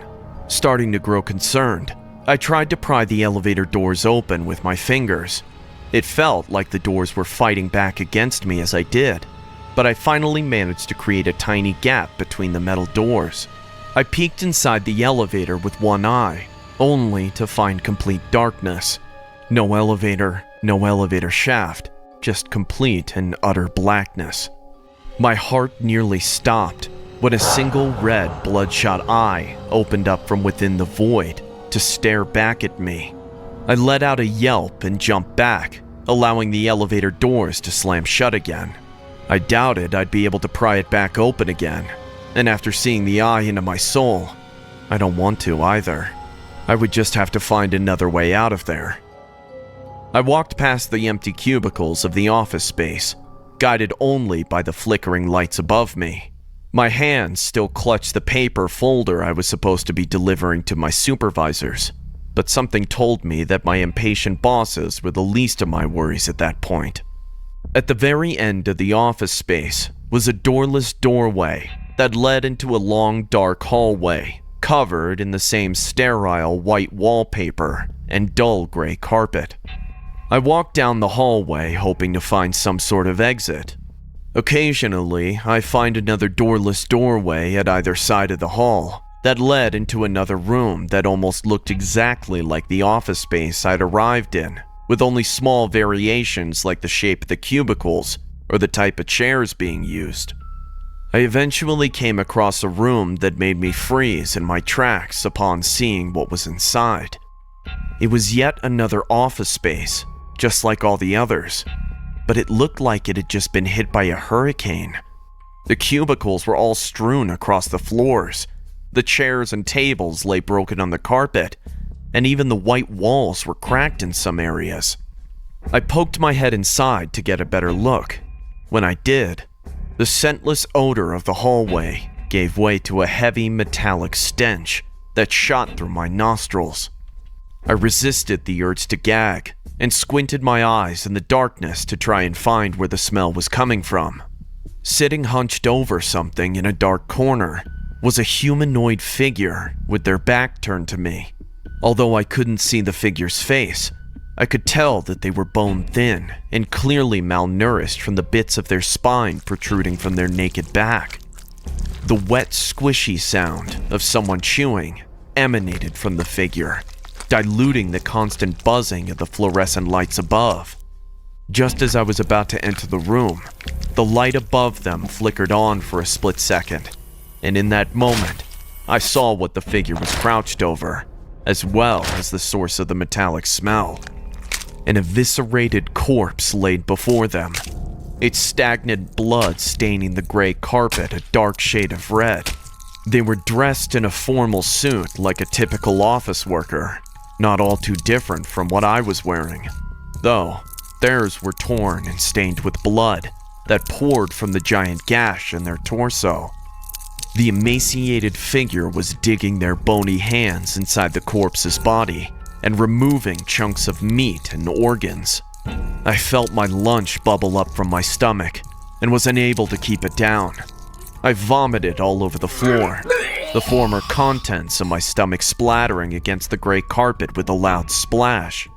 The creature immediately turned to me at the noise, and I was able to see its face for the first time. It looked vaguely human, with bloodshot sunken-in eyes and stringy white hair that dangled from its balding scalp. He grinned at me with yellow blood-stained teeth. "Fresh meat!" it croaked before lunging at me. I dropped the paper folder I was holding and ran. Although my back was turned, I could clearly hear the sound of the creature's thundering footsteps on the carpet as it chased after me. I ran into another office room, pushing over chairs and tables as I passed in hopes of slowing down the creatures behind me. The room led to another office room through a doorway, which then led to several more almost identical rooms, with many doorways to rooms that looked no different from each other. I didn't have time to think about where I was going. I just ran into whatever room was closest to me and hoped that the creature chasing me wouldn't choose the same one. Eventually, the sound of the creature chasing me ceased, and I was able to finally stop to catch my breath. I stood bent over with my hands on my knees as I panted for breath. When I finally regained my composure, I found myself in yet another office space with no idea where I was. It's been so long since then. I've lost track of how long I've been trapped here within these walls. I can't tell how many days or nights have passed, if day and night even existed in a place like this. I'm so hungry. Yet, I can't seem to die from starvation no matter how much I want to. I've lost so much weight that my bones are jutting out of my pallid skin. I've literally torn my hair out trying to find an exit, and what little of it left on my head has turned white from stress. Today, I was awoken from my sleep by a sound I hadn't heard in what felt like forever. A nervous hello that cut through the incessant buzz of the fluorescent light. It stirred me from my slumber, and I dragged my skeletal body towards its direction. I arrived at the doorway to an office space with an elevator at the very end of it. Though, I can't tell if it was the same one that brought me to this place. Shaking in their boots in front of the elevator was a woman wearing a suit not too different to the one I'd arrived with. As I leaned into the doorway to get a closer look, I became entranced by her scent. She smelled so sweet and delicate, so different from the scentless void I'd become accustomed to. My mouth watered as I inched closer to where she stood, unable to see me approaching in the dark. I was so hungry. This may sound weird, but I get an uncanny feeling whenever someone mentions Disneyland. I used to work there as a ride operator. I started with the Space Mountain ride and later got shifted to Matterhorn bobsled. My job included ensuring safety measures, such as checking the seat belts and making sure each bobsled is running smoothly before the passengers arrive. I had a coworker, and together we looked after the Matterhorn. For the sake of the story, let's call him Mark. Mark and I were a good team. No faults could ever escape our eyes. One time, a passenger was getting on a bobsled, when Mark stopped him, saying he better go for the next one, as this one is missing a screw. We pulled the bobsled aside, and I did find a missing screw on the area where the wheels are attached to. When I asked Mark how did he know it, he replied someone whispered to his ears. I was a bit confused with his weird reply, but then he said it was just a lucky guess. I didn't think about it much, because he was working on the ride way before me, so these intuitions come in handy when you gather enough experience. Our duties also included checking the entire track after closing hours, looking for lost items. Sometimes people dropped off their things out of excitement of the ride, and we had to walk the entire track at night to make sure everything was in place for the next day. The differences between Disneyland in the day and Disneyland after dark were far from reality. A place that's never silent when the sun is in the sky suddenly turns into a graveyard of toys and rides after the closing hours. I still remember the first time when I walked the track with Mark. I could feel extremely cold air blowing inside the Matterhorn tracks. It was quite surprising because there's obviously no air conditioning inside these caves, and it was warm enough outside. Not just that, but there stood this one particular big cavern in the middle of the ride, with a burnt-out light. No matter how many times we changed the bulb there, it always stopped working after a day or two. Mark never bothered about any of this, hence I overlooked these matters too. Until one day, something really weird happened. I was walking down the tracks with a flashlight, checking for any item. Mark was way ahead of me. We were in the cave with no light. Even though I could see Mark, I could see his flashlight moving in the dark. I was thinking of increasing my speed to catch up with him when I saw something sparkling at the side of the track. As I flashed my torchlight on it, I discovered a bunch of keys.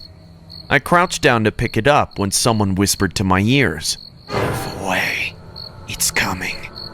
And just then, I heard the noise of wheels squeaking on the track and saw an empty bobsled coming at me at full speed. I tripped over and fell on the track out of the sudden shock, screaming, "Mark! Mark!" I hit my chin, falling on the iron tracks, and blood came out. I still grabbed the wound with my hand and turned over to dodge that speeding bobsled. But it was gone. Mark came running. "What happened? What the hell?" He picked me up and we came out. I sat on a chair while Mark washed off the wound and put a bandage on it. "I'll check the track early in the morning. You must have tripped over due to the stones on the track. These electricians can never do a clean job. I told him repeatedly to clean the track after fixing the wiring inside the wall, but bloody hell." Mark went on rebuking the electrician guy for not cleaning the track after work, and I sat down quietly wondering what just happened inside. When Mark noticed I wasn't reacting at all, he asked, "Dude, are you alright?" "I don't know. I'm sure I heard someone. And that bobsled, it vanished." "What? What are you saying?" I took a pause and told Mark that I heard a woman's voice inside those tracks. I told him how she told me to move aside, and just then I saw an empty bobsled coming at me from nowhere, and I fell on the ground out of a sudden panic. But when I turned over, the bobsled was gone, as if I had imagined it. But I heard the wheels on the track. How can I imagine such a thing? Mark's face turned serious all of a sudden, and I could tell he knows something that I don't. "What? What is it?" I think you're tired. You better go home and take some rest. The work pressure is getting to you, you know." "Please, I know what I saw. Mark, please tell me if you know something. Don't make me sit here thinking that I'm some kind of a crazy guy who hit his head." Mark exhaled a deep breath and said, "Look, man, I don't know how much of it is true, but these things started after the accident on the Matterhorn ride. People see and hear things that aren't there, but you'll get used to it, because shit happens, you know, and we should learn to ignore them. It's better that way." "What accident? What exactly happened there, Mark?" Summing up what Mark told me, 3 years back, a woman named Dolly took this ride. Dolly was a mother who went on the ride with her children. She was worried about them, so she undid her seatbelt and turned to look at them. The train went into a sharp decline while entering the big cavern, and she was thrown from the train onto the tracks. Before she could get up and move, another bobsled came at full speed, running her over. I couldn't speak for half an hour after hearing this. Suddenly, a question came to mind. Mark, the day you guessed the screw missing in the ride, will you still say it was a lucky guess? Mark patted my back and said, "You'll get used to her with time. She never hurts anyone, though. In fact, she helps me in every way possible."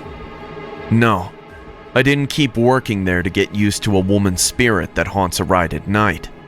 Now I know why the light near the cavern always fuses out. Mark said the cavern is often referred to as Dolly's Dip by many co-workers. I don't know how normal it is to work around a ghost, but no matter what, I am never going back to Dolly's Dip, even in daylight.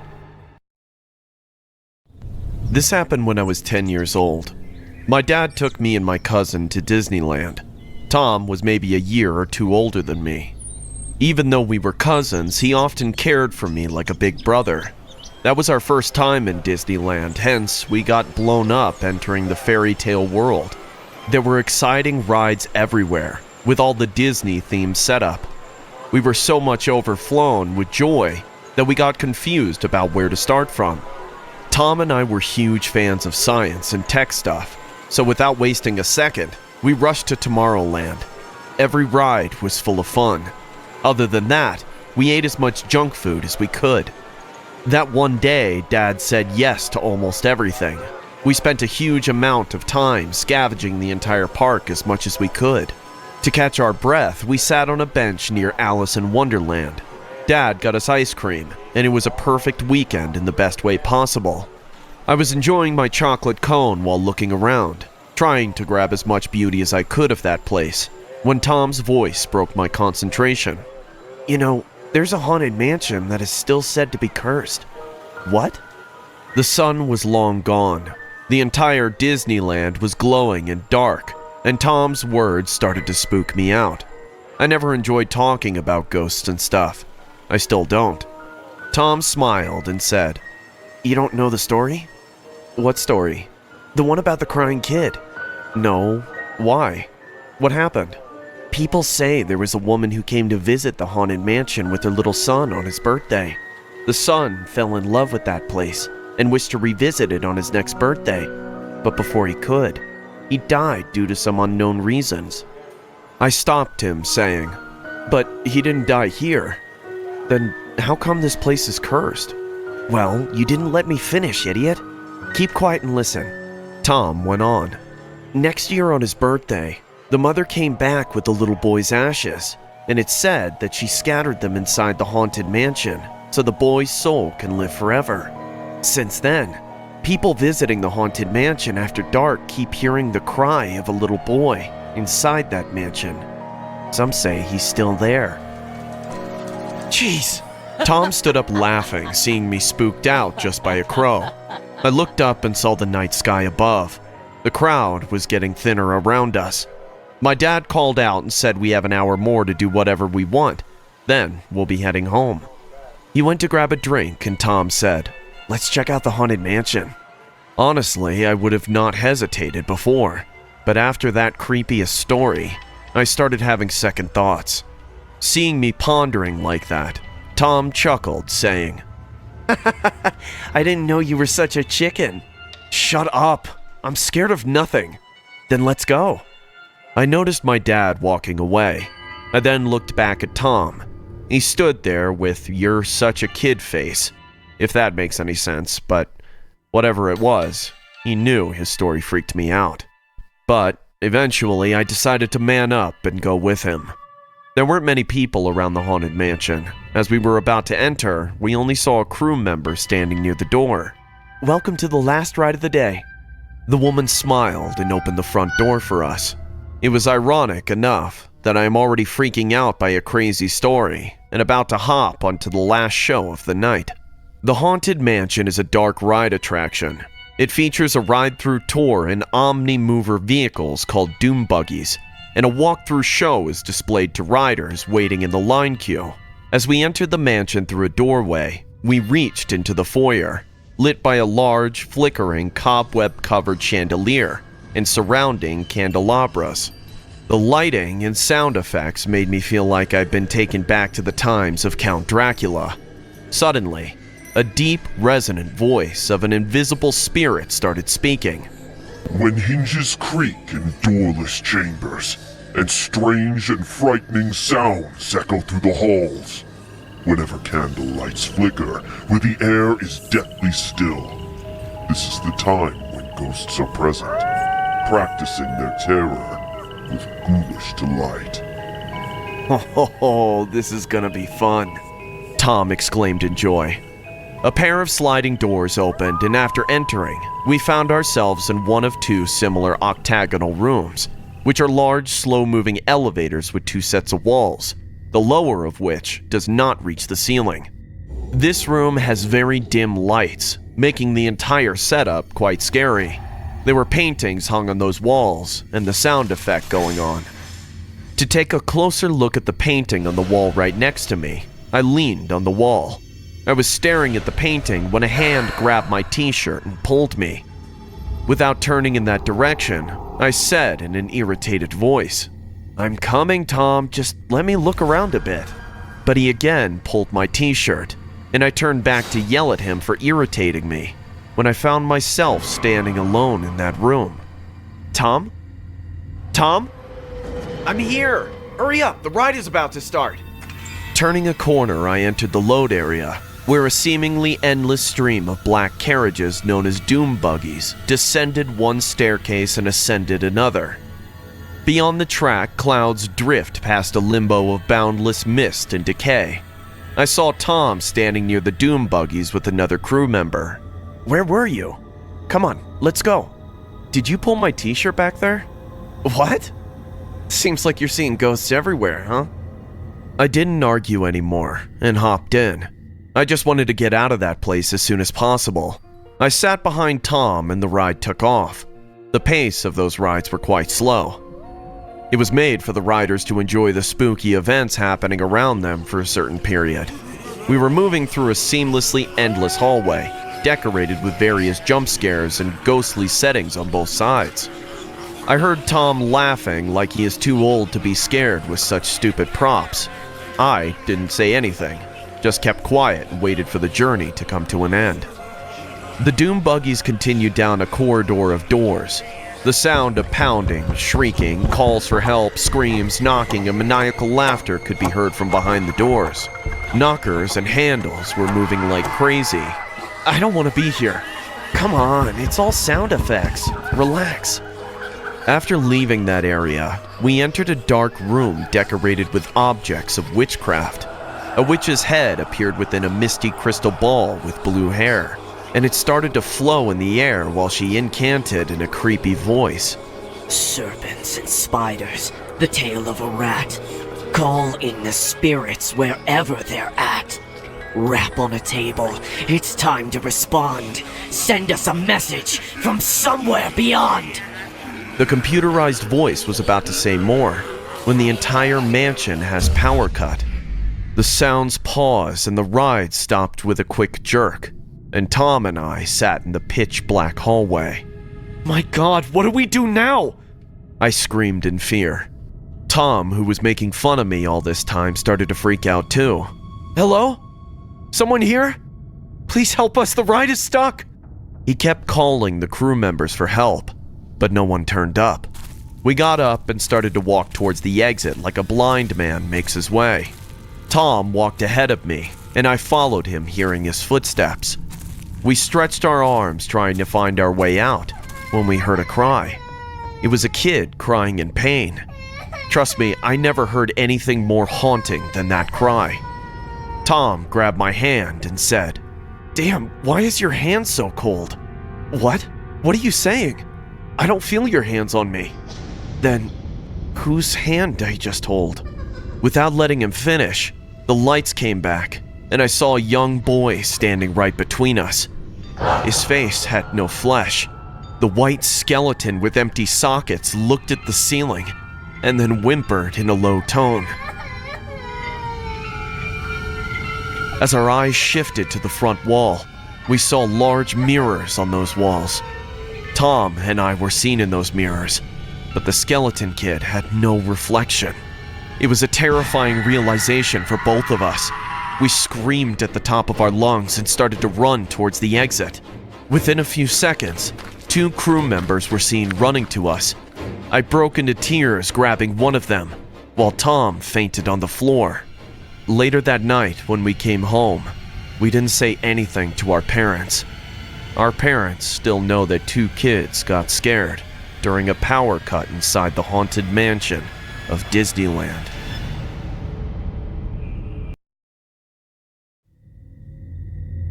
I used to work part-time at a KFC.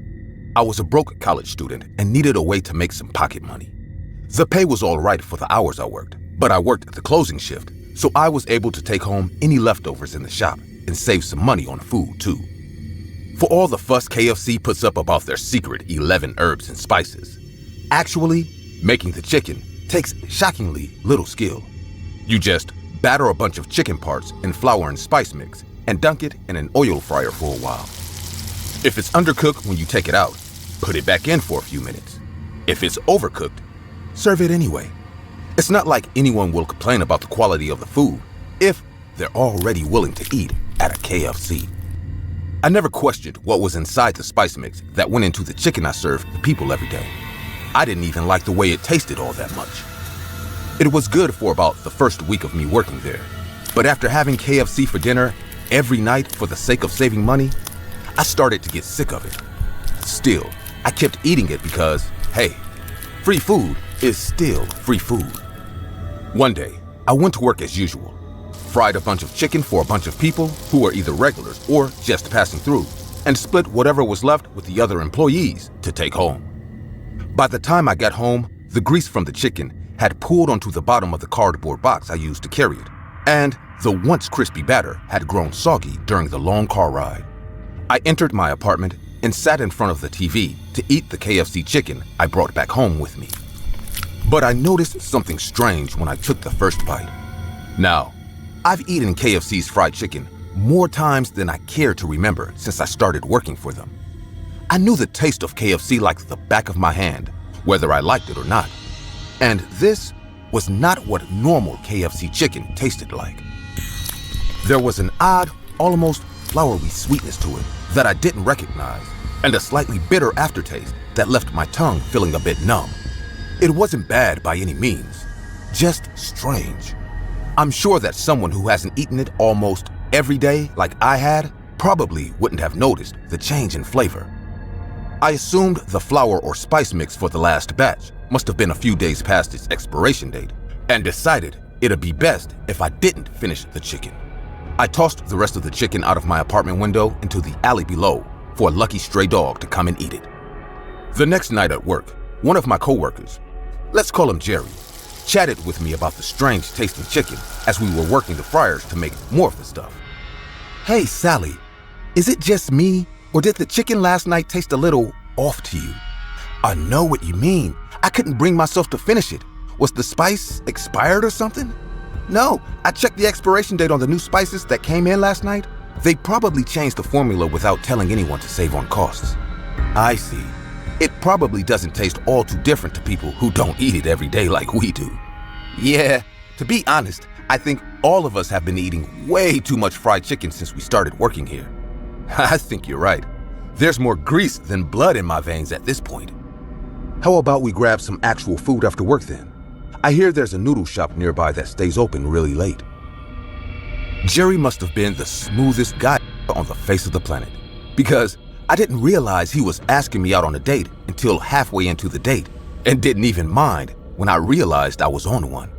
I had a good time eating some actual food with a cute guy I liked and got home a little later than usual.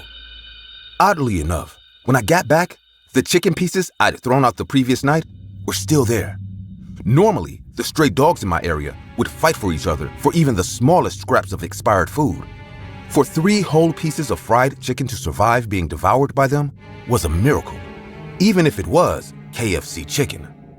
Whatever was in that fried chicken, It must have smelled unpleasant enough to the dog's sensitive noses that even they didn't want to eat it.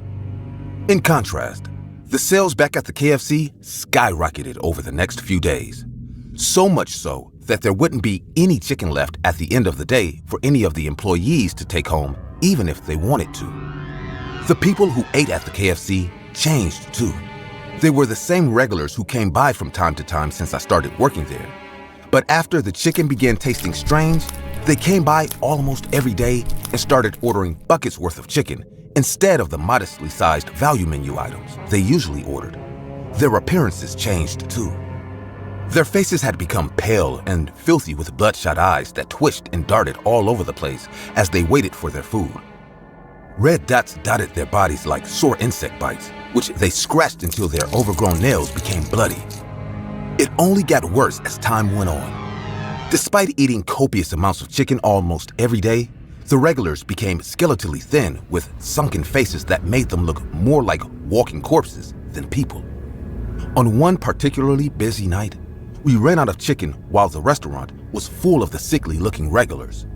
One of the regulars came up to the cashier I was tending to at the time. "One chicken bucket meal, please." "I'm sorry, sir, but we're out of chicken for the night." At that, the man's bloodshot eyes widened in surprise and his lips curled into an angry snarl. "You're out of chicken? Out of chicken?" "We'll be restocked tomorrow, sir, please." You can't do this to us. You can't be out. I need it now." The man shouting started gaining the attention of the other regulars. But instead of being annoyed, they seemed to be just as concerned as he was about the lack of chicken. The ones who were still eating held their buckets of chicken close, while those who were nearly finished with theirs eyed them with hungry eyes.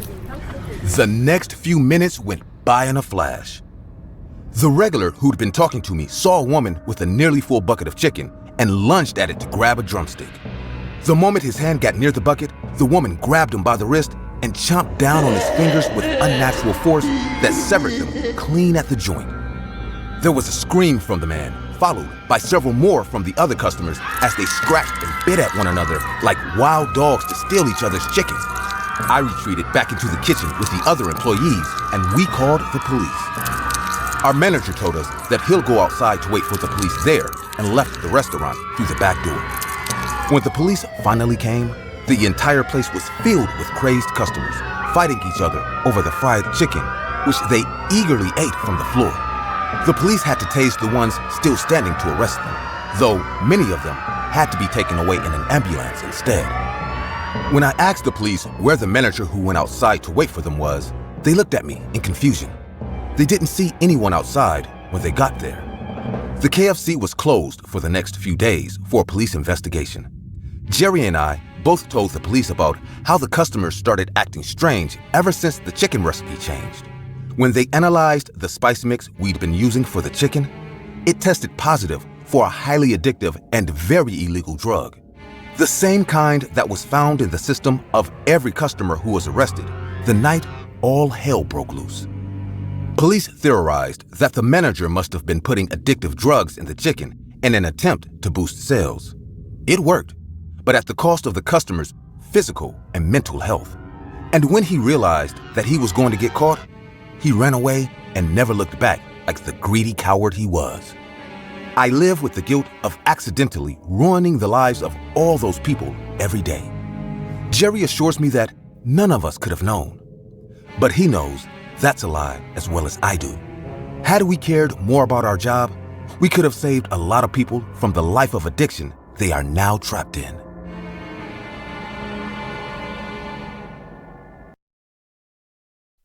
When I was younger, I wanted kids more than anything else in the world.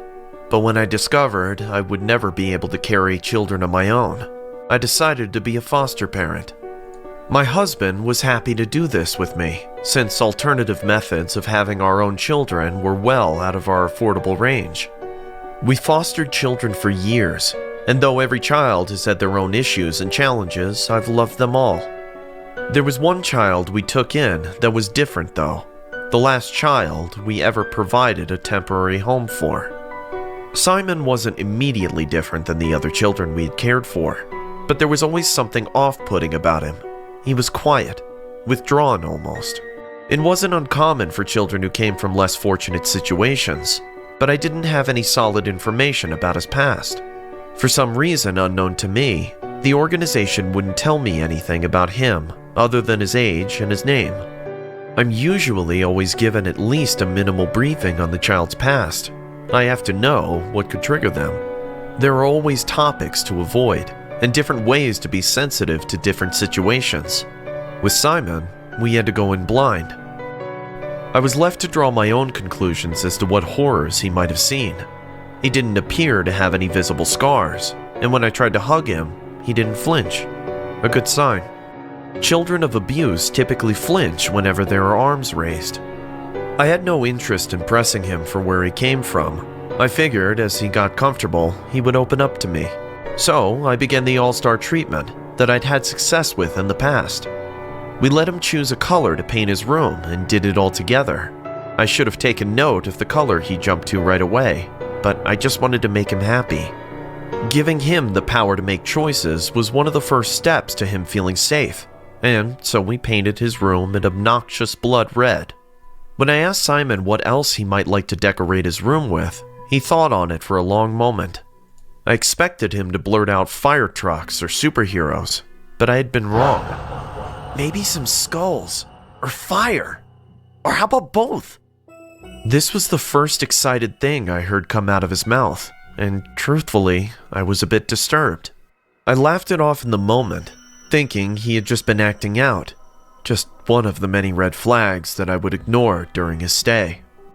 This was the point I decided to try to ask Simon about his past. I figured I might try asking if he had been to certain places as a way to ease into asking where he had lived before. But before I could get much out, he seemed to sense my unease. "Are you scared of me, Mommy? All of my mommies are scared of me." He smirked. "All of your mommies? Of course not, sweetheart. Why would you say that?" I tried to keep a smooth expression, despite my concern at his statement. "Don't worry, Mommy. You'll be scared soon." He stared at me blankly for a long moment, and then started laughing hysterically.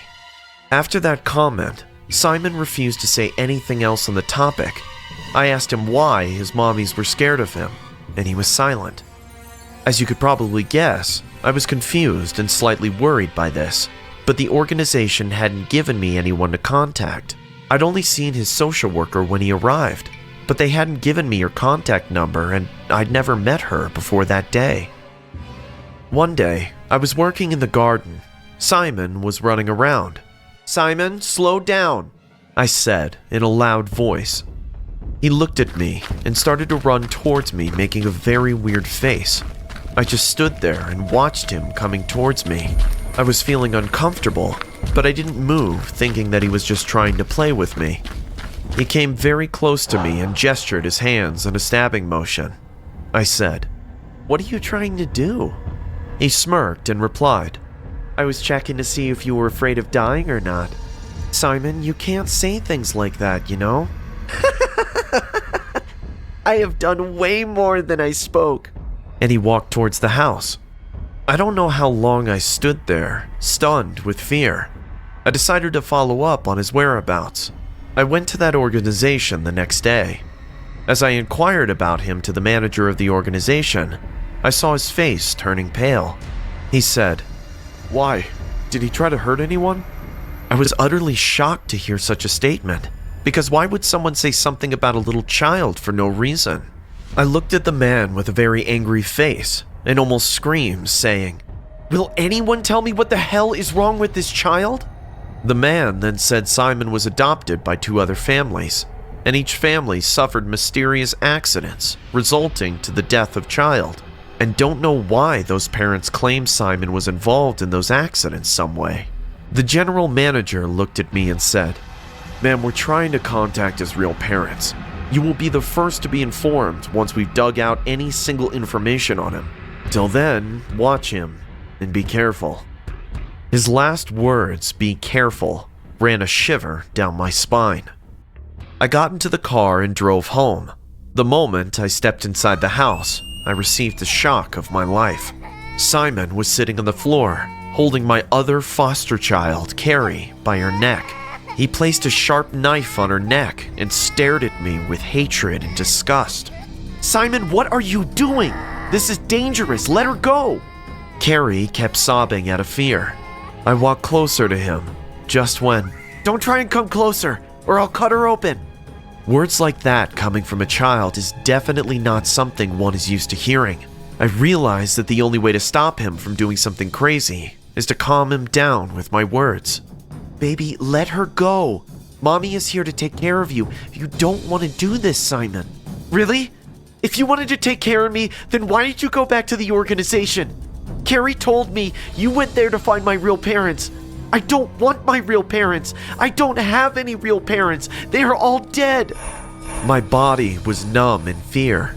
"What are you saying, Simon? What happened to your parents?" "I burned the house down while they slept. I still recall their screams and cherish those memories." Suddenly, my eyes went to the glass window, and I saw my husband standing there and gesturing me to keep calm. I realized that he probably had called the cops by now. All we had to do was save Carrie from Simon. That way he couldn't hurt him. I started to sob. "Simon, baby, please let her go. We can all be a family. I love you. Daddy loves you. Why are you doing this? Daddy doesn't love me, but I thought you really did. But you broke my trust, and now here's your punishment for that." He lifted the knife, aiming at Carrie's throat. I jumped. "No!"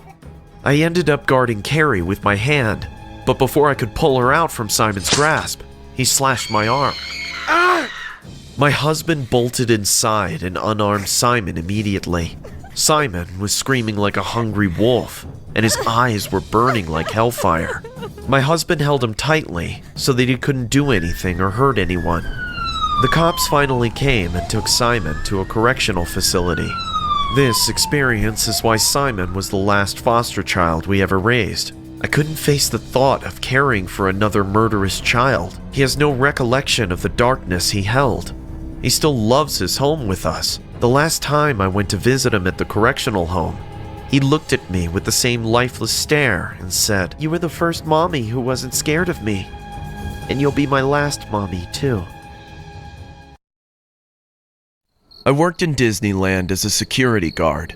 It was the end of autumn and the beginning of winter. The park closed earlier that day, and all the workers were finishing their basic duties to leave for home. All the rides were returning to their coops, and lights were going off one by one. Disneyland after closing hours is a completely different world.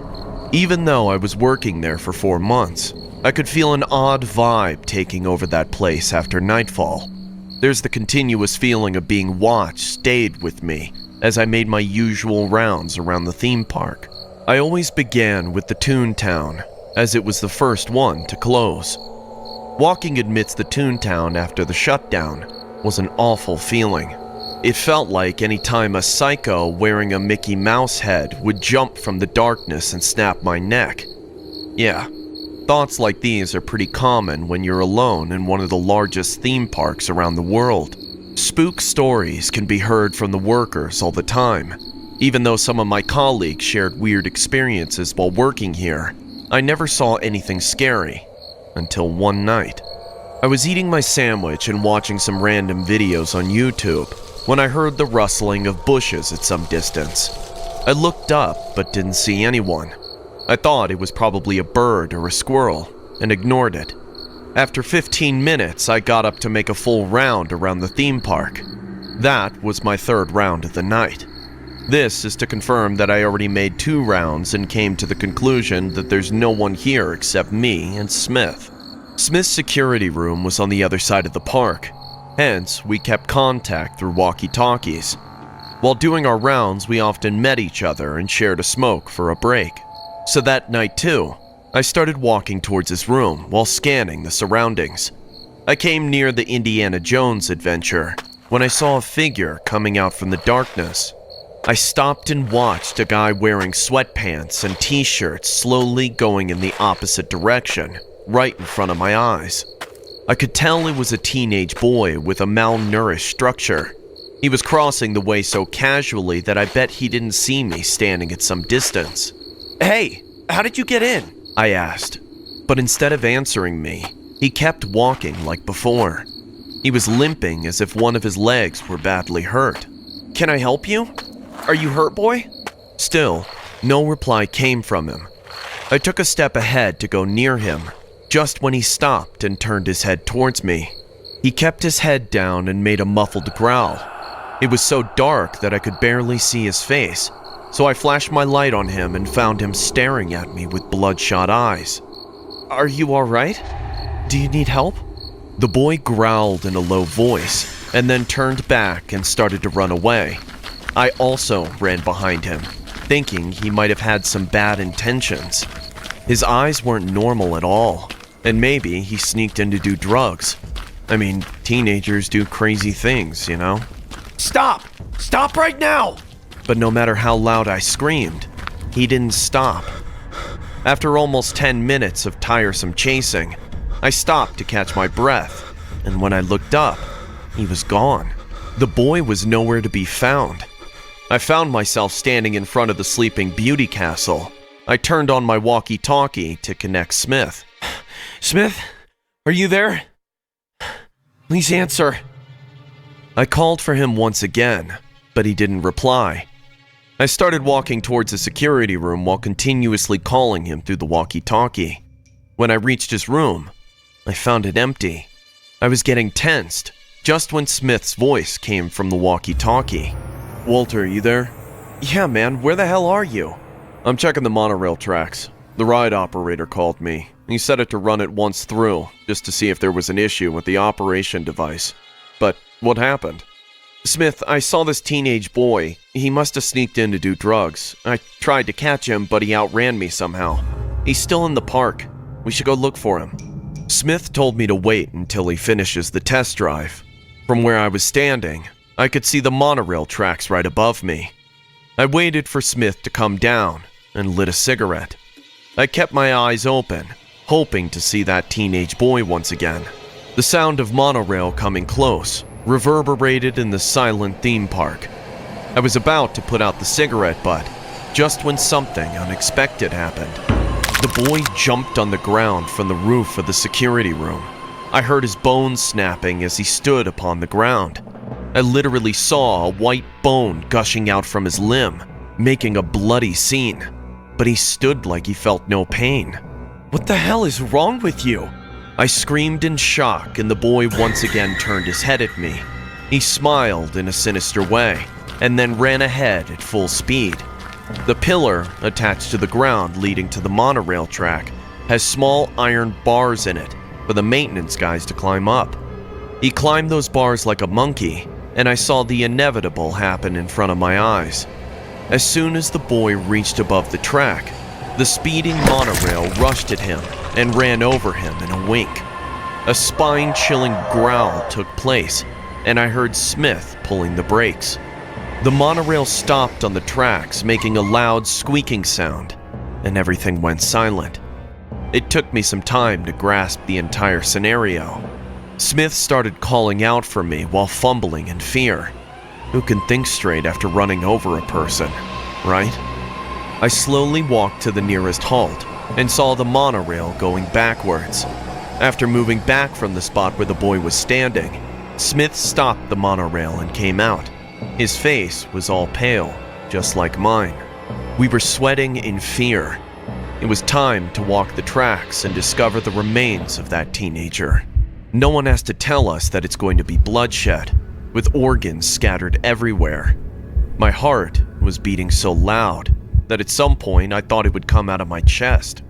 Taking slow and tense steps, we went to the spot, and as we peeked to see what we were expecting, our eyes widened in horror. There was nothing on the tracks. No blood, no human remains, not even a footprint. Smith and I exchanged a confused look. We were pretty sure that that boy was run over by the monorail. We walked the track twice, searching for some clue to define his mysterious disappearance, but we found nothing. Is this possible for two sane adults to hallucinate such a vicious scene without being under a state of intoxication? I don't think so. Smith and I didn't tell anyone about this. I changed my shift and Smith resigned after a week. I knew it was hard on him to continue working there after that night. Months went by until one day I overheard a conversation of the maintenance staff. I heard one of them mentioning a teenage boy sneaking inside the park after closing hours. I rushed to her and asked her what's the deal with this boy, to which she told me. In June of 1966, a teenager tried to sneak into Disneyland for a grand night by climbing a fence and crossing the monorail track. When he was spotted by a security guard, the teenager ran, but he was struck and killed by the monorail train. It is said that the ghost of the teenager can be seen at night, running alongside the monorail train. I wanted to share how true this tale is, but it's better to keep a little information with yourself sometimes.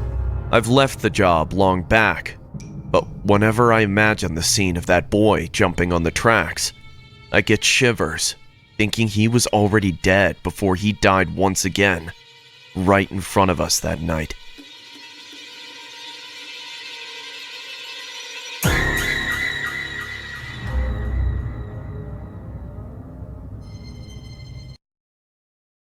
I am a foster mom. I've been running this small foster home for 6 years now. I grew up as an orphan, hence I feel bad for every kid who is left to live without parental care. A friend of mine runs an NGO that helps these foster kids to get adopted to a loving, caring family at times. My name is Michelle, and this is a story of a new kid whom I just took under foster care. It was a Tuesday morning. I was making breakfast for my other kid, a 9-year-old girl who is also under my shelter. I was busy making pancakes when Jenny said from the other room, "Mommy, your phone is ringing. Someone's calling you." I realized I left my mobile in a hurry in the bedroom, so I ran to get it. I was late, hence the call got disconnected before I could pick up. When I returned, I saw Jenny was all dressed to leave for school and waiting for breakfast. I quickly served her the pancake. "Here you go, Jenny. I made your favorite." She smiled and started to eat them. 10 minutes later, her school bus arrived. I walked her to the bus and she waved me goodbye. I was about to enter when my phone rang again. This time, I rushed to pick it up. It was my friend Kate, who runs the NGO. "Hey Kate, sorry I couldn't take your call earlier. Jenny just left for school." "No problem. Listen, there's a boy about to arrive in our NGO. He's 7 years old and unfortunately recently lost his parents in a plane crash. The boy has an uncle working overseas, so there's a chance he might go up for adoption. But until that happens, I want you to take care of him. I'll come by with the lawyer and other legal papers tomorrow, and also drop off the kid to your house. Is that okay?" "Oh, sure. Tomorrow evening I'm free." "Tomorrow evening it is then. See you." After the phone call, I went to buy some groceries for tomorrow's dinner. I felt emotional thinking about this poor little child who just lost his parents. I wanted to give him a warm welcome, so I decided to cook something nice. I bought some good quality meat, some fresh veggies, sweets, and chocolate. When Jenny came back from school, I sat her down and said, "Jenny, tomorrow we are going to have another member in this house. A little boy will come and live with us." Jenny got so excited and said, "Wow, I can have a little brother now." I smiled and hugged her for being such a sweet girl. The next day, Jenny and I decorated the entire house with balloons and colorful paper chains. At around 7 p.m., the doorbell rang. Jenny rushed towards the door and opened it with a big smile.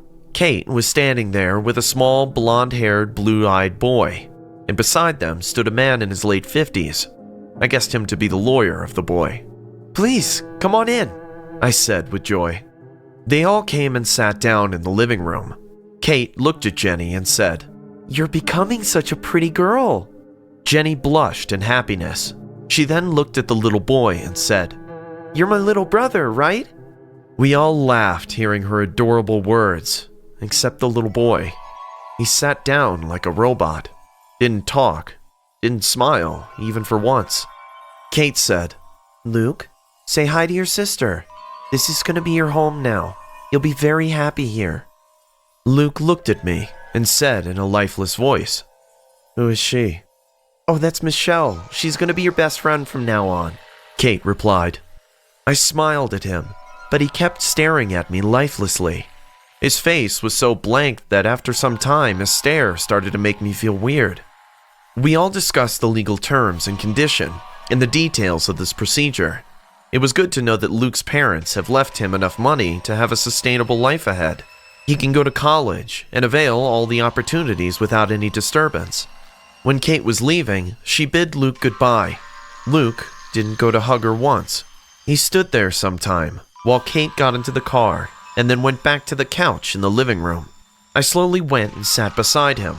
I knew how much trauma this kid had gone through, so I said in a soft voice, "Luke, do you want to get some ice cream?" He kept his head down and didn't answer.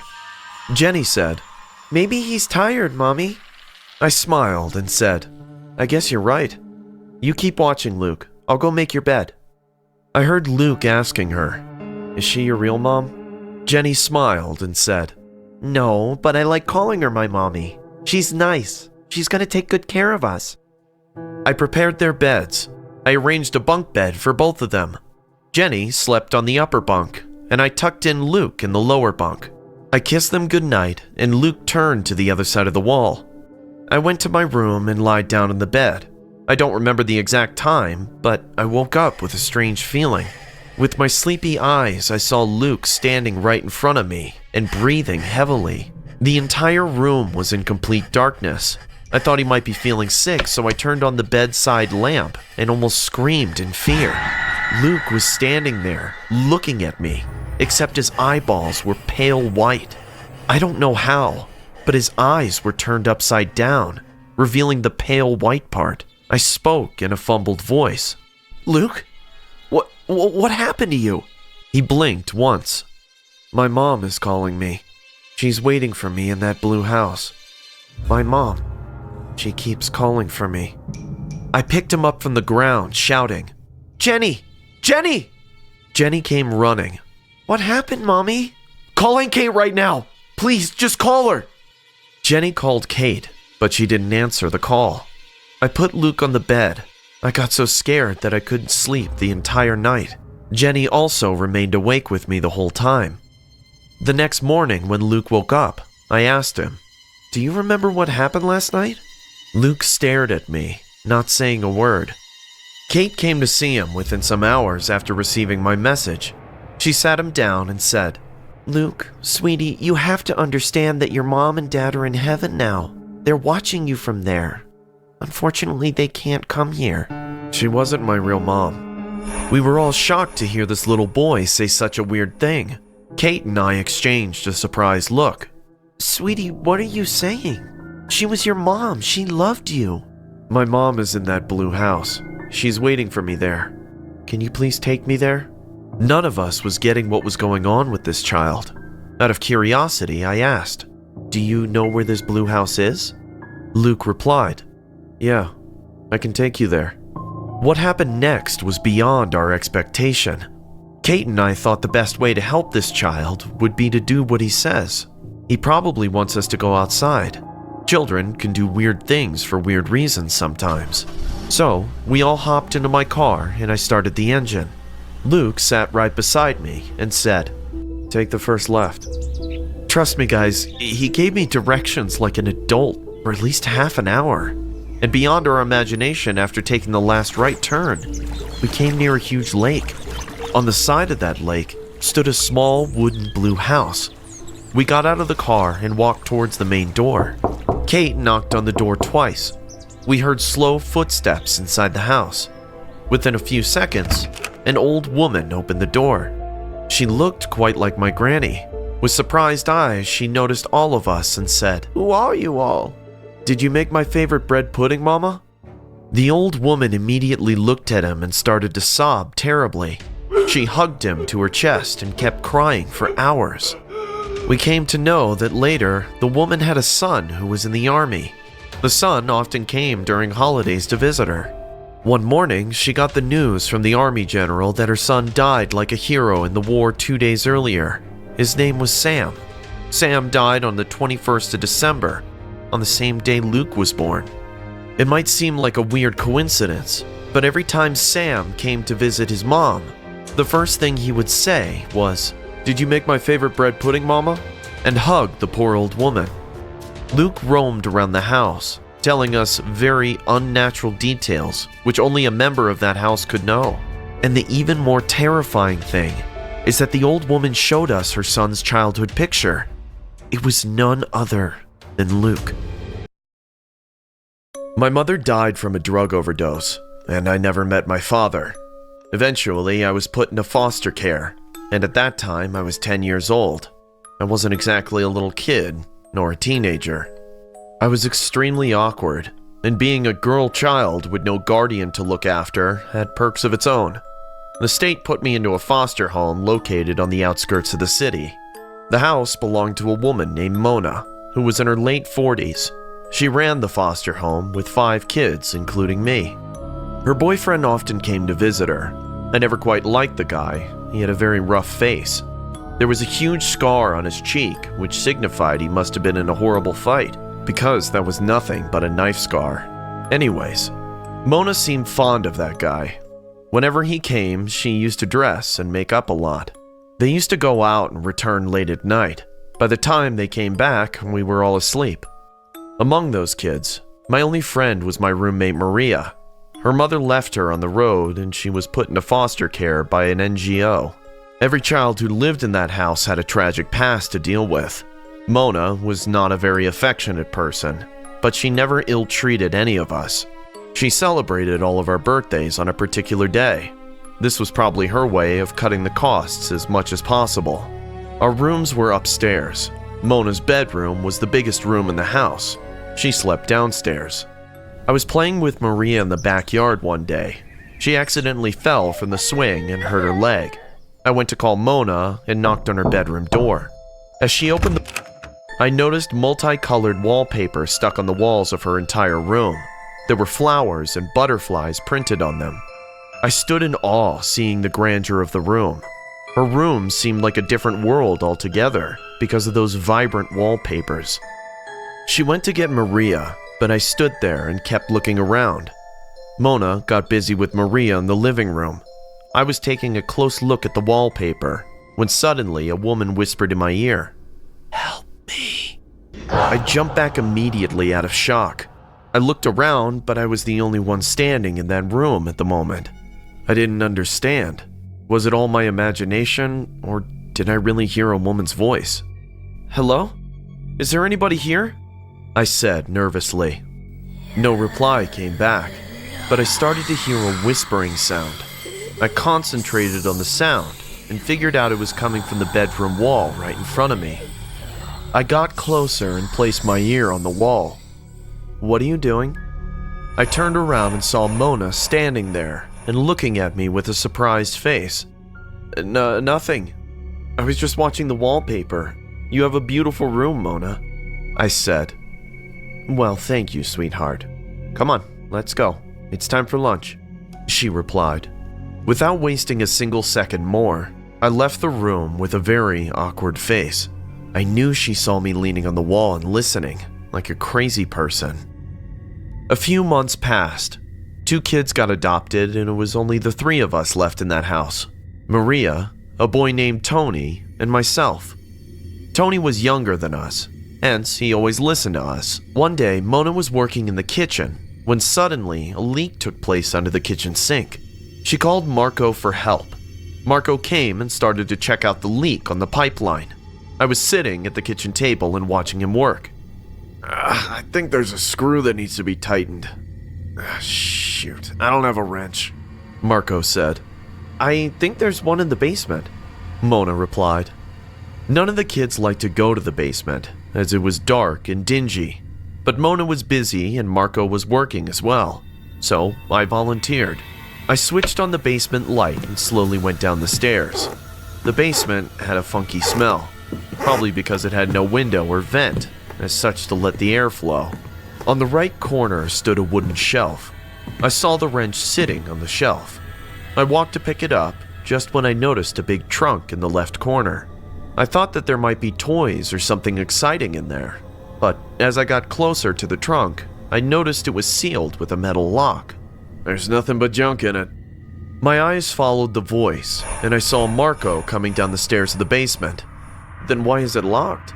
I asked curiously. Marco watched me for a moment, and then walked to the shelf and picked up the wrench. "Come on, let's go. We got what we were looking for," he said. I came out of the basement and he locked the door behind me. I'm not sure, but since that day I started to realize that there was something wrong with this place. At night I could hear voices running through the halls, but the more I tried to listen, the more they faded away. One night, I got up from my bed hearing a quarrel downstairs. I tiptoed from my room and peeked from upstairs. I saw Mona and Marco were having a serious argument, but they were speaking in a rough, low voice. "What are you saying? Are you out of your mind?" "Look, I'm telling you, this kid will get us in trouble. Don't talk like an idiot. She's just a dumb kid. She'll never be able to guess the truth. She asked me what was in the trunk today. We have to get rid of it." "Oh, come on. Did you chicken out because of a kid? Don't you remember how fooled the cops in California were? Listen, darling, there's nothing to worry about, okay? Just relax. I will keep the basement locked at all times from now on. Happy?" "Yeah, that'll be better. I'll look for a place to get rid of the trunk soon." They went to their bedroom and I returned to my bed. What could be inside of that trunk? I kept thinking. From that day, Mona always kept the basement door locked, but they couldn't keep the mystery hidden for long. It was a Saturday night. Mona and Marco were out. Tony, Maria, and I were watching TV in the living room. "Hey, let's play hide and seek," Maria suddenly said. Tony and I agreed, and we started the game. After a few turns of play, it was my turn to find everyone. "Ready or not, here I come." I rushed upstairs and started to look for Maria. I easily managed to find Tony as he hid under the bed, but Maria was nowhere to be found. I realized that she might have hidden downstairs. I rushed downstairs, and after checking the entire living room, the only place left to hide was Mona's bedroom, because the basement was already locked. I pushed the door of Mona's room and said, "I know you're hiding in here somewhere, Maria." I smelled a strong chemical in Mona's room. The odor was coming from the walls. She sprayed something on the wallpaper, which made her room smell like hospital cabins. I walked close to the right wall and checked the vibrant wallpaper pasted on it. As I touched the wallpaper, it felt wet to me, and I became sure that there was a weird liquid applied all over. Suddenly, Maria came out of Mona's cupboard and tried to play a scary prank on me. As she went to grab my neck from behind, I turned around and skillfully dodged her, which resulted in her stumbling upon the wall. As soon as she fell onto the soggy wallpaper, she accidentally tore it, creating a hole. Hundreds of ants and spiders started to crawl out from that hole. It was clear that these insects lived underneath the wallpaper. We were absolutely terrified and came out of the house crying in fear. Our next door neighbor, Mr. Stewart, came rushing to our house. He got inside Mona's room, and don't know why he immediately called the cops. Within 15 to 20 minutes, the cop cars came, and we saw Mr. Stewart telling them something with a fearful face. The cops broke into the basement, and a horrible truth moved us all. Mona and Marco were none other than convicted murderers who robbed and killed people in California. They murdered around 6 to 7 people and magically found a way to hide the corpses. They escaped from California and came here to live in disguise. But the cops found out that the bones of those victims were kept in that trunk. They would never have been able to discover what happened to the victim's whole body, if not for the day that Maria scratched those wallpapers accidentally. Yes, Mona and Marco skinned their victims and turned their skin into house wallpaper.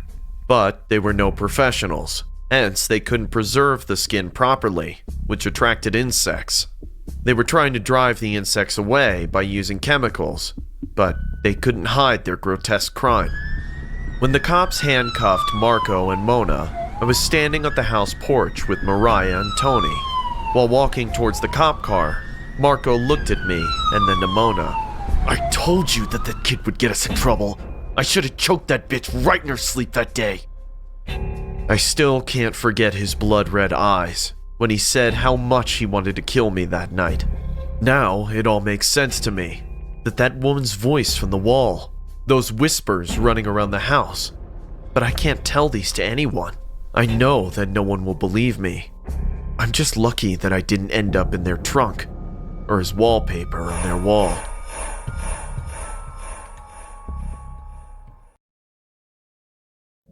I moved into a new house with my parents and older brothers when I was about 8 years old. It was an unusually big house, but also extremely old. The walls were cracked and just about everything was covered in dirt, but 8-year-old me didn't care. I was just excited to explore the new house to see what it had to offer with my brothers. We didn't even mind that we had to do it while cleaning the place. Our first day there was spent moving our stuff in and cleaning what would become our bedrooms. My brothers and I were excited when we found out that we'd actually get our own rooms. We spent the entire day decorating our rooms. Adam, our eldest brother at 12 years old, got a bedroom that was almost as big as our parents'. Eric, my 10-year-old brother and the middle child of the family, got a pretty decent room with a nice view of the neighborhood through the window. As for me, being the youngest sibling, I, of course, got the smallest and shittiest room on the top floor, right under the attic. I didn't mind though. I was just glad that I'd no longer have to listen to my brother snoring every night. I went to bed on my first night there, feeling hopeful for the next day. We had about a week until we would have to start going to the new school our parents enrolled us in, and I was thinking of ways to make the best of it. For once, I wanted to go to sleep early, so I'd have more energy to do things the next day. But sleep didn't come easy to me that night. As I laid on my new bed trying to force myself to sleep, I heard the sound of old wood creaking from somewhere nearby. I'm a light sleeper, so I just laid there with my eyes wide open, waiting for it to go away. At first, I thought it was just the house settling itself, or just the old wood creaking under the weight of its own age. But the more I listened, the more I was able to pinpoint where the sound was coming from. It seemed to be concentrated above me, in the ceiling. With eyes almost adjusted to the dark, I skimmed through the dirty, speckled ceiling and noticed that each time I heard the noise, it would be accompanied by a tiny stream of fine dust falling from above. Mice in the ceiling, I thought, or maybe raccoons. I always wanted to see one up close. I put exploring the attic on my to-do list for the next day. When the next morning came, I ate breakfast with my parents before they went to work. Once they were gone, Adam and Eric called me over to the backyard for a round of tag before I could finish my meal. I scarfed down the eggs and bacon and took a couple of bites in the toast before leaving the rest of it on the plate to go play with my brothers. Our game of tag went about as well as you'd expect from an 8-year-old going up against kids who were 2 and 4 years older than him. I got tagged almost immediately and spent the next hour desperately trying to catch up to my older brothers in our enormous backyard. They had some fun laughing and teasing me at first, but started to feel sorry for me after a while and called off the game. By the end of it, I was sweating on the grass and gasping for air as my brothers sat beside me waiting for me to catch my breath. When I did, they asked me if I wanted to keep playing, and I told them that it would be great if we could play something else, preferably something with an even playing field for the 3 of us. In the end, we decided on hide and seek. It'd give us a fun way to get to know the house better too, so we'd be killing 2 birds with 1 stone. Adam volunteered to be the seeker, since his height would help him look around more easily, and Eric and I should have an easier time hiding because of our smaller size. Adam turned around and loudly counted from 1 to 100, while Eric and I scrambled into the house to find a hiding spot. We both dashed past the dining room in a hurry, but as I did, I noticed something odd. My plate at the dining table laid empty, even though I distinctly remember leaving a bit of toast on it before joining my brothers outside. I didn't think much of it though. I was in the middle of a game after all. and after my humiliating defeat in tag, I was determined to win in hide and seek. I ran around the top floor trying to find a good place to hide. All the while, the voice of Adam counted from outside. I was going to hide in the wardrobe when I noticed that the attic entrance was ever so slightly ajar. The entrance to the attic was a trap door with a pull-down staircase on the ceiling, attached to a piece of rope long enough even for me to pull down. The first thing I thought was that the attic would be a perfect place to hide. Nobody had been there before, not even Mom or Dad, so Adam and Eric would have no chance trying to find him there. I pulled the string and an old wooden staircase lowered smoothly from the ceiling, despite its immense age. I carefully ascended, taking care to not put too much weight into my steps and to not accidentally break them. They were a lot sturdier than I thought they'd be. There wasn't even any dust on them. I poked my head into the attic to see if there were any good hiding spots. I wasn't expecting to see what I did. Strewn all around the floor were empty bags of junk food and wrappers. There was also a trail of dark brown crumbs from toasted bread that led deep into the shadows of the attic. I could even hear the sound of the toast crunching as something or someone was eating it in the attic. I thought that it was probably just the raccoon I'd heard the night before and followed the trail of toasted breadcrumbs with my eyes and waited for them to adjust to the darkness. I felt my blood freeze in fear when they adjusted to the darkness enough to let me see the thing that had been hiding in the attic. Instead of a raccoon, I saw a person. A man in dirty, tattered clothes, crouched on top of a patch of old newspaper laid on the floor as a sort of makeshift bed, munching down on my leftover toast with both hands. I let out an audible gasp in surprise before I could stop myself. The moment I did, the man's head spun in my direction, and I was able to see his face for the first time. He had a filthy, ragged beard covered in crumbs and lice, and his gaunt frame spoke of years of malnutrition. But worse of all were his eyes. Black, bloodshot eyes staring straight at me, with a desperate hunger I can't even begin to describe. I knew at that moment that I didn't look like a person to him, just an easy meal that'll fill him far better than the leftovers he's been living on. Drool overflowed his ravenous jaws, and he lunged at me with arms outstretched to catch me. I ducked just in time, pressing myself against the steps. The man flew over me and tumbled down the old staircase. I took the opportunity to make a run for it as fast as I could. I found Adam still searching for Eric and I in the living room, and quickly told him the situation. He took me outside and called the police on his phone. We were able to wait outside in safety until the police came by to search the house. Eric wasn't so lucky. When the police searched the house for our intruder, they found him hunched over Eric's eviscerated body in the master bedroom, holding a knife he stole from the kitchen. He was pulling out my brother's organs one by one from a wide slit in his abdomen and eating them with the ferocity of a starving animal. According to the police, the last thing the man said before they shot him dead was this: "I know all the places to hide in this house."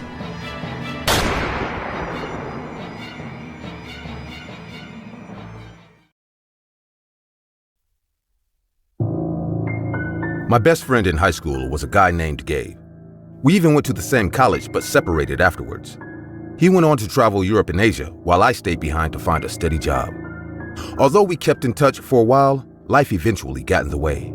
By the time I found a steady job, I'd almost completely forgotten about him. Then one day I saw a post he made on social media saying that he was holding a garage sale at his old house. I didn't even know he'd returned from his travels, so I thought I'd head over to say hi. I got into my car and drove to where I remembered his house was. Gabe was standing around waiting for people to come by, looking more than a little bored. I parked the car in front of his house and got out to greet him. The moment he saw me, his eyes lit up with recognition, and he speed walked towards me. "James, is that you?" "The one and only." "How have you been, man?" "I've been fantastic.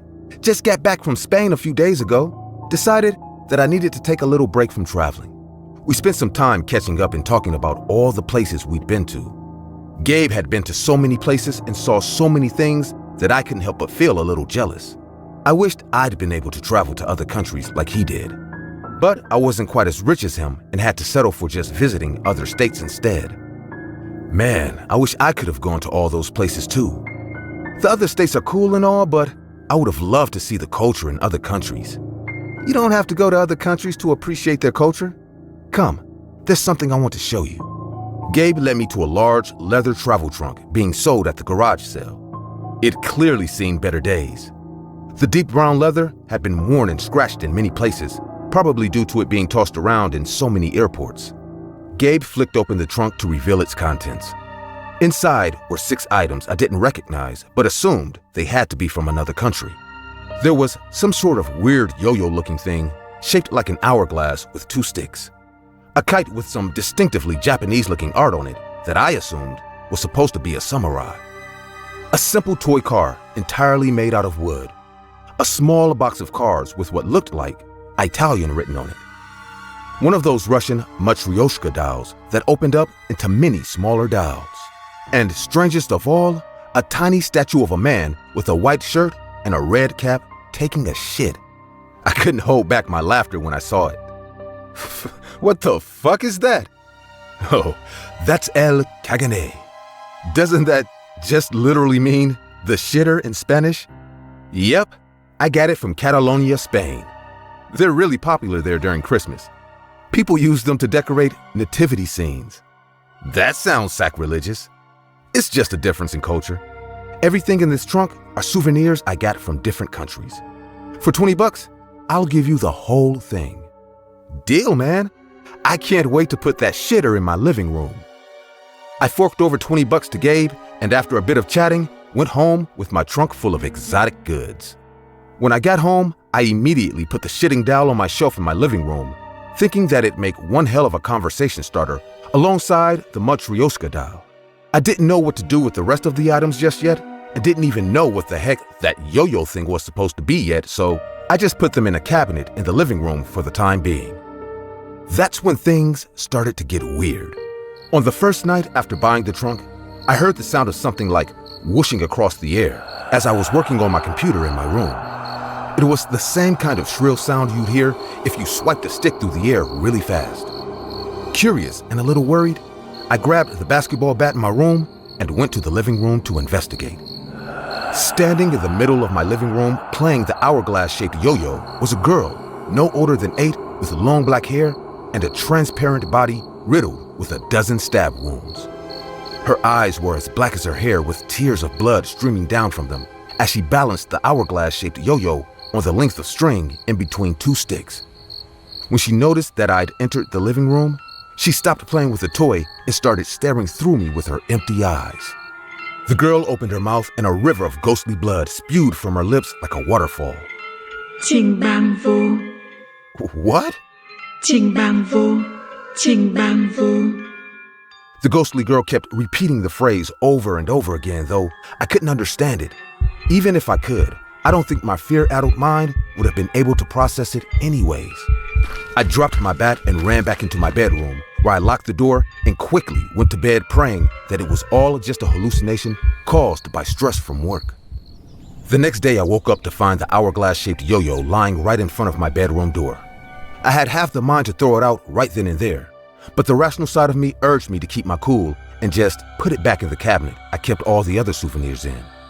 I was awoken that very same night by the sound of something lightly tapping on my bedroom door. Despite my better judgment, my curiosity got the best of me, and I eased open my door. On the other side was another ghostly child, this time a boy, though he had the same black eyes streaming with blood as the girl before him. He held the Japanese kite in his hand, which was somehow floating in the air without wind. 助けてください。助けてください。 I didn't even bother to answer. I closed and locked the door before heading straight back to bed. But the moment I laid on my bed, the boy's kite slid under the gap in my door and started floating in my room. I watched in terror as the kite loomed over me with the angry warrior drawn on it, staring me down as the ghostly boy on the other side repeated the same phrase over and over again. 助けてください。助けてください。 I was petrified for about the first hour. After that, it eventually just started getting annoying. The ghost wasn't really doing anything, and if they were trying to scare me, the girl from the previous night had already taken the surprise factor out of it. Eventually, I just fell asleep to the sound of the boy's voice as the pissed-off-looking samurai watched over me. The next 3 nights was more of the same. First, the wooden toy car rolled into my bedroom, set in motion by a ghostly boy with blonde hair. Snälla hjälp mig, snälla hjälp mig. Then I woke up to the sound of the Italian deck of cards being shuffled in the middle of the night by the ghost of a brown-haired boy. Mi aiuti per favore, mi aiuti per favore. And after that night, I heard the sound of clicking wood as the wooden Matryoshka doll was being disassembled and reassembled by yet another ghostly girl who gave me yet another message I couldn't understand. Посхаліїста, поможете мені, посхаліїста, поможете мені. By that point, I didn't even care anymore. The ghost had gone from being scary to mildly creepy to just being plain annoying. I couldn't even understand what they were trying to tell me. That was until the final night. I was woken up in the middle of the night, again to the sound of something falling to the ground with a loud thud. Using the process of elimination, I could already tell what it was. I trudged into the living room with an annoyed look on my face, and sure enough, the shitting statue had fallen from the shelf next to the ghostly boy. Okay, you're really scratching the bottom of the barrel here. I'm not going to be afraid of a shitting statue. The ghostly boy looked at me and opened his mouth. Just like all the others, blood poured over his lips before he was able to speak. But unlike them, I was actually able to understand him. Por favor, ayúdame, por favor, ayúdame. My eyes widened when I realized what he and the other children must have been saying. Like many kids, I was taught Spanish as a second language in school, and I had plenty of practice using it during my travels through the US. Although the boy spoke with a European accent, I was able to understand it all the same. Por favor, ayúdame. Please help me. Have you kids been asking for help all this time? I could also see the relief of the boy's bloodied face when he realized I could understand him. He continued to speak in Spanish, and this time, I clung onto every word.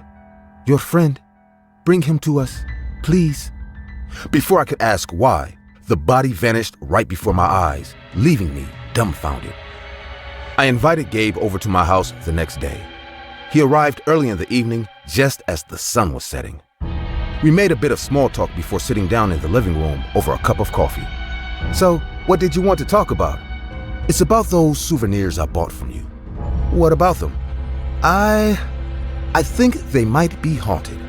Gabe raised an eyebrow and set down his cup of coffee, though he didn't seem as surprised or concerned about my sanity as I thought he'd be. What makes you think that? Well, I've been seeing things ever since I brought them into my house. What kind of things? Children. The ghost of them anyways. There were 2 girls and 4 boys. They were all speaking different languages too.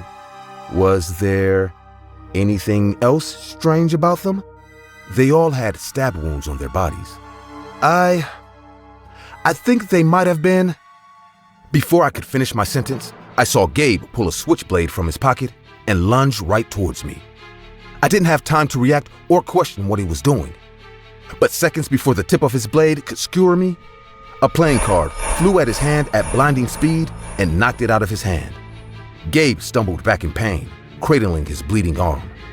One by one, the ghostly children I'd seen the previous nights appeared in the living room, each holding the toy I'd seen them playing with. No, I killed you. I killed all of you. How are you? The string of the Japanese boy's kite wrapped around his neck and tightened before he could finish. As his face was turning blue from suffocation, the Italian boy threw 2 more playing cards at his eyes, completely destroying them. Using her yo-yo like a flail, the Chinese girl smashed the hourglass-shaped toy against Gabe's stomach, forcing him back and making him slip on the Swedish boy's toy wooden card.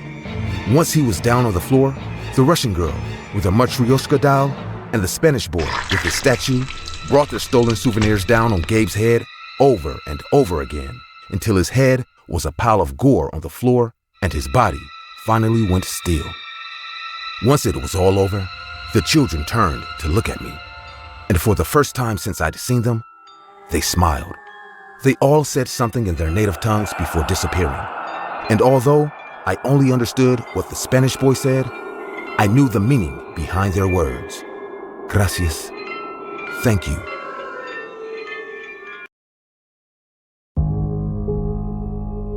The question, do you believe in ghosts, is often asked to people every single day. I would tell you there's no such thing as ghosts. But after hearing the supernatural experience that happened with my own daughter, you too will realize that the so-called fabled ghosts are as real as you and me. It all started about a year ago when my wife and I went to a next-door garage sale. We loved going to garage sales whenever we could, as we always got a good bargain. That day, we saw a beautiful Elmira cupboard sitting in the middle of the garden.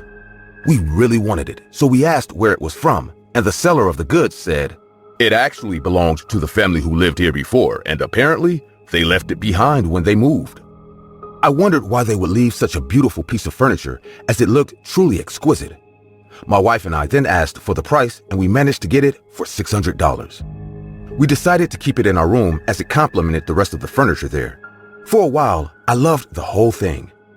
But with time, the love began to turn to fear, as ever since we brought it into our house, numerous strange occurrences began to happen. The first strange occurrence started with my 6-year-old daughter, Ellie, who used to still sleep in the same bed as us. It was 3 a.m. in the morning, and I was woken by the numerous whispering noises. I looked around the room to see my daughter sitting directly in front of the Elmira and speaking to it like it was a person. I heard her say, "Shh, don't talk too loud or you'll wake Daddy and Mommy up." Shocked at the sight of my 6-year-old daughter sitting in the dark and talking to an inanimate object, I said, "Ellie, what are you doing? Come back to bed." I then watched my daughter bid the Elmira goodnight like it was a person before coming back to bed. The next day, I told my wife about what happened, and we decided to ask our daughter what was going on. Our daughter then replied to us, "Don't be silly, Daddy. I wasn't talking to the Elmira. I was talking to my friend Hannah, who lives inside." As my 6-year-old daughter spoke, I realized that she said it with all surety. And it seemed like she wasn't lying about it. As being her father, I knew when she was telling the truth. I then asked her, "And this, your friend Hannah, is she imaginary?" My daughter then laughed and said, "Stop being silly, Daddy. She's real, and I've seen her." Perplexed at the confidence our daughter used to answer the question, my wife and I decided to stop prying, as we both assumed she was just going through the imaginary friend stage, as that was the only explanation to it.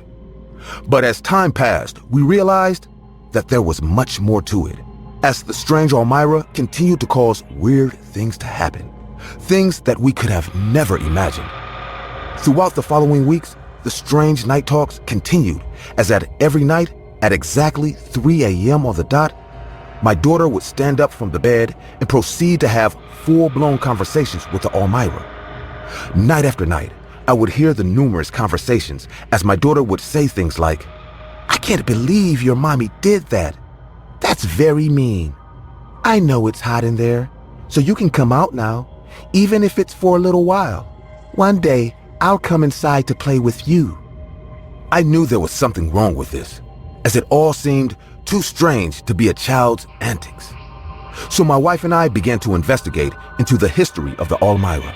We began to ask around, and at the end of the day, we decided to visit the old man in our neighborhood, Old Man Johnson, as we knew he'd know something about the family who once lived in the house next door, as they were the ones who previously owned the strange Elmira. We asked him if he knew anything about the family, and the old man then proceeded to tell my wife and I a morbid tale. "I knew the family who lived there before. I was here when they moved in, and I was here when they left. They were the Williams, and they were a family of 3. Mr. William, his wife, and their beautiful daughter Hannah." Upon hearing the name Hannah, Our interest was piqued as we listened more closely. Apparently, Miss Williams had been cheating as she had an affair with another man. Her daughter Hannah once caught her mother with a man in her father's absence, and to keep the girl quiet, the woman and her lover locked the little girl up inside the Almira. The girl horrifically died from suffocation, and the mother then told the girl's father that little Hannah was playing inside it and accidentally locked herself up. The man, who was already suspicious of his wife, didn't believe the story, so he carried out an investigation that resulted in the truth coming to light. I saw it all when the woman and lover were taken to jail, and I watched Mr. Williams hastily leave the neighborhood, taking only a few of his belongings with him. When the old man finished his tale, my wife and I were speechless. The story told us everything we needed to know, as it collaborated with the story of the seller who sold us the Almira in the first place. It also gave us clarity on the background of the Almira and where it came from, but I felt myself feeling tense as I realized a little girl had died inside it. My wife and I weren't ones to believe in ghosts or spirits, but there were too many mysterious coincidences. So to be on the safe side, we decided to get rid of the Almira and whatever was living inside of it by the end of the week. The next day was Friday. It was the afternoon, and our daughter Ellie was playing inside our room. We heard laughing while she played, but within minutes, her laughing turned to screams. "Daddy, Daddy, let me out, I'm stuck." I rushed in to see the room empty as I heard my daughter screaming from the inside of the Almira. I began to try to pry the door open, but it was as if an invisible force was forcefully keeping it shut. I called my wife to quickly get my tools as our daughter was stuck inside the Almira. So she ran to the shed to get the toolbox. I heard my daughter screaming strange things like, "Get away from me! Leave me alone, Hannah! I don't like this game!" Within minutes, my wife rushed into the room with the tools. I tried to use them, but nothing was working as the Almira didn't want to open. Things then went creepily silent as my 6-year-old daughter wasn't screaming anymore. My wife began to scream at me to do something as she feared for the worst. So I decided to open the Almira by force. I ran to the shed to get my axe, and when I came back, I hacked at the Almira till I completely broke the door. I immediately pulled my now unconscious daughter into my arms, and we rushed her to the hospital. The doctor said that the lack of air was what made her pass out, but she was completely fine as we got her out of the Almira in time. That night, while my wife stayed at the hospital with our daughter, I went home and removed the Almira from our room. I took it to the backyard and I burnt it till it was nothing but ash. The strange occurrence shook my wife and I to the core, but we were just glad that our daughter was all right. The next day, Ellie was discharged and we took her home. On the way home, I asked her, "How do you feel, sweetie?" My daughter then replied to me, "I feel fine, Daddy." I knew she said she felt fine, but something felt odd about her as her aura had changed, and her eyes now had a dull look in them. That night, we all sat down to have dinner as a family. About 30 minutes into the dinner, I said, "Can you please pass the salt, Ellie?" My daughter then looked me dead in the eye and said, "Why do you call me Ellie, Father? That's not my name. I'm Hannah. Remember?"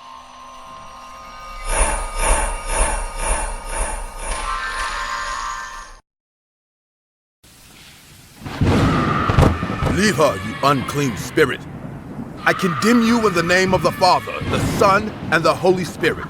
Leave and go back to hell. I was standing in horror as I watched Father Gabriel perform an exorcism on my wife, Emily. She was screaming and laughing and behaving like a creature from another world. A world where humans don't tread. Her body moved and bent in a horrifying way, and there was nothing I could do to make it all right.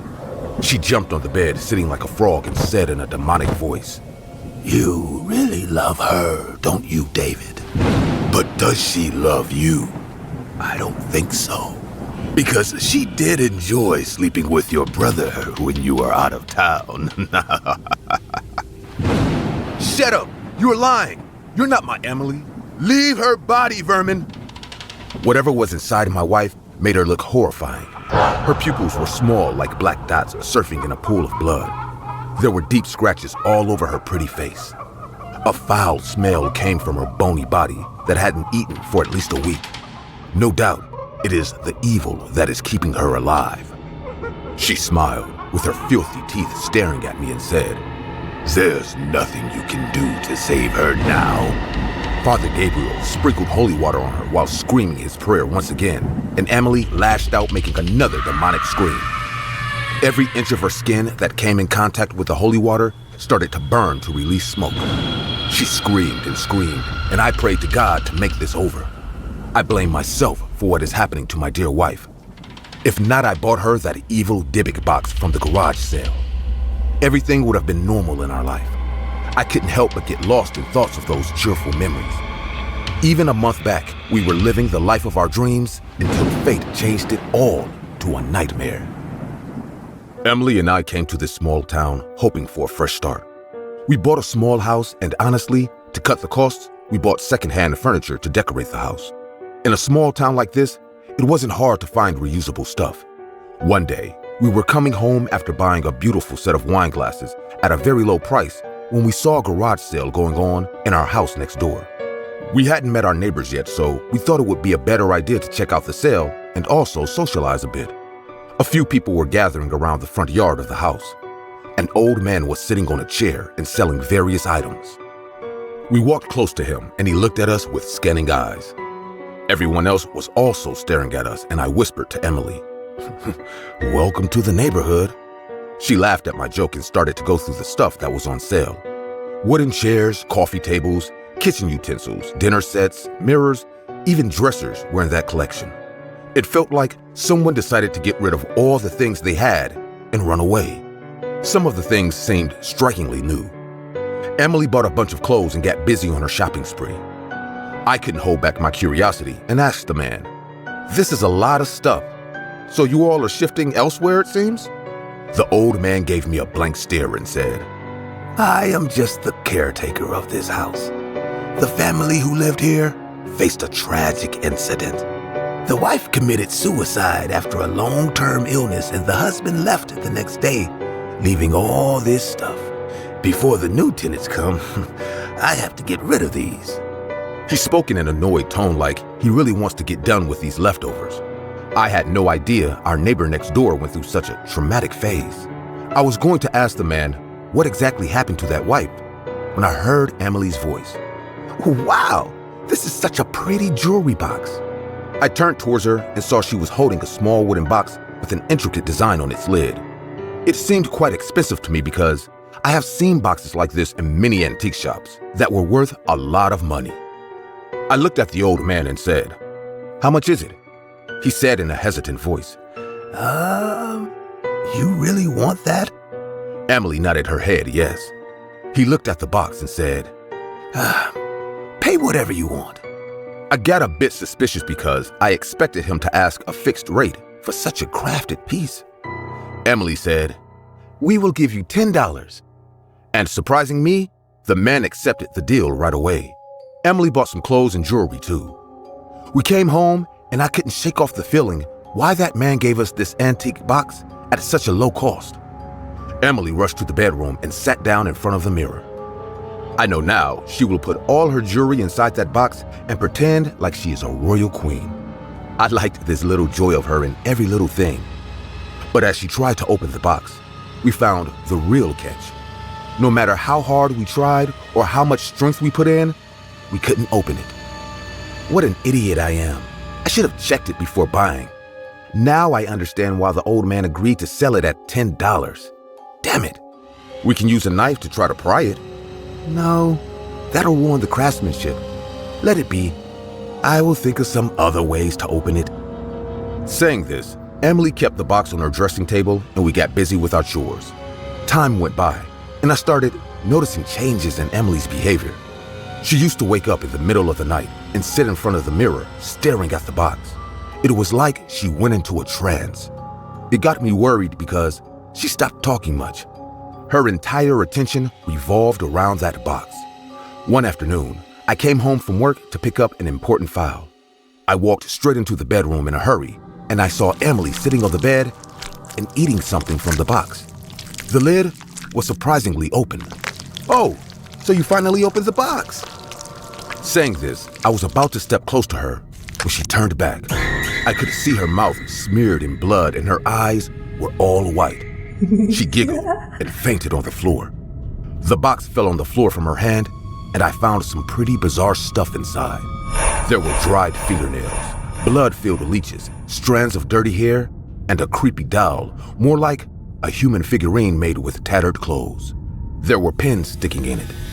It made me vomit, realizing my wife was eating those leeches, God knows, filled with whose blood? And that was the beginning of this nightmare. When the doctors couldn't help us anymore, I turned towards God. The priest of the local church, Father Gabriel, came to my house and told me that a demonic spirit had latched itself onto my wife. The box wasn't just some pretty jewelry box. In fact, it was a Dybbuk box, used in some ritualistic sacrifice. Whatever was inside that box, my wife set it free, and now it wants her soul. Father Gabriel suggested the only way out of this was the exorcism, and that's why we are giving one last try. I don't want to end up like our next-door neighbor. Now I know the kind wife must have faced the same fate towards which Emily is going. Emily screamed as Father Gabriel went on with his chanting. Our entire house started to shake, but the exorcism can't be stopped. Emily started biting herself vigorously. It was horrifying to watch my jolly, sweet wife tearing off her own flesh like a hungry wolf. I couldn't stand the sight anymore. I screamed, "Whoever you are, just leave my wife alone! Leave her for God's sake!" You do love her, right? You have watched her smile. Now, you'll watch her die. I will eat her heart. Father Gabriel sprinkled the holy water once again and said, "Give me your name." "No, I won't." "Give me your name, evil." The more Father Gabriel asked the spirit to give its identity, the more it hurt Emily. "Please, Father, it'll kill her. Please, do something." I cried with my last hope. What Father Gabriel did next shocked the hell out of me. He jumped on the bed, grabbed Emily by her shoulder, and screamed, "You need one soul, evil. You take mine. Let this poor child go. You let her go." Just then, Emily's mouth opened wide, and she vomited black smug into Father Gabriel's face.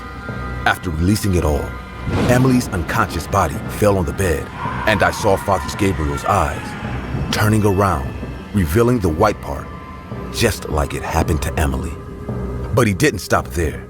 He ran to the kitchen and picked up our kitchen knife, yelling, "In the name of Christ, I condemn you back to hell!" and stabbed himself in the stomach again and again until his lifeless body fell on the floor. The fact that Father Gabriel sacrificed his own life to save my wife will always be a painful fact to me. Now we have no other choice than to run away before anyone else finds Father Gabriel dead in our house. I know the cops will never believe us. I can't risk our life once again, as it will be a complete waste of Father Gabriel's huge sacrifice. I burnt the box before leaving the house. Emily is still lying unconscious in the back seat of my car. God knows what's waiting for us now.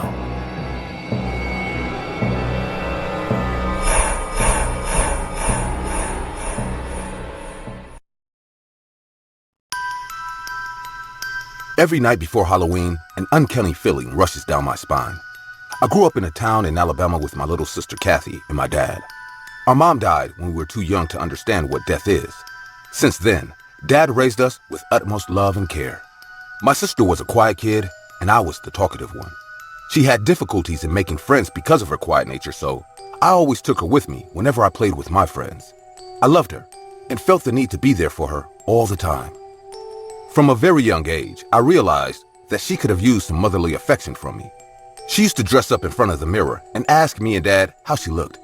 No matter how funny she looked, we always replied with a smile. "You look like a beautiful young lady." Our compliment ended up putting a smile on her face and joy in our hearts. We went to the same school, so all my friends and kids from our neighborhood knew my sister.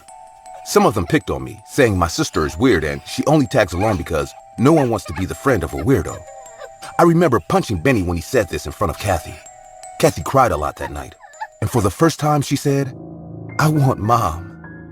My dad loved my mom more than anyone in this world, and her untimely death affected him to such an extent that he refused to remarry ever again. My aunt tried a lot to fix him for a date with her friend, but my dad refused right away. I knew he had another reason to refuse to get married, and that was his children.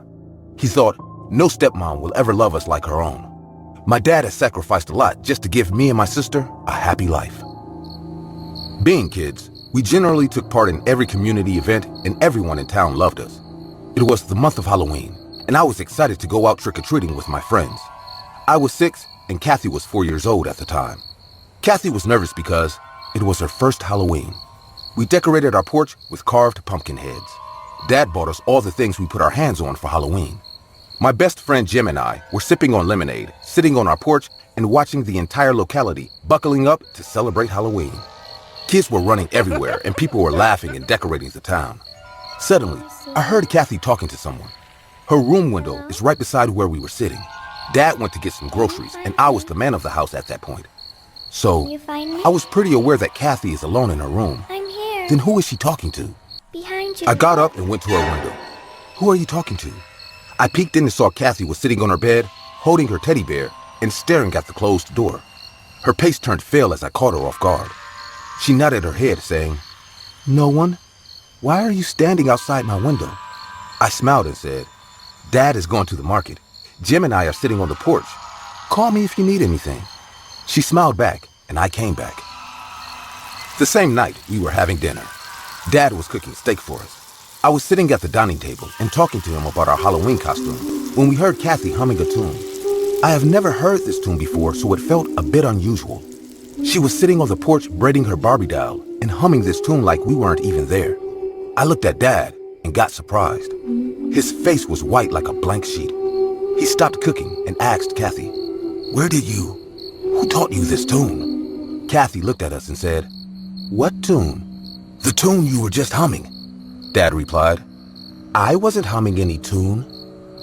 Her aloof behavior made me confused. I looked at Dad and said, "Why, Dad? What is it about that tune?" Dad got back to his cooking saying, "Nothing.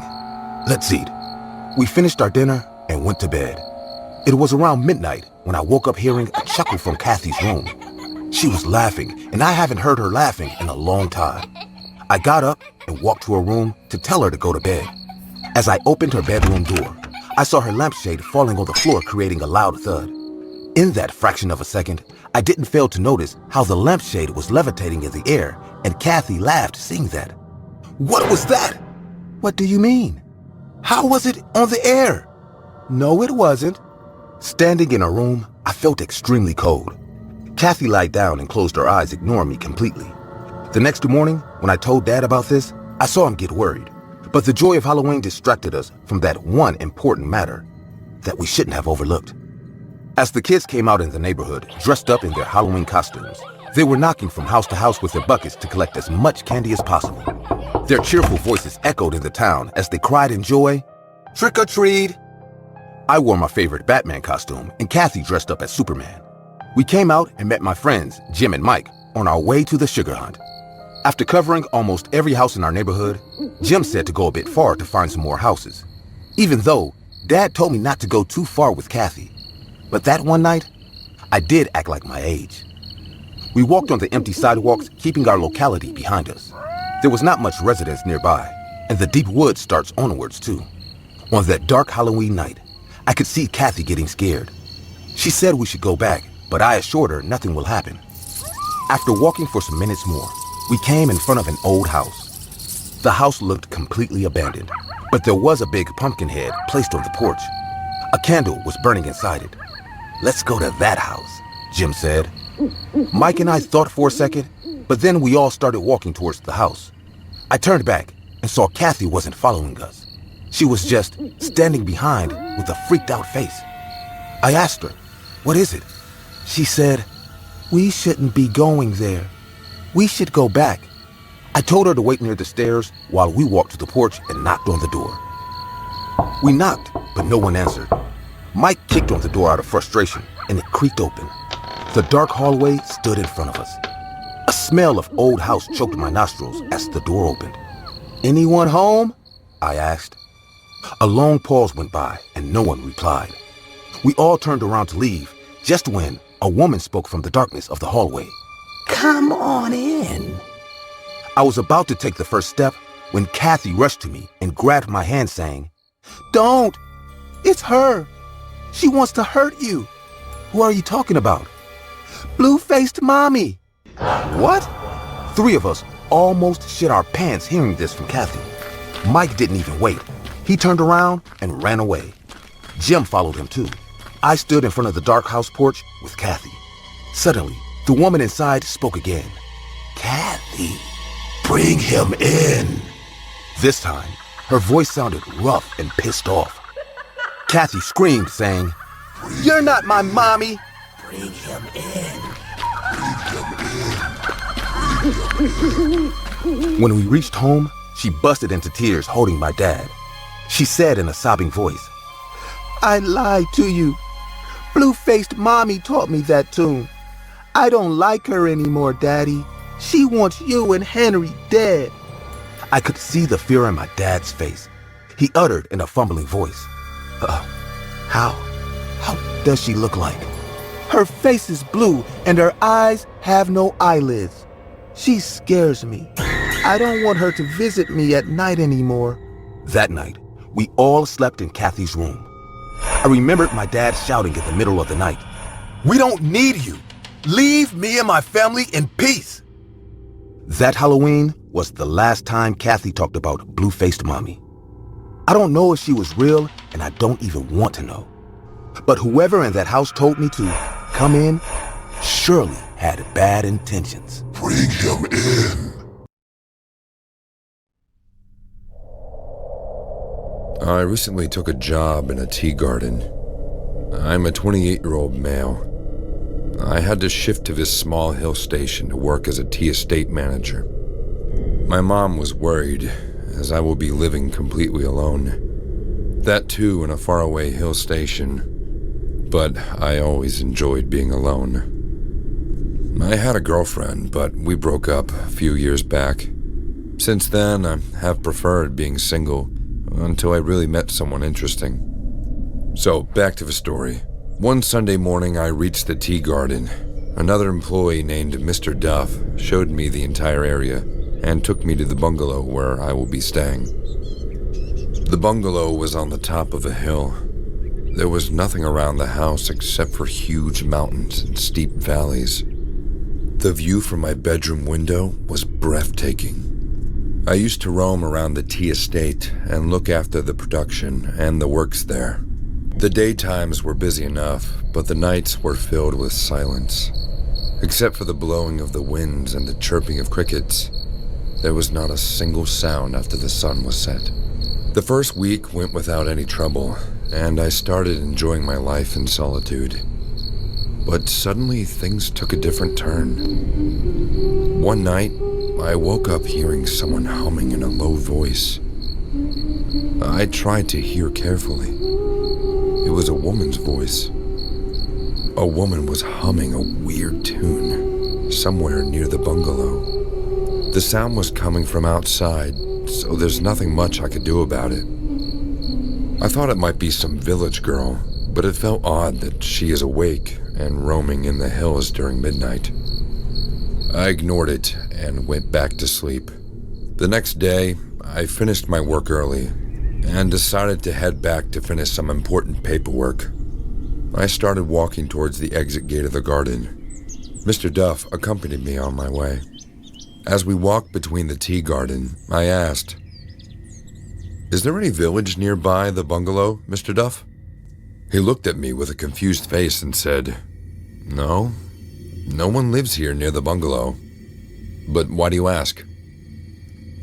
I said, "Nothing. It's just last night a girl was singing in the valley. I could hear her from my bedroom. Not actually singing, rather humming a very mysterious tune." Mr. Duff suddenly became a bit awkward and said, "Well, you must have heard the night owl, or some other animal howling. In hills, Sound echoes a lot. I'm sure it was nothing. He didn't speak the rest of the way, and I returned home with a curious feeling in my heart. That night after dinner, I decided if I hear the humming tune tonight, I will come out of the house and see for myself. I did as planned. Around 2 a.m., the humming tune in the same female voice took place. I tiptoed to the bedroom balcony. The chilly wind and fog were all over the valley. As far as my eyes went, I could only see huge mountains and the pale moonlight flooding all over the valley. Suddenly, something caught my eye. As I turned towards the gate of the bungalow, I saw a village girl standing near it. She was looking directly at me and smiling.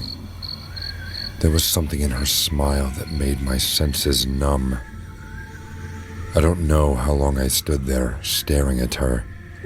She hummed the tune again and started to call me, gesturing her hand. I asked in a loud voice, "Hello? Do you need any help? Are you all right?" She didn't say anything, just stood there and smiled. I could tell she was extremely beautiful, but something about her appearance made her appear like a mystery. Her long hairs were floating in the wind. She again called me, and this time I couldn't resist anymore. I came out of the house, opened the gate.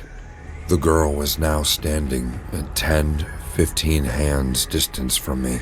I was feeling very cold, but something kept telling me in my ears that I need to follow her. The girl chuckled, and her laugh echoed in the entire valley. She then said, "I am lost. I am trying to find my way in the dark. Can you help me?" There was no way I could say no to her, so I just nodded my head. She again said in her crystal clear voice, "My house is down the valley. I am scared to go alone. Would you accompany me there?" I don't know what happened, but before I could say yes, my legs started to walk on their own. The girl was walking in front of me while humming her magical tune, and I followed her like a child with an empty mind. The way she walked, it felt like she was almost floating in the air. Her feet didn't touch the ground once. We were going on like this when she stopped humming, and suddenly my eyes went ahead. My blood rushed to my face as I discovered she is walking towards the steep edge of the valley. Not just that, she was pulling me with her supernatural power all this way. I realized if I keep following her like this, my body will fall from this 1,000-foot drop into the valley, and no one will ever find a single trace of me. I said in a panicked voice, Where are you taking me?" She suddenly stopped and turned around. Her pretty face is now the face of a demon. Her eyes were coming out, and the skin on her face was rotten, and bones were visible underneath. She started to laugh in her demonic voice and grasped my hand. I started to scream and free myself from her grasp, but she kept pulling me and pulling me towards the edge. I realized my end was near, and we were almost at the edge, when someone pulled my collar from the other side. As I started to faint out of the shock, I saw my fading eyes. It was Mr. Duff. A day later, I regained my consciousness. Mr. Duff was sitting near my bed, and a doctor was checking my pulse. Mr. Duff told me, "This place is cursed. A long time back, a village girl committed suicide from the mountain edge near the bungalow. Since then, her spirit haunts this place and tries to lure men down the valley. I thought you might fall into her trap. so I came to your bungalow last night. I'm sorry. I should have told you sooner. I didn't say a single word to him. Just waited to get better and then left the job immediately. I am never going back to the Haunted Reaper ever again, but her fairy-like tune still echoes in my ears at night. I grew up in a small town in the middle of nowhere with my parents and twin sister. Everyone in the town knew each other and looked out for one another, so it was a safe place to grow up in. At least, that's what I thought before our new neighbors moved in. One day, a new family came to town. They moved into the house right next to mine. I watched from my bedroom window as they moved all their stuff into the house by themselves. There was a mother and a father, both in their mid-30s, and a daughter who was about the same age as me and my sister. Even back then, I thought it was a bit weird that they didn't just hire a moving company to help them carry their stuff. The house they were moving into was pretty expensive, and they had a very nice-looking car, so it was obvious that they could afford it. In the end, I just chalked it up to people from the city being weird. I remember at the time looking forward to meeting someone who knew what life was like outside our little community. As much as I loved my town, I had to admit that it was a bit boring of a place to live. My twin sister and I got excited when our parents told them that we'd be having our new neighbors over for dinner the very same day they moved in. We were both on our best behavior as we greeted the slick city folk who wanted to make their new home next to ours. I never questioned why they'd want to move to an obscure little town like ours. The parents were a polite, soft-spoken couple who effortlessly won my parents over with their big city charm. Meanwhile, my sister and I had a hard time trying to get close to their daughter, despite all of us being the same age. She introduced herself as Olivia when her parents told her to, and remained almost completely silent through the rest of the night. Olivia wasn't rude or anything. In fact, she was way more well-mannered than any other kid I knew back then. But she only spoke when spoken to, and always replied in the shortest answer possible in a voice barely any louder than a whisper. There was just this overwhelming air of sadness around her, like she was on the verge of breaking into tears at any given moment. She didn't even smile once throughout the dinner my mom made for them. At most, she'd say thank you whenever someone helped put food on her plate. I noticed her shooting nervous glances at her own parents on more than one occasion during the dinner, as if she was afraid of them. A little strange, but I just assumed that her parents must be strict with her in private. To be honest, I was a bit weirded out by her, but at the same time I couldn't help but feel a bit sad for her as well. I didn't know what it was that made her look so miserable. I knew I wanted to help her get through it, whatever it was. Thankfully, my sister felt the same. The next day, I went to the neighbor's house with my twin sister and rang the doorbell. We waited for the parents to open the door so that we could ask them if we could play with Olivia. But instead of her parents, Olivia herself opened the door. She seemed surprised when she saw us, but politely asked us what we were doing there. My sister and I excitedly told her that we wanted to invite her to play over at our place. We asked her where her parents were so we could ask them. To our surprise, she told us that she was staying home alone while her parents were out taking care of business. For 12-year-old me and my sister, having your parents trust you enough to leave you with the entire house to yourself just seemed impossibly cool. Our plans changed and we immediately asked Olivia if we could come in to play in her house instead. Both me and my twin sister were itching to see how a trendy modern family decorated their home. Olivia didn't seem to know what to do. It looked like she wanted to, but was hesitating to say yes, probably out of fear of her parents. I gently nudged her by saying that I was sure her parents wouldn't mind having us over to play, as long as we didn't make a mess.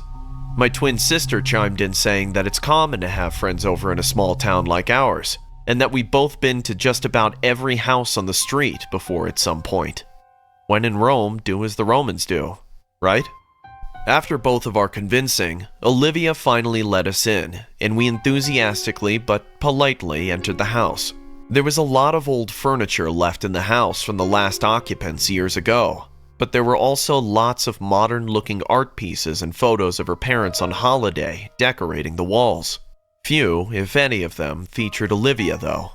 We hung out with Olivia in the living room, talking about what life in the city was like and other normal kid stuff, like our favorite movies and video games. The three of us shared a surprising amount of things in common. Slowly but surely, Olivia began to open up to us. My twin sister told a joke at some point, though I can't remember what it was exactly. I think it was a bad pun or something equally stupid, but it was just funny enough to finally break through Olivia's defenses. She laughed and smiled for the first time since we met her, and we joined in on the laughter despite how bad the joke was. We played on her gaming console in her room for a while, before I asked her something I'd been wondering about the house. I asked her why there weren't any photos of her decorating the walls when there were so many of her parents around. The smile immediately melted from Olivia's face when I asked. I quickly apologized for upsetting her, but she assured me that she was fine. She went to her desk drawer and pulled out a photo of her to show us, except it wasn't just her. Standing next to Olivia was a girl who looked exactly like her, holding her hand as they smiled at the camera. My twin sister and I immediately guessed what must have happened, and felt a wave of sympathy wash over us. Olivia explained what we already knew. She was a twin, or used to be. Her twin had disappeared one day, presumably killed, and they moved to our town hoping that it would be safer than the city. Neither of her parents wanted to be reminded of their loss, so they didn't put her picture up anywhere. In order to lighten the mood in the room, my own twin sister suggested that we get out of it to play something else. We decided on hide and seek, with Olivia seeking while my sister and I hid. As Olivia counted down in her room, my sister and I split up to find a place to hide in the unfamiliar house. After a whole minute of aimless running, I stumbled upon the trapdoor entrance to the basement. Thinking that it'd be a perfect place to hide, I pulled it open and descended down the steps. Halfway through the staircase, the steps beneath me suddenly gave way. I brought my arms up to shield myself as I stumbled down the stairs before crashing into a pile of dirt. I picked myself up and looked around hoping that I didn't accidentally break anything else. The basement was empty. It hadn't been installed with flooring yet. Yet something in the corner of the dirty basement caught my eye. I walked over to it to investigate and found a shovel with a blade buried upright in the dirt. Beside it was a huge pile of dirt and a deep oval hole. Curious, I peered into the hole to see what laid in it. My stomach churned at what I saw and smelled. Half buried in the unfinished shallow grave was the desiccated body of a girl no older than I was. Her eyes had long been eaten by worms that were still crawling in the empty sockets, and maggots feasted on the rotten flesh of her cheeks. And yet, I could clearly see that she had the exact same face as Olivia. I got out of the basement and went to get both Olivia and my own sister out of the house as quickly as possible. I couldn't explain everything to them in my panic, but my sister could tell I was serious and trusted me enough to help drag Olivia out of the house. I told my parents what I found in the neighbor's basement, and in less than an hour, the police were there to search the house. When they got to the basement, they found the body of Olivia's twin sister where I saw her, and arrested the parents for murder. Fingerprints on the shovel in the basement matched the parents, and they confessed to killing their own daughter for, in their words, being naughty. Olivia was put into foster care and moved out of the town immediately after her parents' arrest. I haven't seen her since. Wherever she is, I hope she's doing all right, and that she never has to meet with her parents again. This happened last year on Hanukkah. Coming from a deeply rooted Jewish family, I can tell without a shadow of a doubt that tradition means a lot in our culture. My mother loves cooking and feeding everyone, and last year's Hanukkah happened to be special. It was my first Hanukkah after Bar Mitzvah. Hence, the celebration was at its peak. The dining table was filled with all the special dishes that we Jews love from the bottom of our hearts. There was sofkin yod, a kind of donut with a jelly filling inside, latkes, most commonly known as potato pancakes, and brisket, a large piece of beef slow cooked with all the special spices. There was wine, beer, bourbon.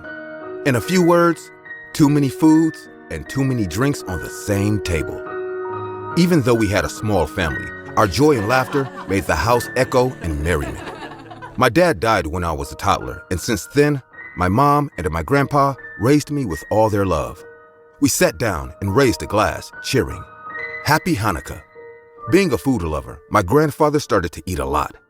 Keeping in mind his old age, my mom told him to slow down on the brisket, but he was unstoppable that night. After a delicious dinner, we all bid goodnight to each other and went to bed. Around 1:30 in the morning, I got up feeling thirsty. I walked downstairs to the kitchen to get water from the jug. It was a moonlit night, and the pale rays of moonlight were coming from the kitchen window, making the area perfectly visible. Hence, I didn't feel the need to switch on the kitchen light.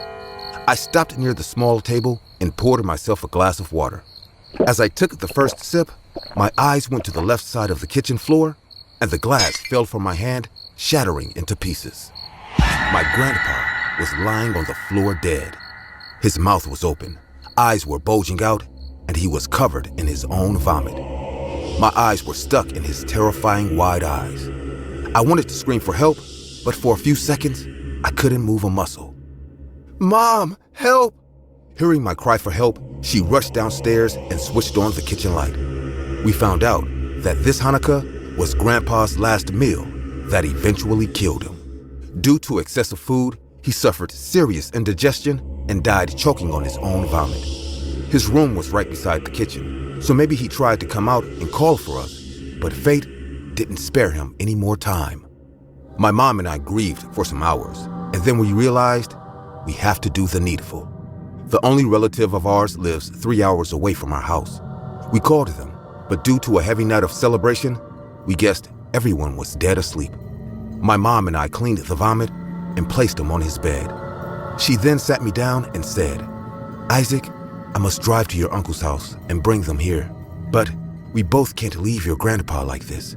We have to perform the vigil. Tonight, you must be the shomer and chant the Tehillim until I come back." Being a minor, there's no way I could drive and bring my uncle here, so I realized I have a serious responsibility tonight. Who would have thought a happy night of Hanukkah will turn into a vigil? For those who aren't aware of this ritual, let me tell you, it's our way of honoring the dead. When a Jew dies, a watch is kept over the body, and Tehillim is recited constantly until the burial service. Vigils extend from eventual death to burial, ritualistically to pray for a loved one, but more so their body is never left alone. The one who keeps watch over the dead is known as a shomer, and he must stay awake the entire night and go on with his prayers. My mom wiped her tears and hugged me. She said, "You can do this. Don't be afraid. Grandpa loved you." The thought of being alone in the entire house with the dead body of my grandpa shook me from the core. I was just a 13-year-old boy with no experience in this case whatsoever. So, in the next 5 minutes, I stood at our house porch and watched my mom drive away with sobbing eyes. As I came inside and locked the door, I could hear the deep silence echoing around me. I have never felt this quiet in my entire life. A house where hours earlier, people laughed in joy, sunk in deep despair with sudden death. I sat down near my grandpa's bed and started to read prayers from the book of Psalms. Seeing my grandpa just lying there with his eyes closed made me feel extremely uncomfortable. Though I knew he is dead, I couldn't help but think maybe he will wake up soon and say this was all just a Hanukkah prank. But the truth hits harder than anything in this world. The big clock in our living room rang twice, and I realized it's 2 a.m. It felt like the night was too long. I remembered how my mom told me to keep on praying and stay awake until she comes back, but being tired and alone, I don't remember when I dozed off.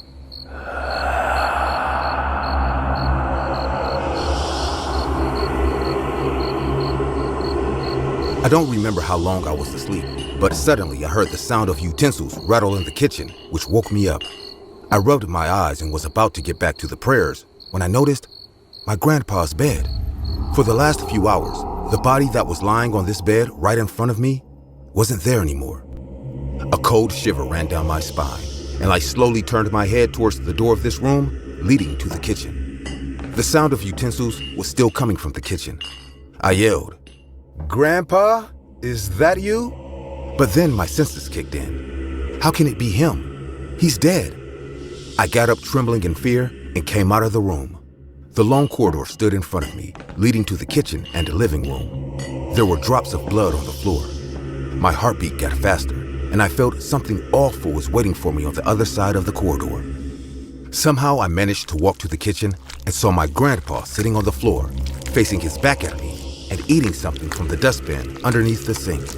For a moment, I thought maybe he is still alive. I mean, things like that do happen. Maybe his heart stopped for a while, and now he's back with us just like before. Overwhelmed with joy and relief, I shouted, "Grandpa, you're alive! Mom and I were so..." But before I could finish, my grandpa turned his face toward me, and what I saw will remain in my nightmares forever. His eyes were completely white with no pupils in them, and his skin was bloodless, just like a dead body. His hands and his face were smeared with blood. He was holding a dead rat with his entrails pulled out. Some of his intestines were still hanging from the edge of his mouth.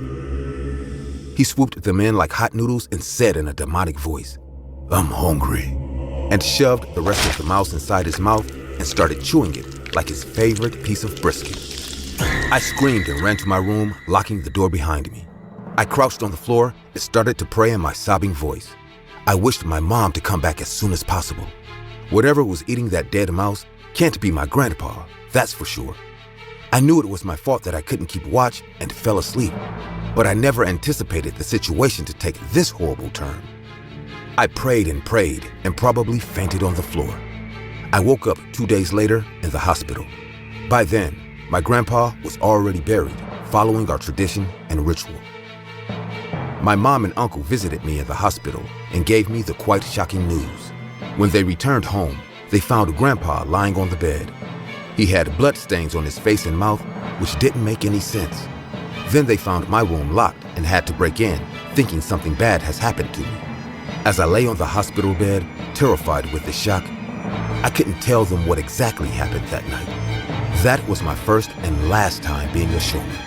Every Hanukkah, this scary incident revisits me in my dreams, and I see my dead grandpa standing near my bed saying, "I'm hungry."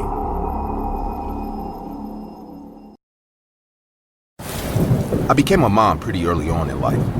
I was 24 when I had my son Ryan, and by 26, I had my daughter Jessica. My marriage didn't work out, so I became a single mom as I loved my kids with all my heart. As my kids grew up, I noticed that they particularly had a fondness for the Halloween holiday. Their faces lit up every single time the 31st of October was approaching, and I could see their excitement as I made their costumes. Every year, I threw a Halloween party at our house. I would invite the whole neighborhood to come with their children, and after the first successful party, it soon became a wonderful tradition. Well, it was, till the arrival of our new neighbor, Angus Duncan. Now, Mr. Angus was a peculiar man, as the only thing you could describe him as was an old soul, or he preferred to live in the past. For example, while others used lawnmowers to cut their lawns, Mr. Angus preferred to manually cut his by using a cutlass. And when you tried to call him, he'd tell you to write him using a letter. I remember asking him, "Why don't you like using the new methods, Mr. Angus? They are much more easier." I remember him looking directly at me and replying, "The original is always better." At the time, I didn't know what this truly meant, so I remember laughing it off and saying, "Well, you can't argue with that." Until today, I deeply regret those words. The month of October was quickly approaching, and I had begun to set up the annual Halloween party I had always hosted. I remember sending out all the invites the day before through email, and that's when I remembered about our new neighbor, Mr. Angus. While Mr. Angus didn't have any kids, I thought it'd be rude not to invite him over. Due to his peculiar behavior, he didn't have much friends, so I decided to invite him to the party. I didn't have time to write a letter, so I just walked up to his house and asked him if he wanted to come. I remember saying, "Sorry to disturb you, Mr. Angus, but I normally throw a neighborhood Halloween party. Would you be interested in coming?" I remember he looked irritated at the sound of the word Halloween, and he said, "Halloween? Don't you mean Samhain?" Confused, I replied, "I'm sorry, I don't understand what you mean." And that's when he said, "Samhain, Summer's End. You know what? Never mind. You people don't know how to truly celebrate it anyway. My confusion continued to rise, but I just replied with, "Oh, I'm sorry, it's just something I do for the kids, and I thought you'd be interested." His ears picked up at the sound of kids, and that's when he said, "Kids? The children are going to be there?" I was still confused as to why he was now interested, as he knew kids were coming, but I brushed it off and said, "Yeah, it's actually really for them." And that's when he looked at me and said, "I'll be there to show you how to truly celebrate Halloween." And with that, he shut the door. As I walked back home, my mind was still a little phased at what an odd man he was. But I thought to myself, there's nothing wrong with him. He's just a little different, and there's nothing wrong with that. But come tomorrow, I'd realize how truly different Mr. Angus was. The party started out great as usual. The children were having fun playing around in their costumes, and their parents were chatting away with themselves. Angus arrived in the middle of the party, and he came with a box full of candy that I had never seen before. They weren't wrapped in a wrapper, so I assumed that was odd. I walked up to him and said, "Welcome, Mr. Angus. I was beginning to think you weren't coming." As I spoke, I noticed he wasn't paying attention to me. Instead, he was intensely staring at all the playing children. I began to sense a bit of dread, but I brushed it off as one of his odd behaviors. I then asked him, "Is that candy?" And he said, "Yes, handmade candy from my homeland." I then said, "That's great. I'll just take that from you and place it on the table." And that's when he said, No, I'll give it to the children myself." And with that, he walked away. A feeling told me something wasn't right, but as I was about to follow him, one of the kids broke a lamp, so I became distracted. After a while, I cleaned up the lamp and I was about to go look for him. That's when Mr. Angus appeared, and at the top of his lungs he said, "Come here, kids. I have magical candy for all of you from my hometown." What he said got all the kids' attention, even my children. And that's when they all began to rush him and take the candy he was sharing. They all put candy in their mouths, and by their smiles, I can tell it was really good. In about 3 minutes, the candy was gone, as all the kids had finally taken and finished the candy. I began to think to myself about how it was a great idea to invite Mr. Angus. But in under 2 minutes, I regretted that decision, as the most horrifying scene began to play out before my eyes. The children began to act erratic as they began to gasp for breath, and within seconds, they all began to convulse and fall to the floor. Instinctively, I ran towards my kids, Ryan and Jessica, and I began to hold them.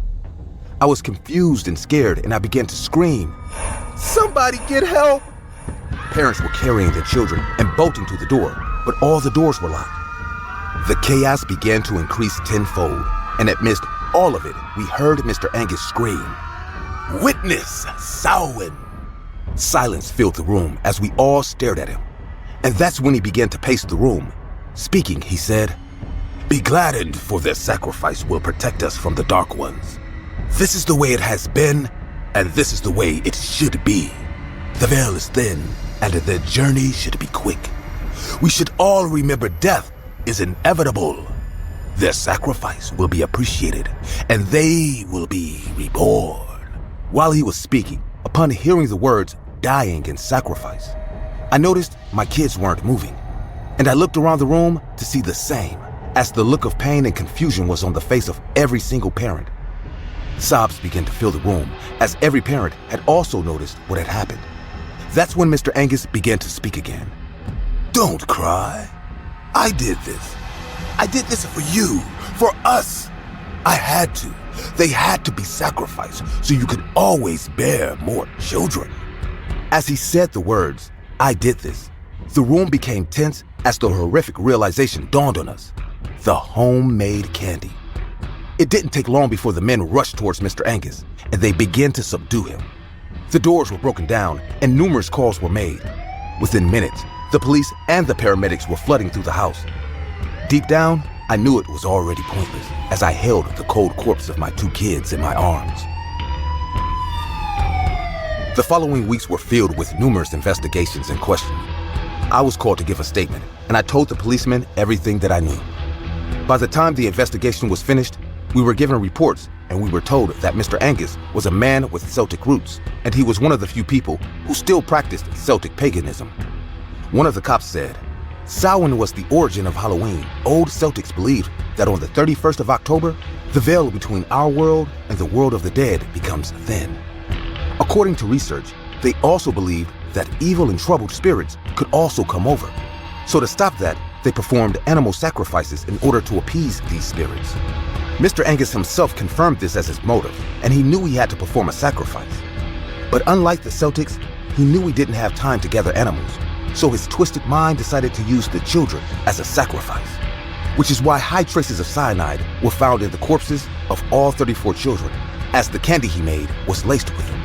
Mr. Angus was given life imprisonment, but even then, I felt like the justice system failed me, as I knew filth like him deserved to die. I buried my 7-year-old son Ryan and my 5-year-old daughter Jessica. Even after 5 years, there is no stopping the pain. It also stings every time I heard someone say, "The original is always better." Halloween is my favorite holiday. I get to dress however I want without anyone judging me and party it up with people just as excited about the holiday as I am. What's not to love? There's this one Halloween party I go to every year at a friend's place. The party starts the moment the sun sets on Halloween and doesn't stop until well into the following morning. This particular year was no different.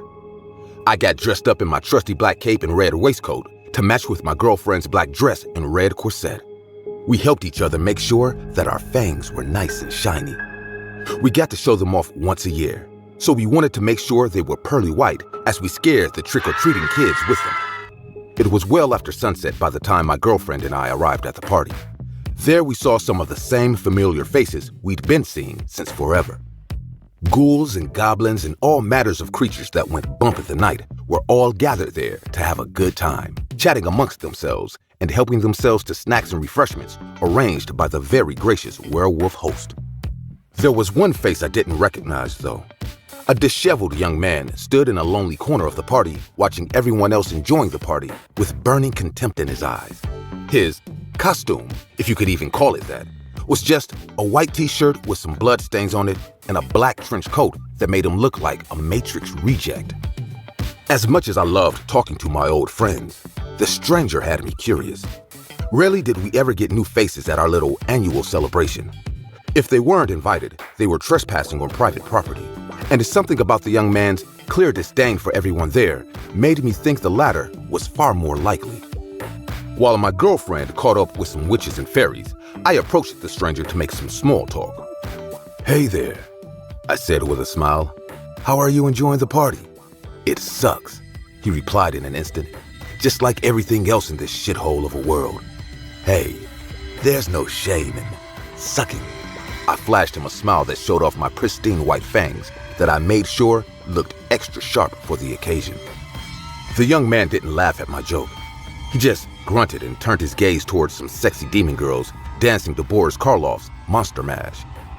"Look at those sluts," he said, "showing off their bodies like bitches in heat, just to be a tease to men they know they'd never date. Whores like them deserve to rot in hell for never giving average men who aren't goddamn models like you a chance."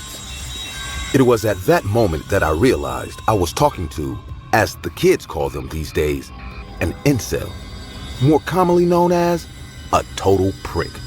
"You don't really mince words now, do you?" "Why should I?" The young man's gaze shifted back to me. "Why should I care about hurting their feelings when women like them never cared about mine? Women are all the same. They use nice guys like me only to cuck us for chads who won the genetic lottery, like you.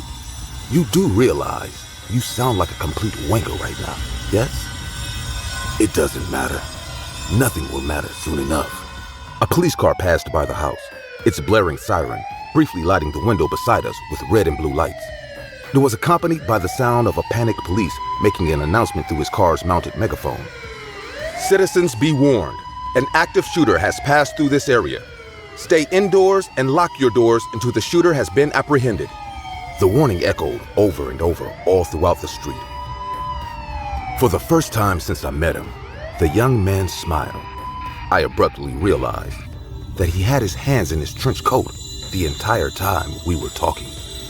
You're starting to realize who I am now, aren't you? At that moment, my girlfriend finished catching up with her friends and came back to me. The young man's eyes widened in impotent anger upon seeing my girlfriend approach. Being as beautiful as she was with that form-fitting corset on, she looked exactly like the kind of woman the young man hated for their reluctance to sleep with him. Hey, love, who's your new... Before my girlfriend could finish her sentence, the young man pulled a revolver out of his trench coat and shot her. The bullet hit her right on the forehead, and she was knocked backwards onto the ground by the impact. The young man let out a cackling laugh. You're all so fucking dead, he cried to everyone at the party who had stopped what they were doing to look at him.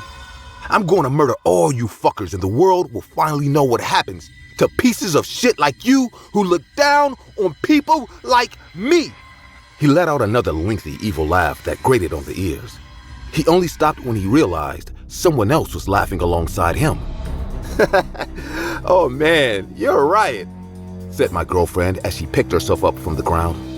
She had a tiny skin-deep scratch on her forehead where he'd shot her, which quickly healed as if it were never there. The fuck? The young man turned the revolver towards me instead and let loose the 5 remaining bullets into my chest. I felt bullets slam against my chest and a bit of brake skin, but it was nowhere near strong enough to knock me down. Really, mate? I said, half joking and half genuinely upset. This has been my favorite shirt for like a century, and you just had to ruin it. The entire party erupted in laughter. It's good to know that there'll always be people out there with a sense of humor. How did you? Before the man could finish his question, I calmly grabbed the wrist of his gun hand and squeezed it. His bones snapped like dried twigs within my grip, and his revolver clattered onto the floor. He screamed in pain with tears in his eyes until I let go of him. He stumbled backwards and leaned against the wall to support himself as he cradled his shattered wrist. You'd have better luck killing me with a 2B pencil, mate, I told him. He looked up at me, and I could only see fear in his teary eyes with all the bravado caused by his homicidal hatred gone from his face. You're really not that bright, are you? I almost pitied the poor fool at that point. Key word, being almost. You brought a bloody 6-shooter to kill a house full of people. What were you gonna do afterwards? Pistol whip us all to death? People in the party laughed. It felt nice to have a good crowd. Moreover, I gestured to the rest of the party guests, filled with werewolves and devils and things that go bump in the night. Don't you think these costumes are a little too realistic? I've seen a lot in my time, but that look of dawning comprehension on his horrified face is a memory that'll bring a smile to my face for centuries to come. He tried to make a run for it, but the moment his back left the wall, I slapped him across the face with the back of my hand. His entire jaw came off at the hit, and he crumpled to his knees crying and gargling on his own delicious blood. I sometimes forget how fragile humans are. He attempted to scramble towards the door on his knees and one good hand, only for the werewolf host to bring his clawed foot down on his ankle, completely destroying it. I think he tried to beg for his life, or maybe he was crying for help. It was hard to tell what he was trying to say without a jaw. We all ate well that Halloween night.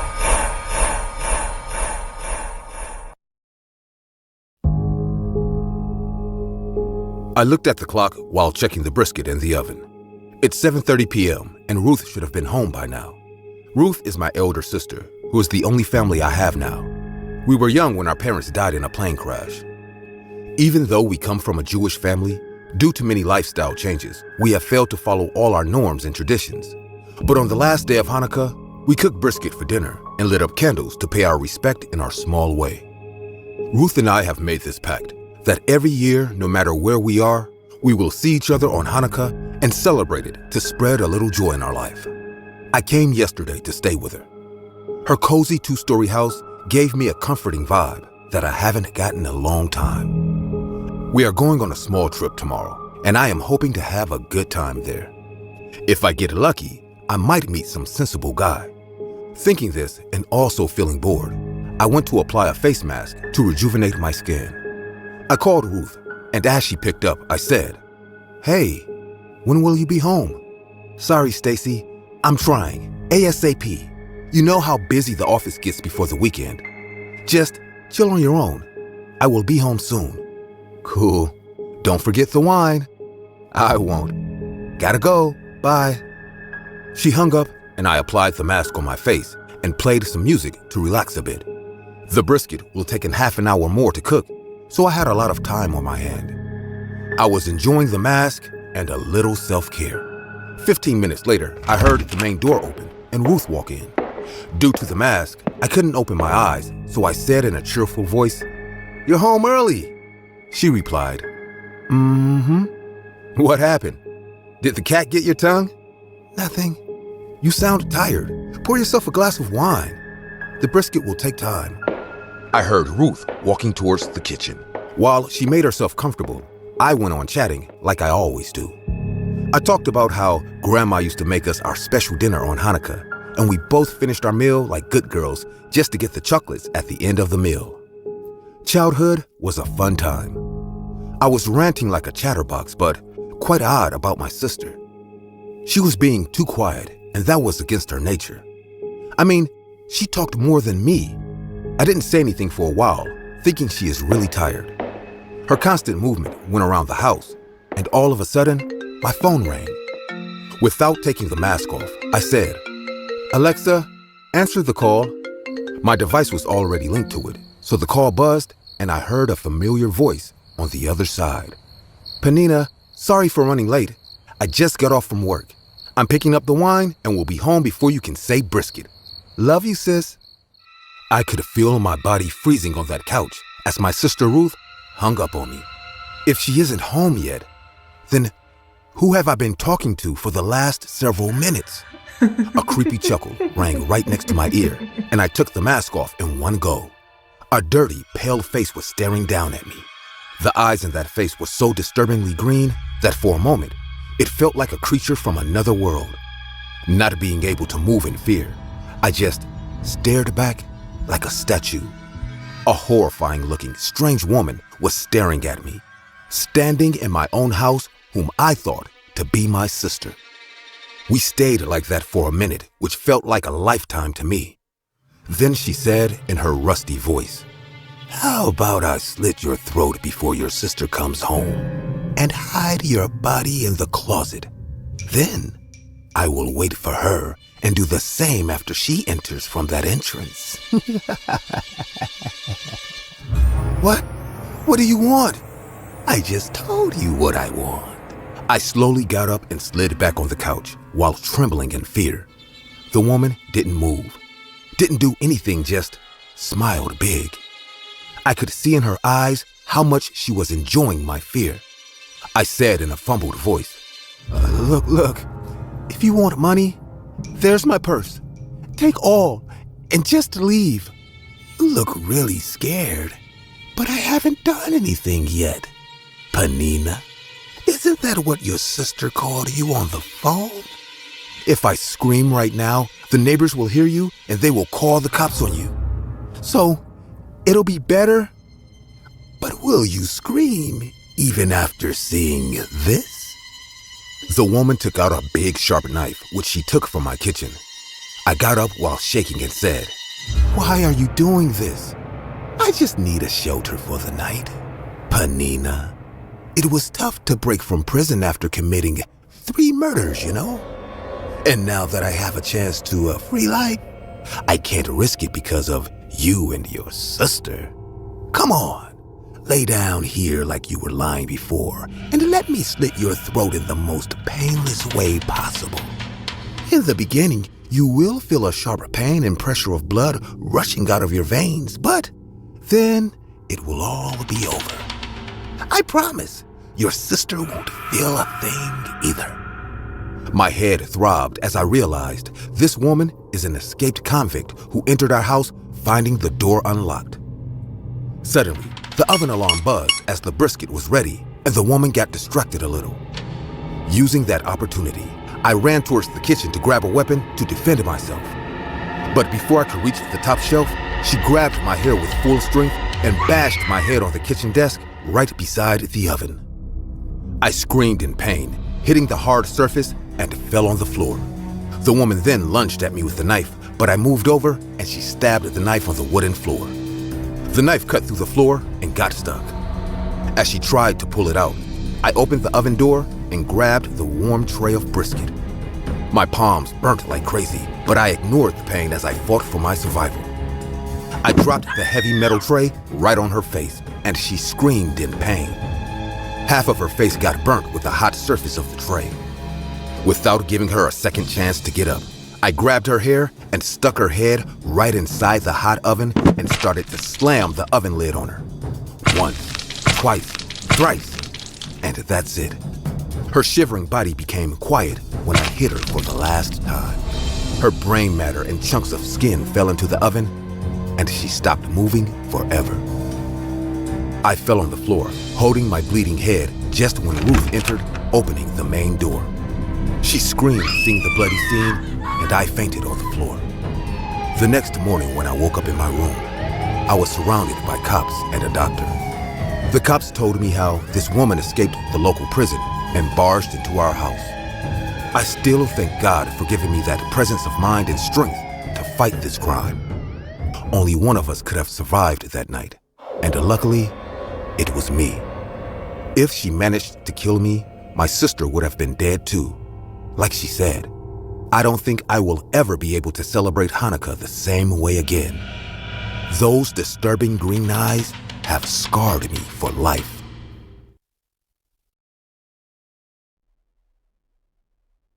My boyfriend was Jewish, and though I wasn't Jewish or even particularly religious myself, I loved learning about his culture and traditions.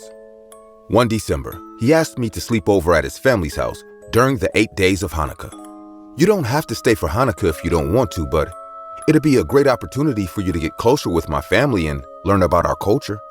I'd love to go, but there's just one problem. What is it? You remember that I live with my grandpa, right? I'd been living with my grandfather and taking care of him for the past 2 years. Because of his age, he was barely strong enough to get around with the help of a walking stick. I don't think I can leave my grandpa alone at the house for 8 whole days. He'll either trip on the stairs or burn the house down trying to cook while I'm gone. Oh, you can bring him over too if you'd like. Will that really be all right? Of course. I've been curious to meet this grandpa of yours for a while anyways. Later that day, I talked with my grandfather about staying over at my boyfriend's house for Hanukkah. He didn't seem to like the idea very much, but I was the one bringing home the bread and paying the bills, so he didn't have much room to argue. On the first day of Hanukkah, I arrived at the house with my grandfather, and they all greeted us with open arms. There was my boyfriend, Jacob, his little brother, Noah, and his father and mother. While I caught up with my Jacob's parents, my grandfather sat on a sofa seat next to the fireplace with a grumpy frown on his face. Little Noah, being the energetic little kid he was, pestered the cranky old coot non-stop. My grandfather was probably the oldest person he'd ever met, so he kept asking him questions about what is it like being old and if he had any stories about his life. How do you live so long? Do you think you'll reach 100? What do you do for fun without any video games? How is life like without the internet? My grandfather would give short, often sarcastic answers to the young boy's questions, but never told him to stop asking them. Though he was still kind of crotchety, as the night went on, I'd sometimes catch the faintest hint of a smile on my grandfather's face as he chatted with Noah. He would never admit it, but I think my grandfather liked the special attention young Noah gave him. Soon after the sun had set, the family and I gathered around the front window to light the first candle on the Hanukkah menorah. Even my grandfather decided to pay attention to the ceremony from the comfort of his sofa seat. Jacob's father was the one who did the honors, but the moment he lit the candle for the center branch, the flame on the wick turned from vibrant orange to azure blue. That doesn't look right. Who cares? It's pretty. In the end, we chalked it up to something wrong with the cheap candlesticks they bought and didn't think much of it. Besides, the menorah was just one part in celebrating Hanukkah. We spent the rest of the night watching TV, playing dreidel, and stuffing our faces with oily latkes potato pancakes. At the end of the night, The family and I exchanged some small gifts before reciting some prayers. I couldn't understand a lick of the prayers since they were all in Hebrew, but I was just glad to be part of the festivities. My grandfather didn't have much energy to do much but eat from the comfort of his chair. But I like to think he had some fun too. The next few days went by in much the same way each night. My grandfather got more and more comfortable with Jacob's family during each day. However, the nights were a different matter. Each night, we would gather to add another candlestick to the Hanukkah menorah, which would always burn blue. And later, as we slept, I would hear my grandfather mutter in his sleep in the large guest room we shared. A lot of it was in German, which I couldn't understand. The only bit of English that I could catch from his nightly ramblings was something about a destroying angel. It all came to a head on the 6th night, when he woke up screaming in the middle of the night. Jacob and Noah rushed over from the bedroom beside ours, and I tried to calm him down as well. "Everything's all right, sir. You're safe here." "Yeah, it's okay to be scared of the dark. I used to be afraid too. Do you want to use my nightlight?" My grandfather chuckled at Noah's offer. The thought of sleeping with a nightlight must have been so funny to him that he couldn't help but laugh. "I'm all right, boy. I just had a nightmare is all. You get a lot of those when you're as old and miserable as I am. I'll be all right in the morning." The following morning, Noah brought out an old shoebox from his room and handed it to my grandfather. "What is this?" "It's your Hanukkah present. Most of us didn't think you'd showed up, so none of us really prepared anything for you." "No need to call us out like that." "So I decided to give you something of mine for Hanukkah."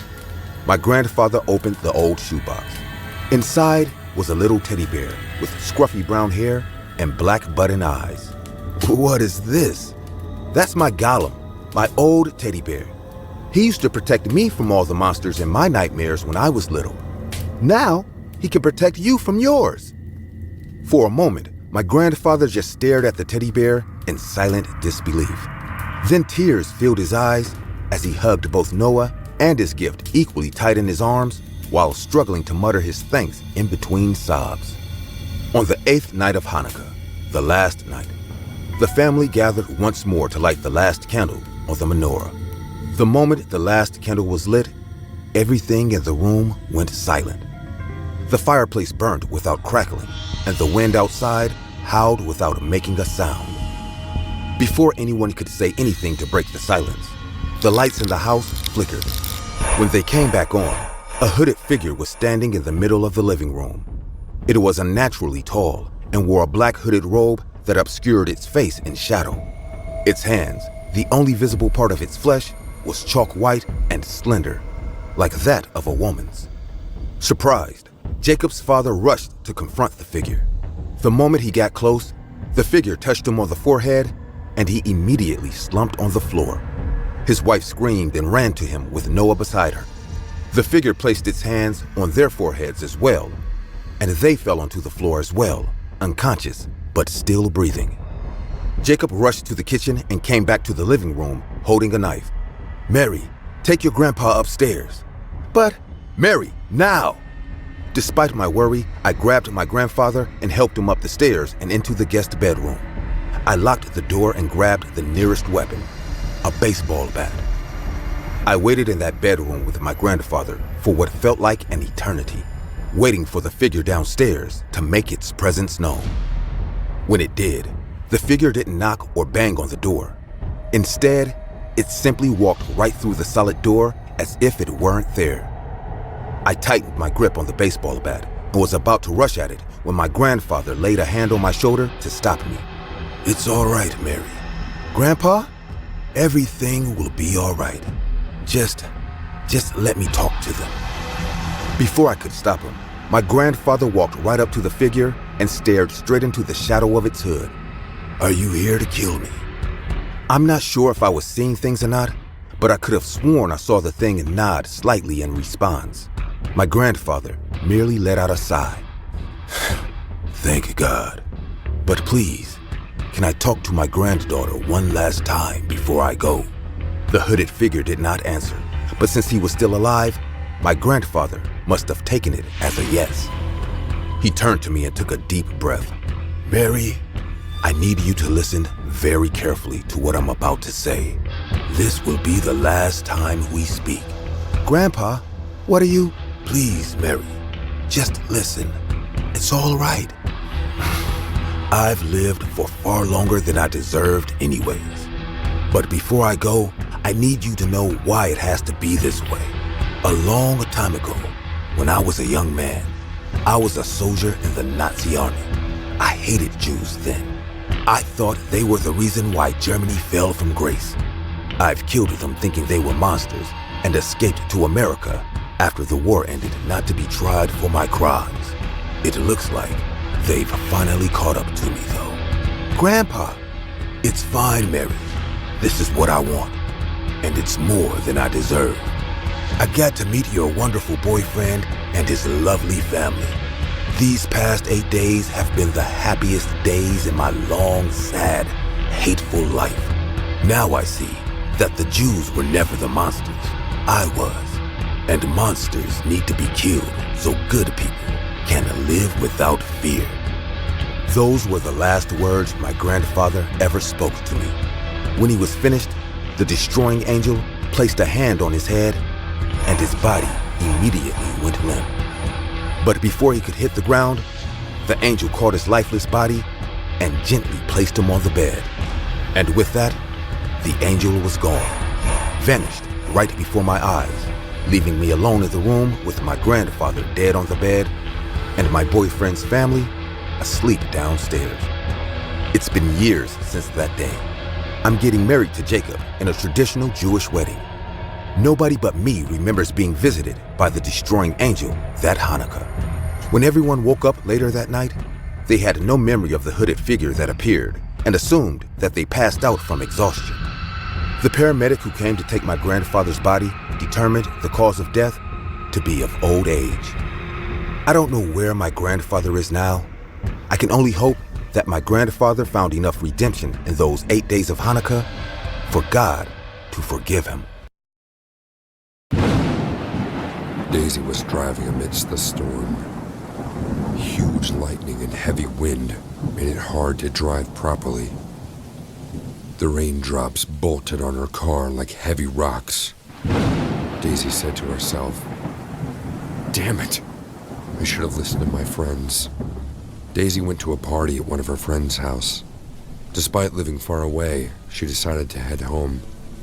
Her friend Tina told her that it would be better if she stays back. There's a storm coming. But Daisy didn't listen. The rain grew heavier, and it became almost impossible to see the road ahead. A flash of lightning took place in front of her car. Daisy pressed the brakes so hard that the car stopped, making a loud screeching noise. She checked her phone, but there was no network to call for help. She felt very helpless in the middle of nowhere. Suddenly, her eyes went to the left side. With another stroke of lightning, she saw a small house standing at some distance. She came out of the car and ran towards the house. Daisy was adamant because this was her only chance to survive the night. Panting and breathing heavily, she reached the house and knocked on the door. "Anyone here? Please open the door." She could hear footsteps coming from the house. She knocked again. "Hey! Please help me! I'm lost! Please open the door!" With a loud creaking sound, the door finally opened. A white-bearded old man opened the door. The man stared at Daisy with creepy big eyes and said, "What do you want?" Daisy replied, "I have lost my way. Do you have a phone so that I can call someone for help?" The man said, "There's a phone in the living room, but I don't think it will work now. Whenever there's a storm, the phone lines get dead here." The man moved away, and Daisy entered the house. It was a small wooden house with no electricity. There were candles everywhere. The ambience in the house spooked Daisy a bit. She walked towards the telephone and picked it up to dial Tina's number. No matter how many times she tried, the line remained engaged. The man said, "If you want, you can wait for her until the storm stops. Then you can drive back. This road goes back up to the nearest town. Daisy smiled awkwardly and said, "Okay, thank you." The man gave her a cloth to wipe her hair, then offered her a glass of wine. Daisy sat near the fireplace. She was feeling chilly. She looked around to see the house more clearly. She then asked the man, "I'm Daisy, and you are?" The man replied in a serious voice, "I am Joe. People call me Dead Joe." Daisy's eyes widened in fear. She said in a hesitant voice, "What? Why do people call you that?" Joe replied, "When someone dies in the town nearby, they bring the body to my house. Did you see the vast field behind my house? That's our local graveyard. I'm in charge of burying the dead here. This has been my family business." Daisy got up in fear and said, "What? You keep dead bodies in your house?" Joe started to laugh hysterically. Daisy said, I'm going to leave now. The storm has stopped." She went towards the main door to leave, just when Joe grasped her hand tightly. Daisy looked back at him and saw his eyes had turned white. There were no pupils inside of them. Daisy screamed and said, "Let me go! Please! Leave my hand!" Joe got close to Daisy's face and said, "They are coming. They all can't help but see me every night. They used to scare me before, but now I like their company. Look, there they are." Joe pointed out through the window. What Daisy saw made her stomach drop in horror. There were black shadows outside. They were coming towards the house while floating in the air. Their whispering voices made her ears numb. Daisy screamed and pushed Joe away. Joe kept laughing like a maniac. The shadows started to cry, scream, and laugh. It was as if a group of demons were coming to suck every drop of blood from Daisy's body. Daisy could see their glowing red eyes and sharp teeth. The shadows were rushing towards the house. Daisy opened the door and rushed towards her car. She got into the car and locked the door. The shadows kept laughing. Their laughter made Daisy realize what hell felt like. She looked at the door for one last time and saw a rotten corpse was standing there, waving her goodbye. It was wearing Joe's clothes. She started the engine and drove full speed to the same direction where she was coming from.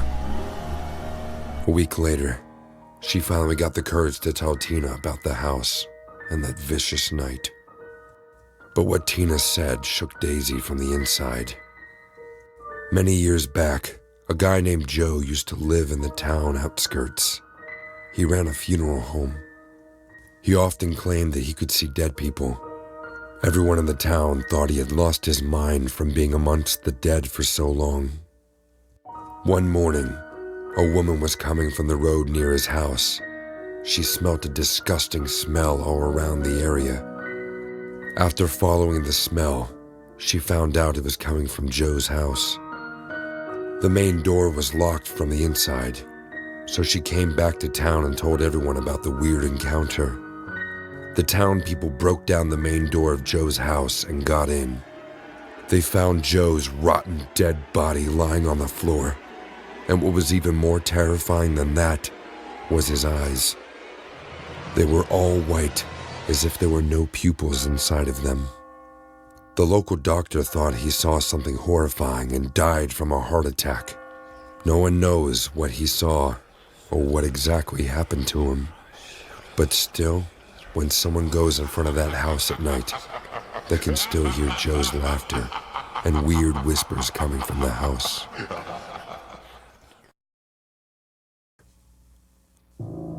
Sit down, Arnold. I want to discuss a new article about a place that you have to visit. What is this place, sir? It's an estate belonging to a man named Charles Moore in Transylvania. He lives there alone.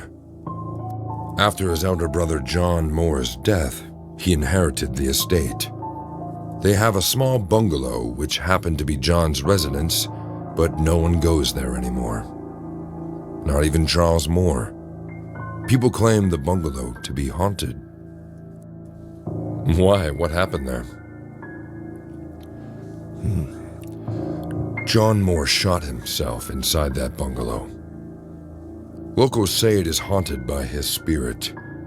I want you to write an article about it based on your own experience. So, are you up for it? Of course. Next week, on a sunny day, I finally started the journey. When I came out of the airport of Tigru-Mures, I saw a man standing at the gate. He came to me with a big smile on his face. He was dressed in a driver's costume. "Welcome, sir. Mr. Moore is waiting for you at the estate. Please, come with me." I got inside the car and lit a smoke. "What is your name, mister?" "I am Caraway, sir. You can address me as Caraway. Please be comfortable. We will reach Transylvania within 2 hours and 25 minutes, max." We were driving amidst the city, but I was waiting to witness the deep woods. As the dawn started to arrive, I could feel the chilly wind passing by. Caraway was right. It took nearly 2 hours to reach Transylvania. The entire setting and landscape took me to the Victorian age, when Gothic culture made its first impression. After traveling through winding roads surrounded by forest and mountains, we finally reached the castle. It already got dark by then. I looked at my watch and saw it was 5:30 p.m. But this was Transylvania, the land of mysteries, no doubt. A tall, bearded man was standing near the large wooden door of the castle. He was smoking a pipe. The fine smell of his fresh burning tobacco was roaming in the air. Caraway stopped the car right in front of him. I got down and the man came towards me to greet me. "Welcome, Mr. Smith. I am Charles Moore, the owner of the estate and your host." "It's an honor to be your guest, Mr. Moore. Please, call me Arnold." The Castle Grand was huge. The large hallways and corridors were filled with vast oil paintings and expensive antiques. I went to the living room with Charles. We sat down and another servant poured us wine. "The dinner will be served soon. I have arranged the guest bedroom for you to stay. Make yourself at home, Arnold." I thanked him for his hospitality. Due to the long journey, I was already feeling tired. I decided to go straight to my room after dinner and propose my ideas to Charles the next morning with a refreshed mind. I have never seen so many delicious dishes on a table before. The dining hall was enough to treat anyone like a king. Roasted pork, barbecue chicken, porridge, freshly baked bread, various kinds of salads, fish, and desserts, all that one can name, was served at the dinner. And each of them tasted heavenly. I was really hungry, so I ate all I could. Charles was an appreciator of good food too. He ate a lot as well. After dinner, I thanked him again for having me here and went to my room. The room is unique on its own. There was a soft white bed, a couch near the glass window that gave me a view of the hills. The fireplace kept the room warm enough. I changed into my pajamas and dived into the soft bed. Sleep rushed to my eyes without any hesitation. The next morning when I woke up, it took me some time to figure out I am not in my small, messy house. I got down and opened the windows of my room. The view of the steep valley, surrounded by tall mountains, dazzled my eyes. A servant came to inform me Charles is waiting for me at the lounge. They had served breakfast as well. When I went there, I saw Charles having tea and a cigar. I hope you slept well, Arnold. I slept amazing. This place is so calm and quiet, free from all the hustle and bustles of the city. Can't agree more. But if you start living here, you might get paranoid of the silence. So, ask me whatever you want for your article. I munched on a buttered toast and said, my first question is, what happened in that forest bungalow of yours? Is it haunted? Well, I haven't seen anything, but the locals say that they have heard heavy footsteps inside the bungalow at night, as if someone is residing there. After my brother's death, I have stopped going there. Monthly I visit that place to keep a check, but I always went in the mornings. Never felt the need to go there after sundown. If you don't mind me asking, Charles, how did your brother die? It's a sad accident. My brother John lost his mind before his death. I don't know the reason for it, but he came mentally unstable. I tried to take him to the doctor, but he locked himself up in that bungalow. He spent all his time there alone, in those woods. One morning I sent Caraway to check on him, as he didn't come to visit me in a while. Caraway came back with the shocking news of his suicide.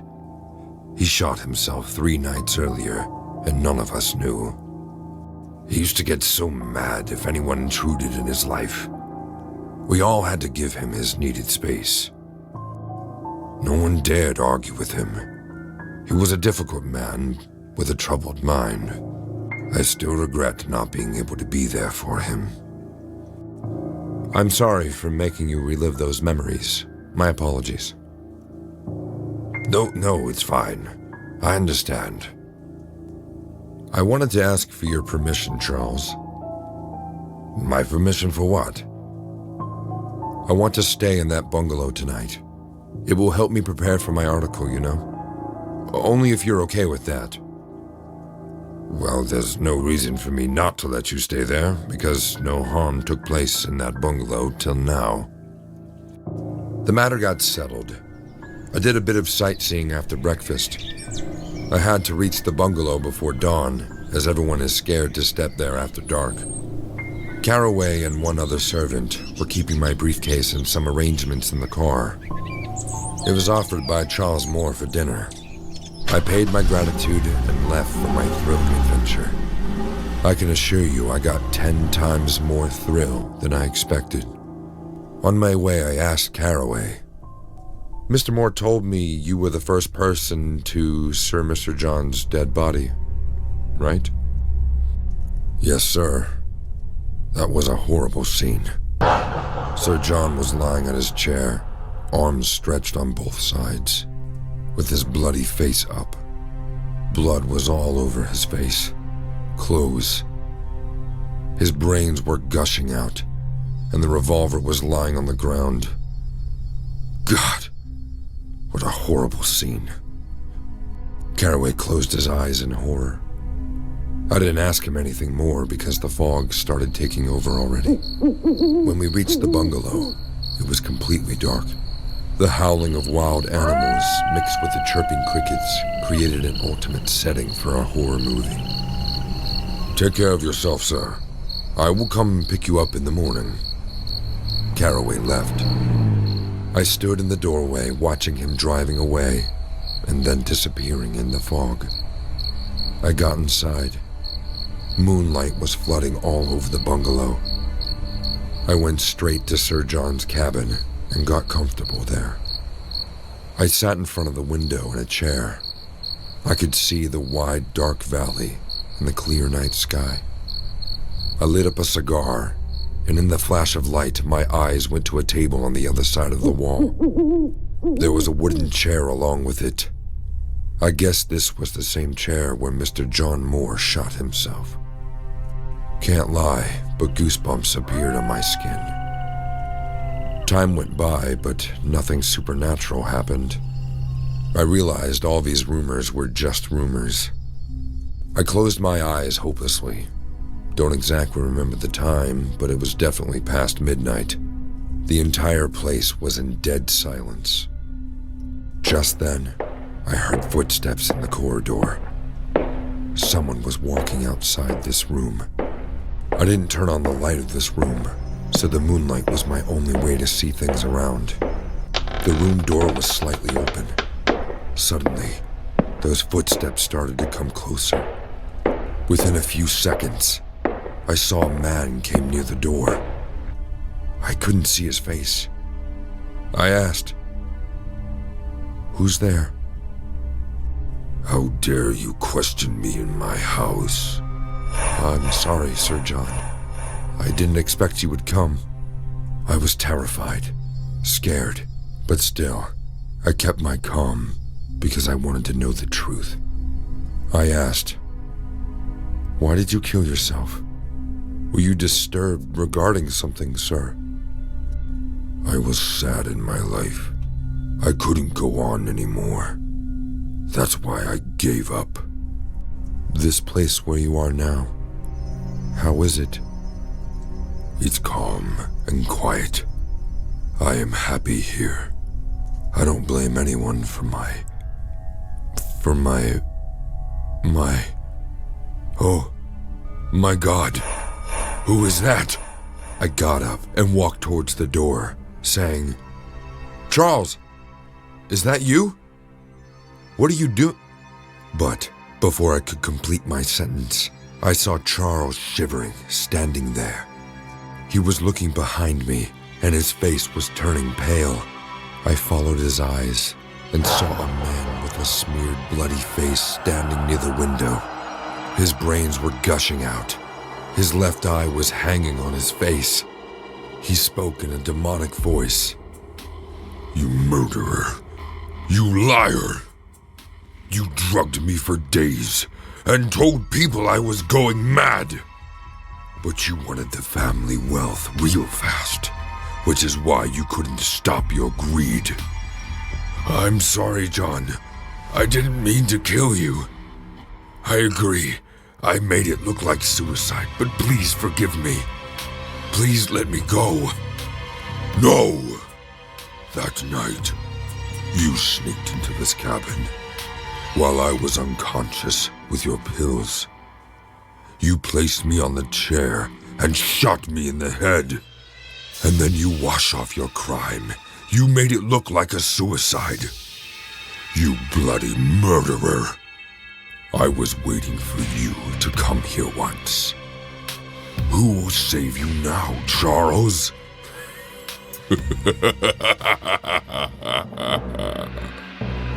Charles screamed and tried to run, but in front of my eyes, something lifted him in the air and threw him roughly on the floor. His head got hurt. It started to bleed. He was screaming and screaming while an unknown force kept bashing him on the head hard on the floor until his brains came out. I sat down on the floor, shocked and speechless. Charles' body trembled a few times, then became lifeless. I looked at the ghost of John Moore. He said in a demonic voice, "I hope you will tell the truth," and then vanished into thin air. I had to face the cops for the inquiry, but I secretly recorded the entire conversation of that night. Even though there was no record of Sir John's voice, the confession of Charles set me free. But no one could have guessed how he died so horribly. The cops are still investigating, but I think Sir John's spirit is not there anymore. After all, he got the vengeance he wanted.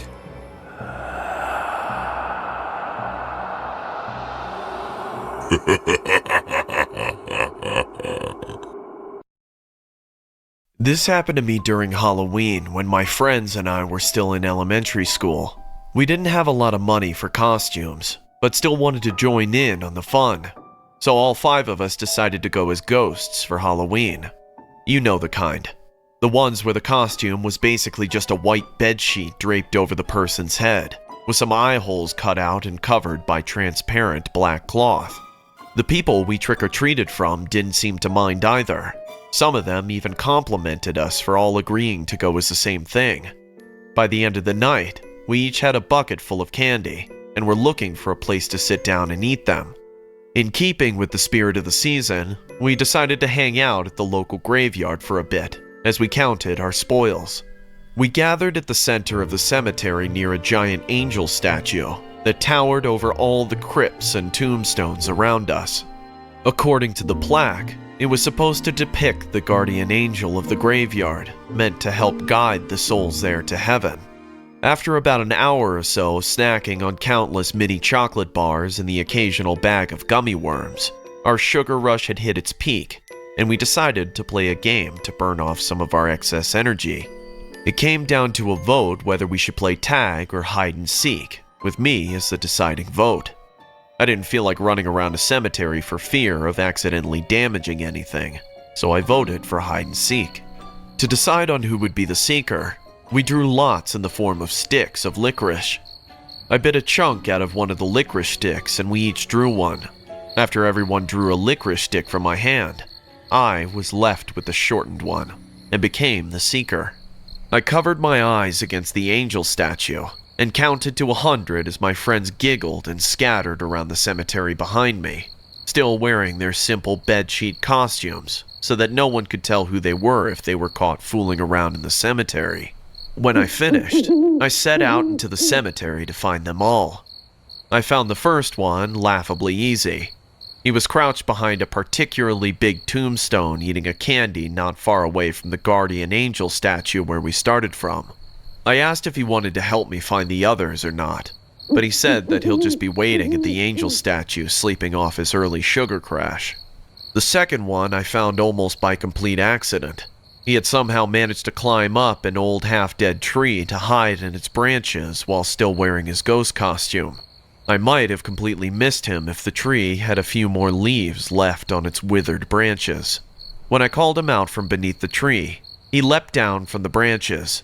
The white sheet of his cheap ghost costume billowed in the air as he fell.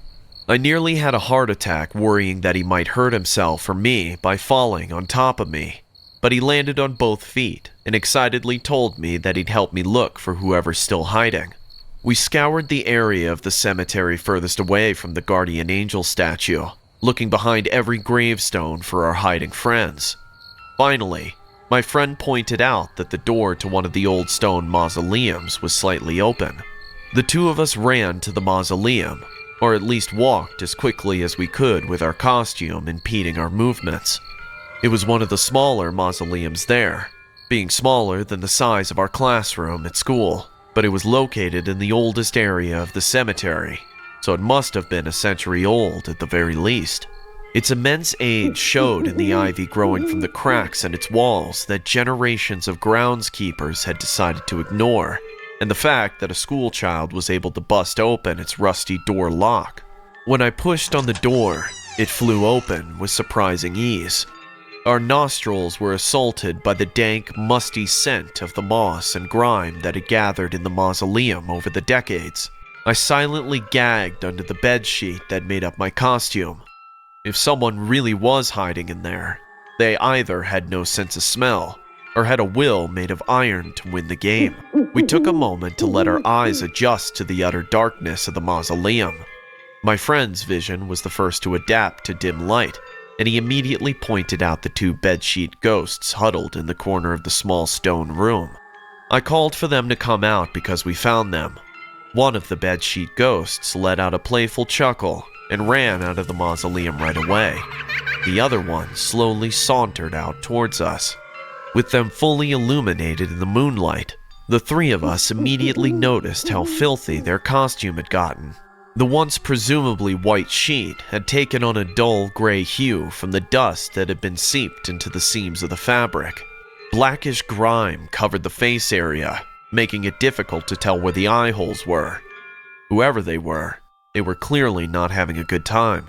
We just assumed that they had gotten that way because of the dirty mausoleum, and the four of us walked together back to the angel statue. The kid in the dirty bedsheet costume trailed behind us, which thankfully kept the musty smell they'd picked up from the grime now covering their costume a good distance away from the rest of us. They never said a word the entire way back to the angel statue, as the rest of us laughed and joked with each other.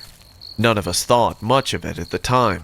I probably wouldn't have been in a talkative mood either if my costume got ruined like that. I was just glad that the person they were hiding in the mausoleum with them didn't get dirty and smelly as well. When we finally got back to the guardian angel statue at the center of the cemetery, all four of us froze in our tracks.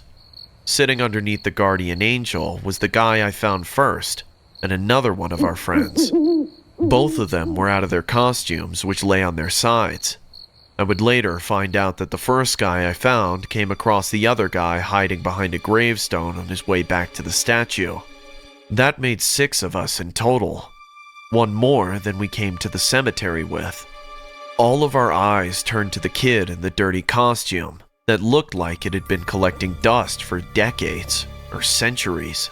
One by one, we took off our bedsheet costumes, revealing friends we knew underneath, until only the stranger in the dirty costume remained. We backed away from him, eyes wide in fear, until we felt the stone base of the angel statue pressing against our backs. The top of the dirty white sheet raised slightly, as if the person under it was looking up at the guardian angel statue behind us. Before the thought of running could even cross our minds, the dirty sheet fell and crumpled onto the floor, as if whatever was holding it up had just disappeared. It took mustering all our collective courage to examine the dirty crumpled white sheet lying on the grass. I took a long stick and used it to flip over the sheet. Our blood all ran cold at what we saw. There was nothing underneath the sheet, but staining the fabric of its interior side, hidden by the muck and grime of its outer side, was the image of a screaming human face imprinted in dried, decades-old blood. My best friend John and I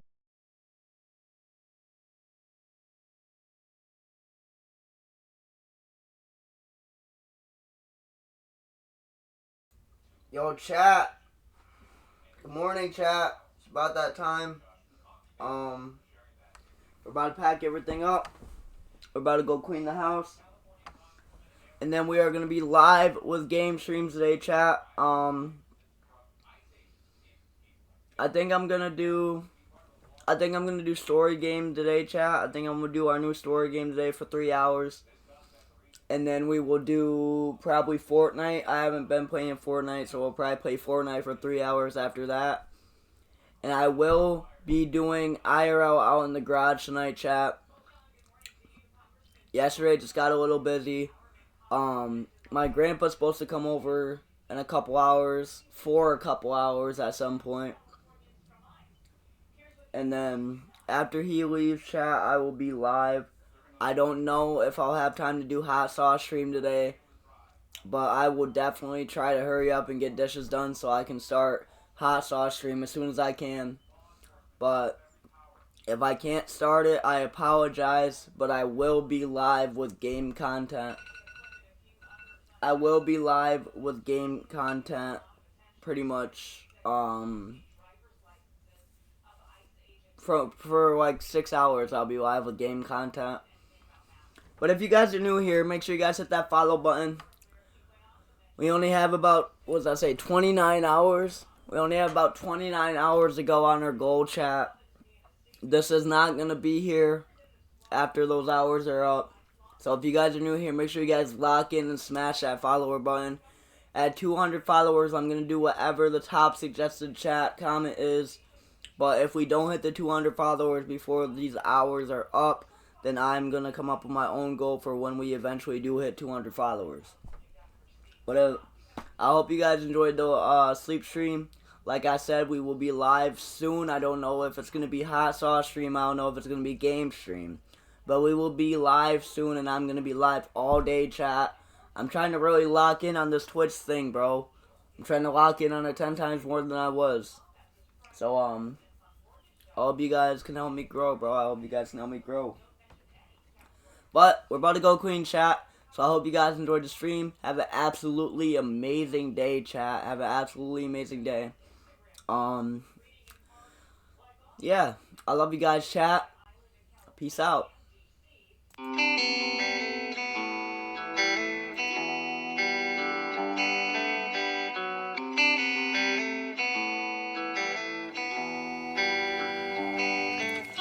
I know that you think I'm a junkie, it's why you can't trust me, it's why you don't love me, yeah. I've been all alone on my own, that's actually a joke, when none of this fuck should be funny. And I'm double sipping Patron, stinging my throat, I feel that shit all in my tummy. And I'm always walking alone, there's nowhere to go, I'm feeling straight dead like a mummy. And I'm never tripping for hoes, I'm driving the boat, don't come me and that's about money. I guess it's the way life goes, so dense, so cold, can't count on nobody for nothing. Too lost in my head, on my known, world a bit small, because I swear it's never sunny. I get high to bounce a low, just sick getting old, these people around me fucking judge me. Constantly I'm faded to forget about the hatred, not apparent to the public, cause my mind's too fucking dangerous. Just display myself in music, this is a picture I've been painting. I can never talk shit out because I get too fucking anxious. Fake love, internet text and a breakup, break trust. Tell me why the fuck I fucking hate us. Hate love, damage in my brain, I just need patience, patience. You don't understand my situation, it's dangerous. Demons take my body, different types of occasions. Feel like I'm alone and I can never escape this. People talking about me while I'm talking to Satan, I'm talking to Satan.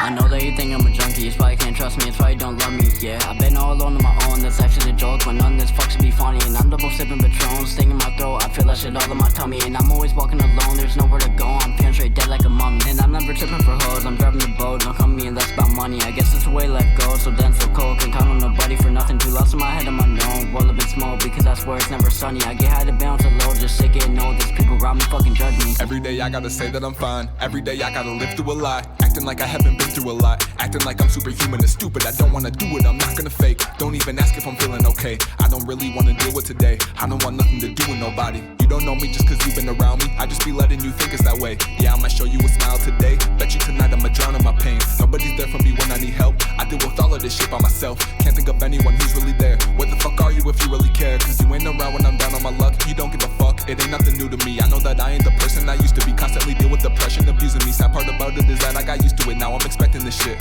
This ain't how I wanna live, but I think this is as good as it gets. But maybe I'm wrong, maybe one day I'll wake up and I'll really believe I belong. But until then I'll pretend that I'm strong, and just put all of my pain in my songs, hoping that somebody play it and hear what I'm saying and feel all the pain in my thoughts, I hope they feel all the pain in my thoughts. I feel like I'm talking to Satan, devil on my shoulder, think that angels on vacation, all with no consent from me. I hate this conversation, my brain's been invaded, demons in my thoughts all day. And now I feel like I'm talking to Satan, devil on my shoulder, think that angels on vacation, all with no consent from me. I hate this conversation, my brain's been invaded, demons in my thoughts all day.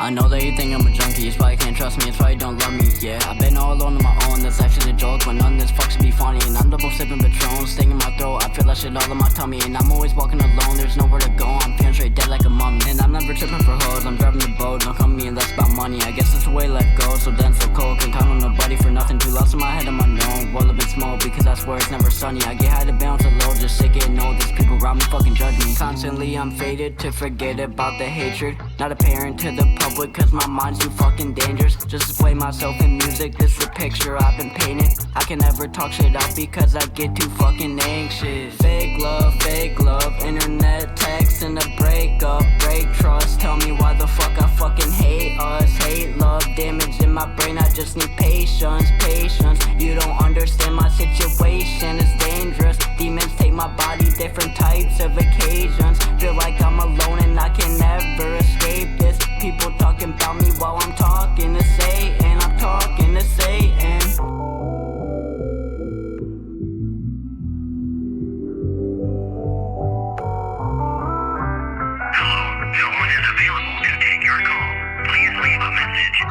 I know that you think I'm a junkie, it's why you can't trust me, it's why you don't love me, yeah. I've been all alone on my own, that's actually a joke, when none of this fucks to be funny, and I'm double sipping